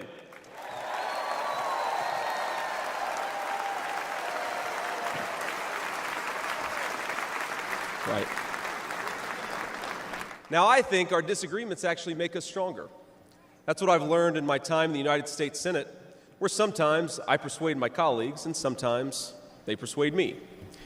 And my message to my fellow Americans, those watching from across the country, is shouldn't we be governed by a party that is unafraid to debate ideas and come to the best solution?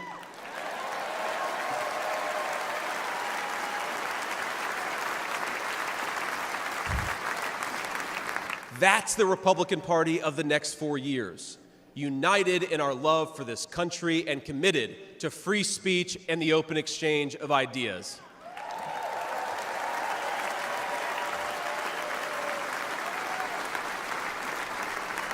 And so tonight, Mr. Chairman, I stand here humbled, and I'm overwhelmed with gratitude to say I officially accept your nomination to be Vice President of the United States of America.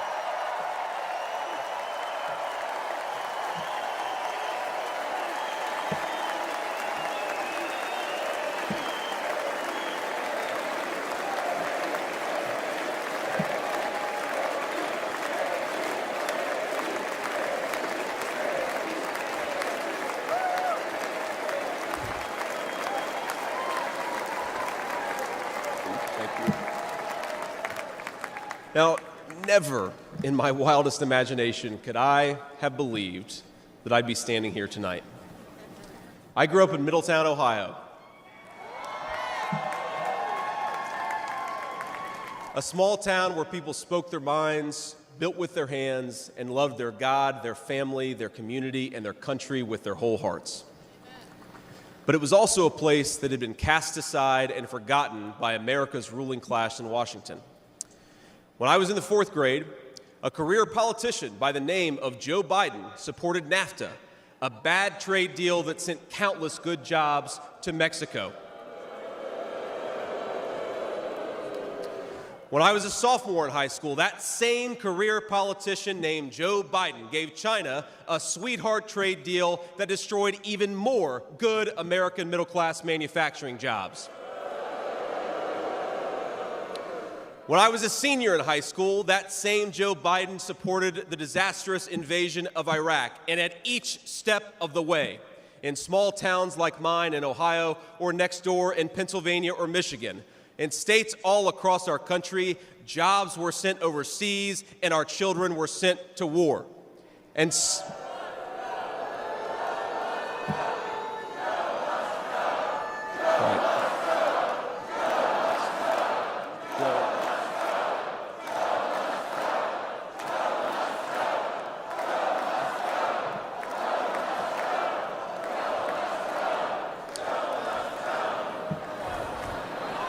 I agree. And somehow, a real estate developer from New York City by the name of Donald J. Trump was right on all of these issues while Biden was wrong.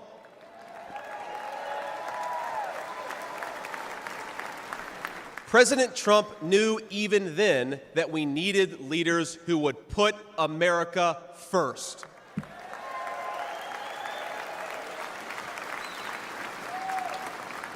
Now, thanks to these policies that Biden and other out-of-touch politicians in Washington gave us, our country was flooded with cheap Chinese goods, with cheap foreign labor, and in the decades to come, deadly Chinese fentanyl. Joe Biden screwed up, and my community paid the price. Now, I was lucky. Despite the closing factories and the growing addiction in towns like mine, in my life, I had a guardian angel by my side. She was an old woman who could barely walk, but she was tough as nails. I called her Mamaw, the name we hillbillies gave to our grandmothers.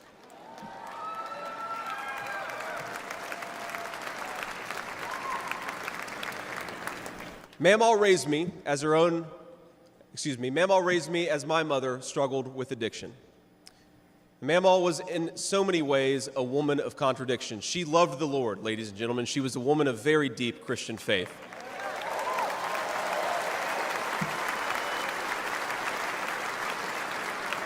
But she also loved the F word. I'm not kidding. She could make a sailor blush. Now, she once told me, when she found out that I was spending too much time with a local kid who was known for dealing drugs, that if I ever hung out with that kid again, she would run him over with her car.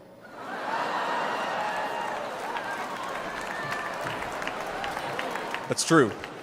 And she said, JD, no one will ever find out about it.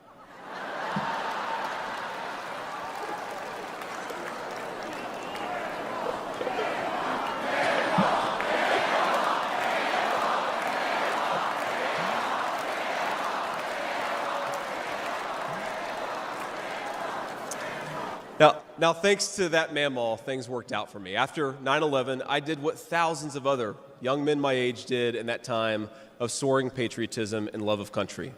I enlisted in the United States Marines.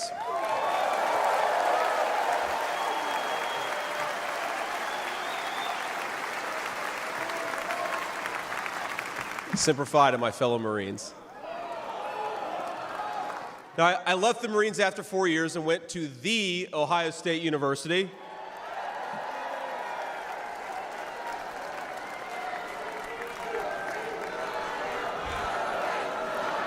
I'm sorry, Michigan. I had to get that in there.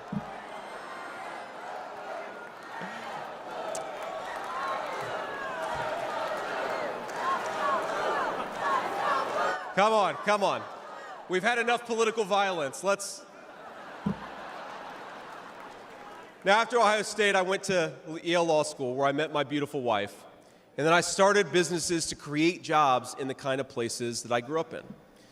Now, my work taught me that there is still so much talent and grit in the American heartland. There really is.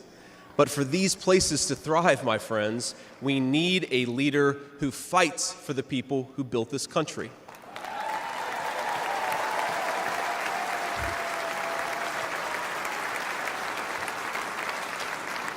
We need a leader who's not in the pocket of big business, but answers to the working man, union and non-union alike.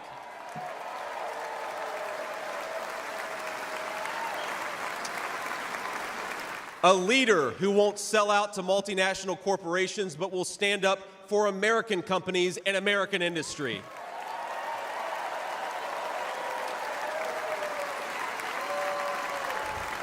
A leader who rejects Joe Biden and Kamala Harris's Green New scam and fights to bring back our great American factories. We need President Donald J. Trump.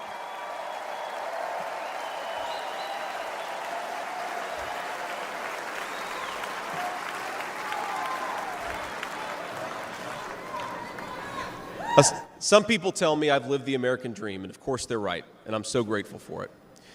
But the American dream that always counted most was not starting a business or becoming a senator or even being here with you fine people, though it's pretty awesome. My most important American dream was becoming a good husband and a good dad, of being able to give. Thank you.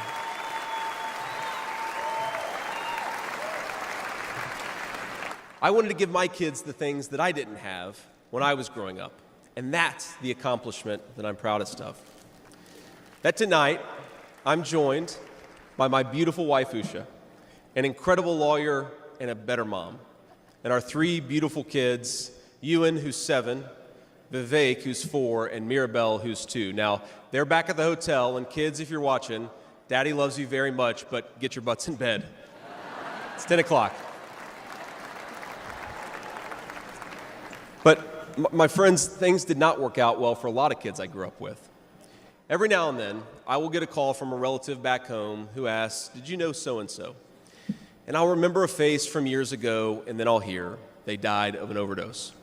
As always, America's ruling class wrote the checks. Communities like mine paid the price.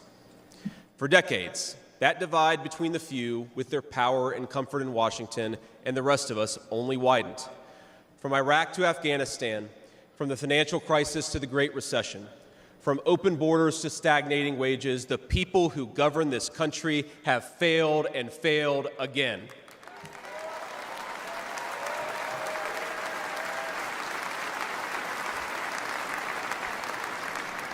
That is, of course, until a guy named Donald J. Trump came along.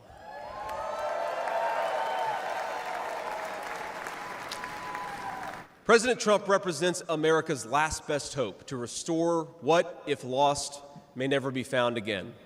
A country where a working-class boy born far from the halls of power can stand on this stage as the next Vice President of the United States of America.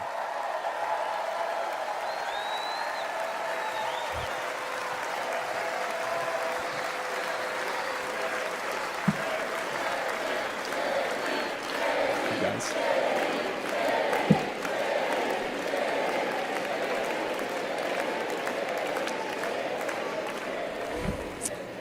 But my fellow Americans here in this stage and watching at home, this moment is not about me, it's about all of us, and it's about who we're fighting for.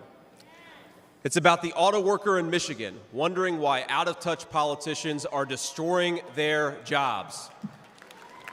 It's about the factory worker in Wisconsin who makes things with their hands and is proud of American craftsmanship.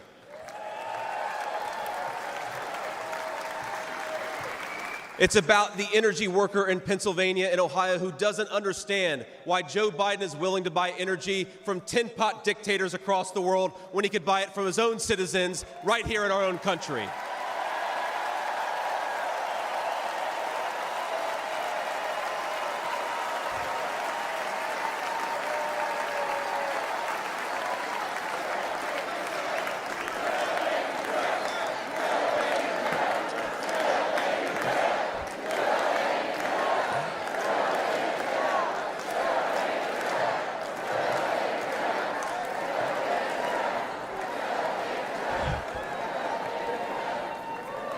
You guys are a great crowd. Wow. And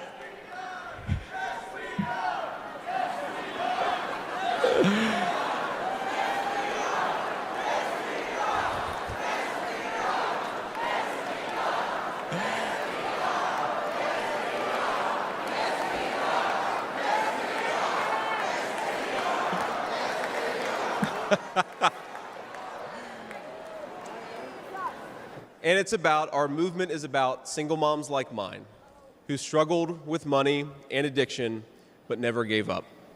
And I'm proud to say that tonight my mom is here, 10 years clean and sober. I love you, Mom.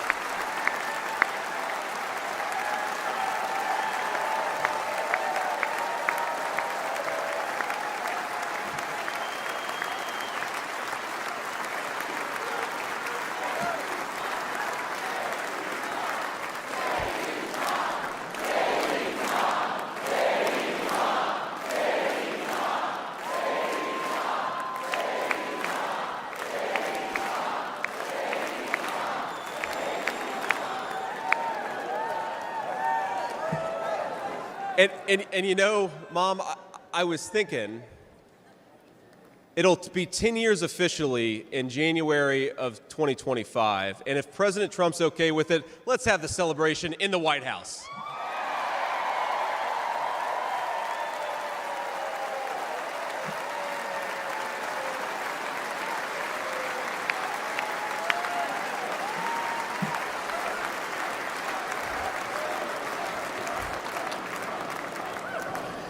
And our movement, ladies and gentlemen, it's about grandparents all across this country who are living on Social Security and raising grandchildren they didn't expect to raise.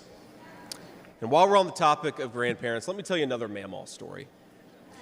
Now, my Mamaw died shortly before I left for Iraq in 2005. And when we went through her things, we found 19 loaded handguns. They were...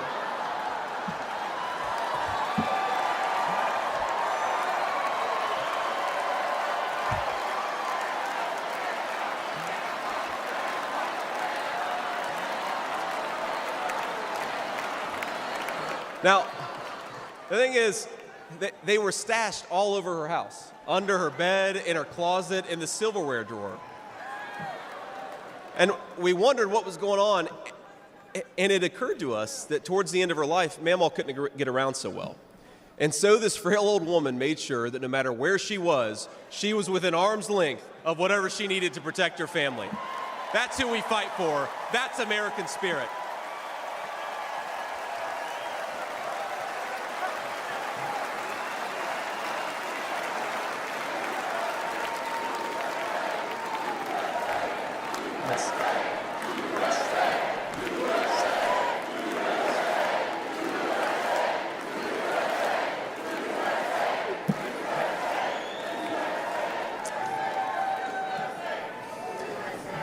Now, Joe Biden has been a politician in Washington for longer than I've been alive, 39 years old. Kamala Harris is not much further behind. For half a century, he's been the champion of every major policy initiative to make America weaker and poorer. And in 4 short years, Donald Trump reversed decades of betrayals inflicted by Joe Biden and the rest of the corrupt Washington insiders.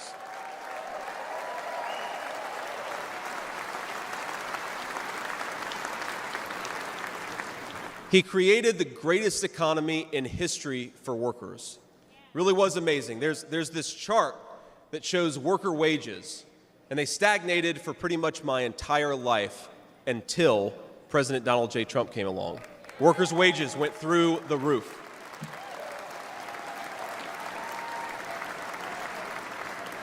And just imagine what he's going to do when we give him 4 more years.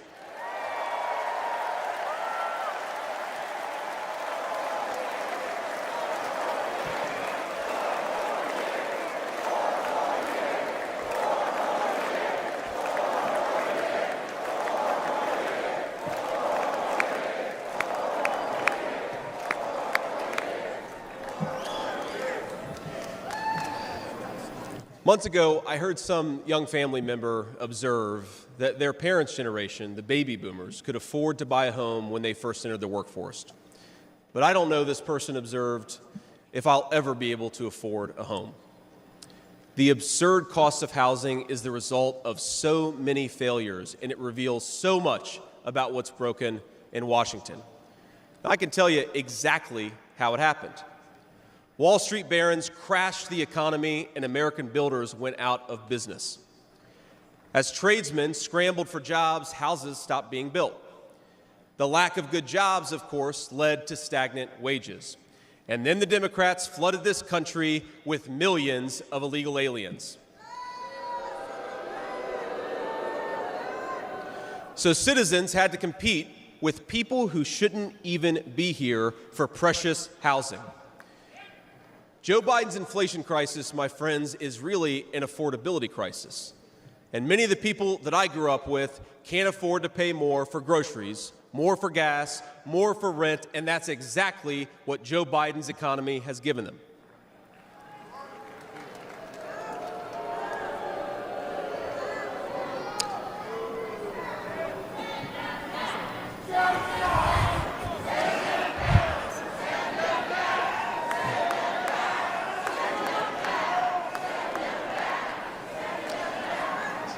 So prices soared, dreams were shattered, and China and the cartels sent fentanyl across the border, adding addiction to the heartache.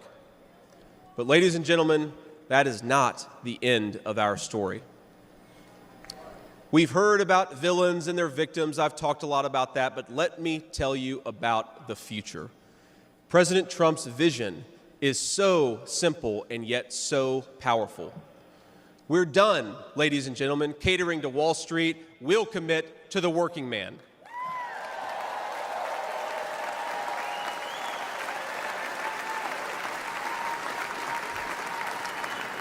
We're done importing foreign labor. We're going to fight for American citizens and their good jobs and their good wages.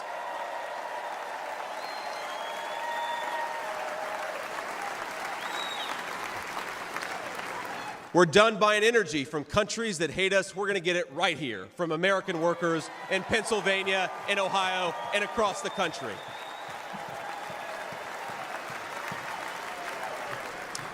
We're done sacrificing supply chains to unlimited global trade, and we're going to stamp more and more products with that beautiful label, Made in the USA.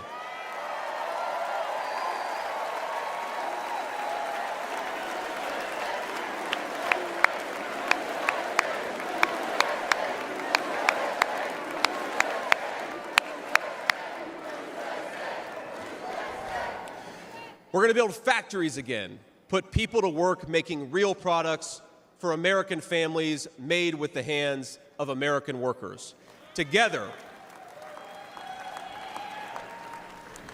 we will protect the wages of American workers and stop the Chinese Communist Party from building their middle class on the backs of American citizens.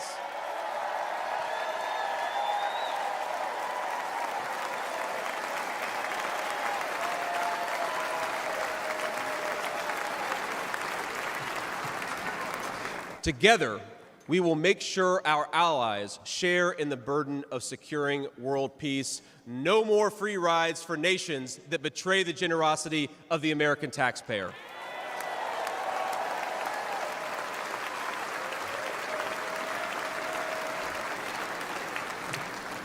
Together, we will send our kids to war only when we must. But as President Trump showed with the elimination of ISIS and so much more, when we punch, we're going to punch hard.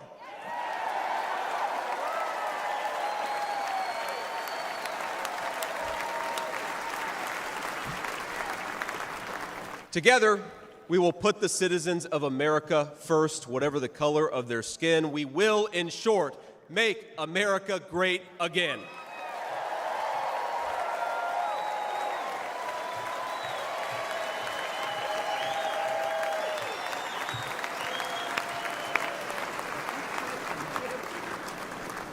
You know, one of the things that you hear people say sometimes is that America is an idea.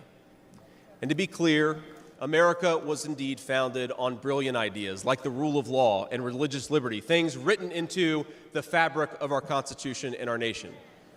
But America is not just an idea. It is a group of people with a shared history and a common future. It is, in short, a nation. Now, it is part of that tradition, of course, that we welcome newcomers. But when we allow newcomers into our American family, we allow them on our terms.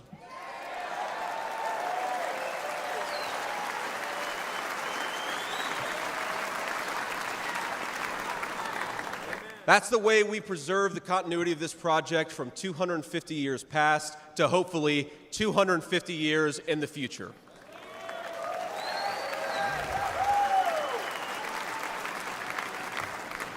And let me illustrate this with a story, if I may. I'm, of course, married to the daughter of South Asian immigrants to this country. Incredible people. People who genuinely have enriched this country in so many ways. And, of course, I'm biased because I love my wife and her family, but it's true. Now, when I proposed to my wife, we were in law school, and I said, honey, I come with $120,000 worth of law school debt and a cemetery plot on a mountainside in eastern Kentucky.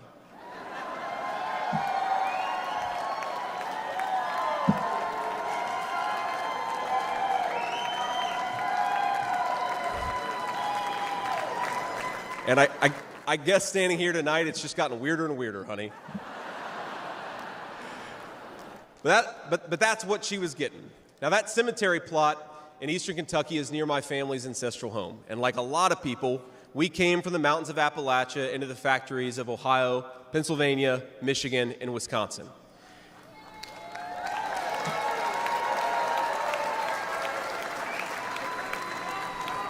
Now, that's Kentucky coal country, one of the 10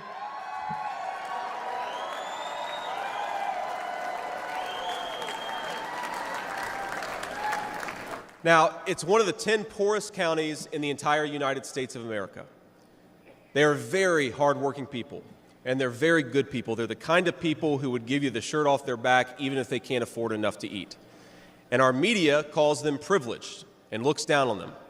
But they love this country, not only because it's a good idea, but because in their bones they know that this is their home.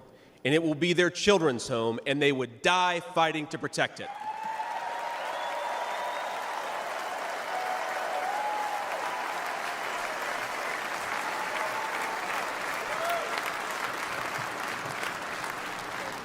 That is the source of America's greatness.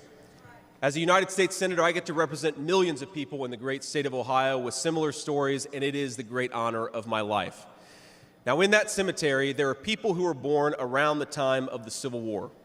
And if, as I hope, my wife and I are eventually laid to rest there, and our kids follow us, there will be 7 generations just in that small mountain cemetery plot in eastern Kentucky. 7 generations of people who have fought for this country, who have built this country, who have made things in this country, and who would fight and die to protect this country if they were asked to.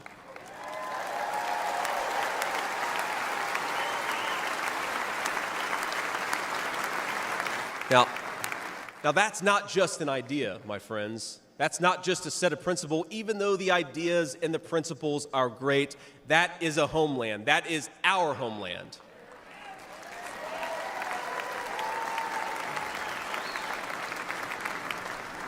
People will not fight for abstractions, but they will fight for their home.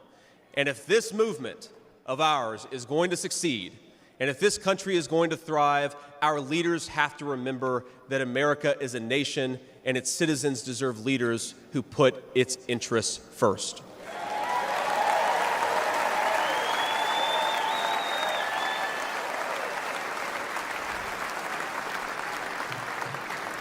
Now, we won't agree on every issue, of course, not even in this room.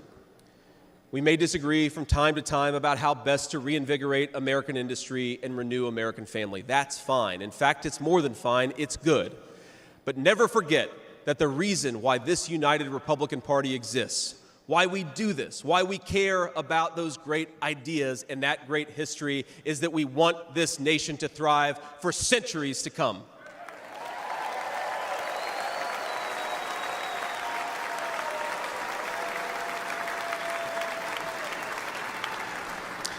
Now, eventually in that mountain cemetery, my children will lay me to rest.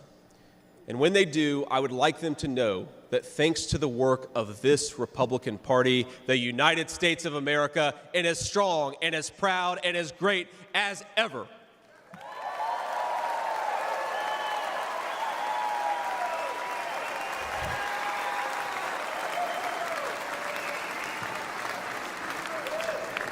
That is who we serve, my friends. That is who we fight for. And the only thing that we need to do right now, the most important thing that we can do for those people, for that American nation that we all love, is to re-elect Donald J. Trump, President of the United States.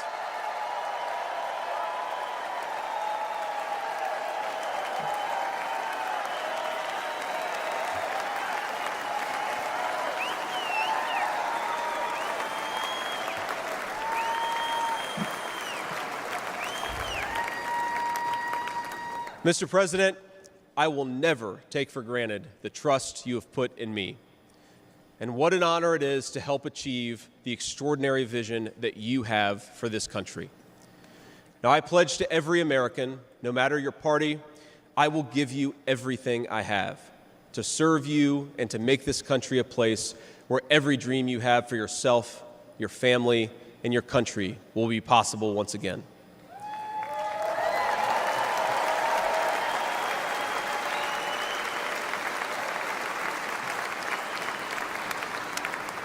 And I promise you one more thing. To the people of Middletown, Ohio, and all the forgotten communities in Michigan, Wisconsin, Pennsylvania, and Ohio, and every corner of our nation, I promise you this: I will be a vice president who never forgets where he came from.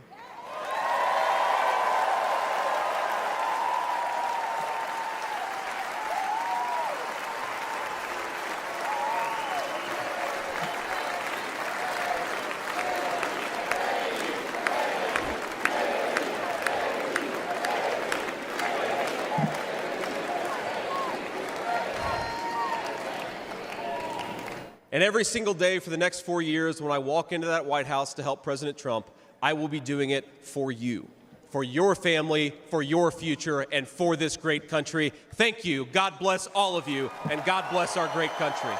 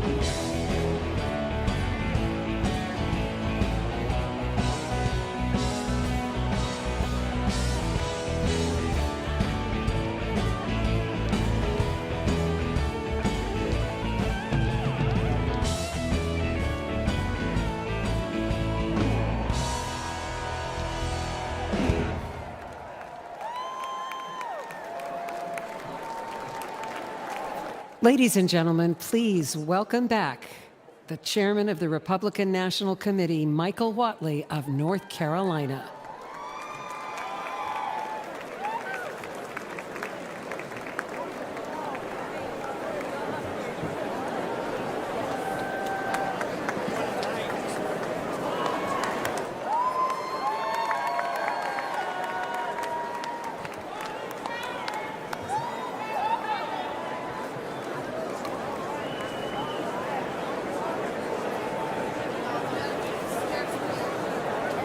Delegates and alternates, Republicans around the world, tonight in this hall, we had a chance to see what strength is like. Strength looks like heartbroken Gold Star families talking about their loved ones and talking about their loss. Strength looks like fraternity brothers facing down a hostile crowd to save the American flag. Strength looks like thousands of law enforcement officers from all across the country here to protect us tonight. Strength tonight looks like all of the soldiers and the sailors and the airmen and the Marines around the world keeping America safe home and abroad. Strength looks like a teenage daughter standing on this stage and talking to America about the love that she has for her grandfather.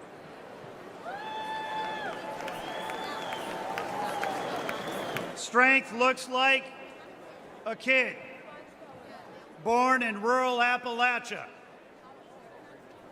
who put himself through school and answered a call to service when America needed him and joined the Marines, and has answered another call to serve as our next vice president.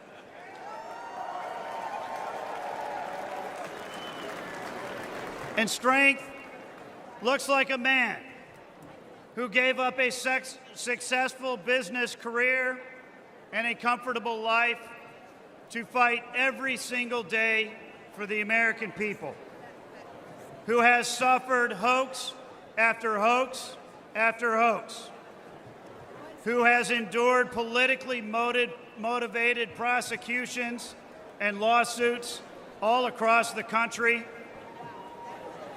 and who, when he was knocked down by a would-be assassin's bullet, got back up and encouraged America to fight, fight, fight.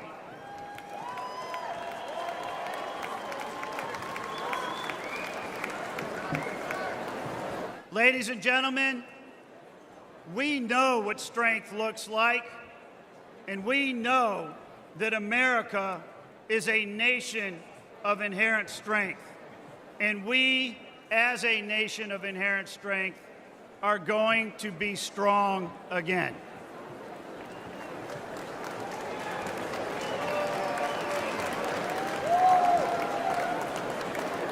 For tonight's benediction, please welcome the lead pastor at Bayou Blue Assembly in Houma, Louisiana, Pastor Packy Thompson.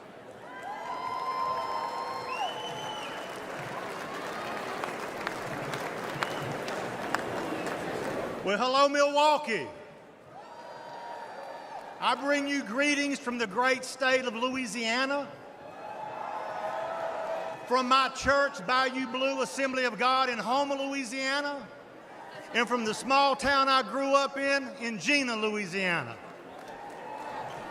I am proud to be with all of you here tonight for this historic convention, and I thank my Lord and Savior Jesus Christ for his blessings. I would like to thank the RNC for allowing me to be here. And I would like to thank President Trump for all that he has done for our country.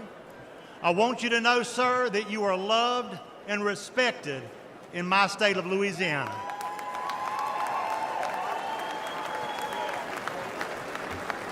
Would y'all stand and pray with me, please? Heavenly Father, we are grateful for your mercy and your protection here tonight. Father, we give you glory and honor because you alone deserve to be honored. Father, I thank you for giving us a man to stand in the gap for us, a man who has made up the hedge for the American people, a man who has protected our nation from those who would harm us. Father, we thank you for raising up President Donald J. Trump to be the 47th President of the United States of America. And I also thank you for protecting him from the evil that was perpetrated last Saturday. Father, I ask that you would unite our country once again, a nation, Lord God, under your leadership. Father God, help us to elect leaders that will help us to become the lead country in the world, to hold the values that our forefathers intended for us when they drafted the Declaration of Independence and the Bill of Rights. Father, I ask that you would help us to elect men and women of God who will protect the rights that were promise to every American. Protect us from tyranny and restore truth back to the public square. Father, I pray for the Donald J. Trump and J.D. Vance tonight, that you would give them grace, strength, and wisdom to guide our country once again. And Father God, help make America great. Once again, I ask it in Jesus' name. And everybody said, amen. Yes.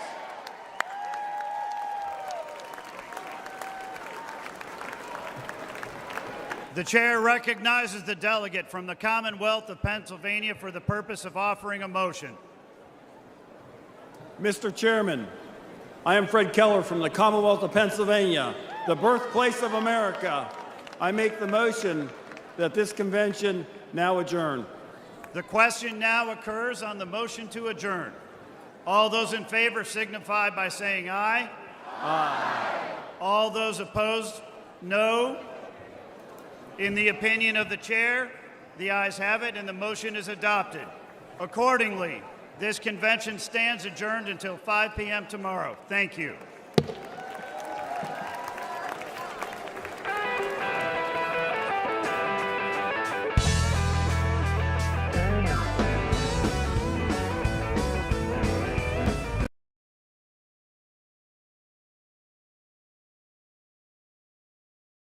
Is New York's Donald Trump running for president? He bought full-page ads in 3 East Coast newspapers today stating his views on foreign policy, and these ads will win him a following. In the ads, he says, there's nothing wrong with American foreign policy that little backbone won't cure.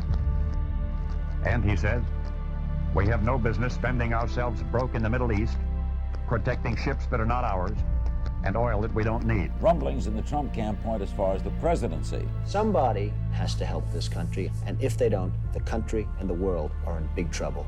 Because within a short period of time, as sure as we're sitting here, there's not going to be a country and there's not going to be a world. I have no intention of running for president.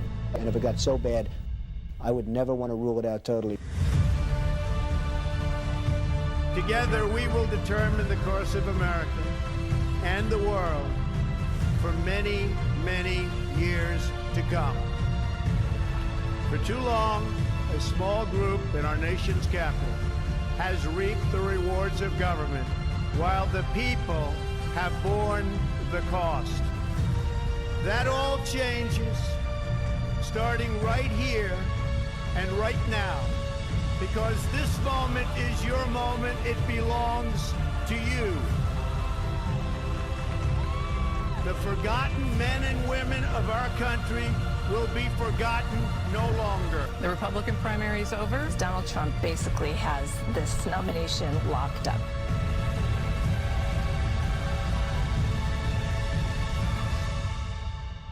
Everyone is listening to you now.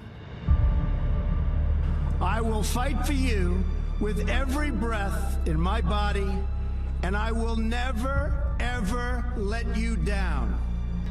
My fellow Americans, our movement is far from over. In fact, our fight has only just begun.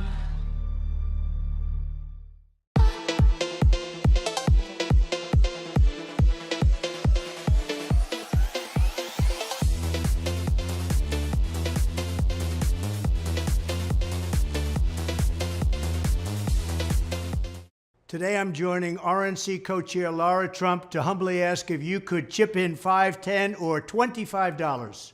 Grassroots supporters like you keep this campaign alive. A gift of just $5 could make the difference between victory and defeat in November. Please chip in any amount. I know with your support right now, we will make America great again.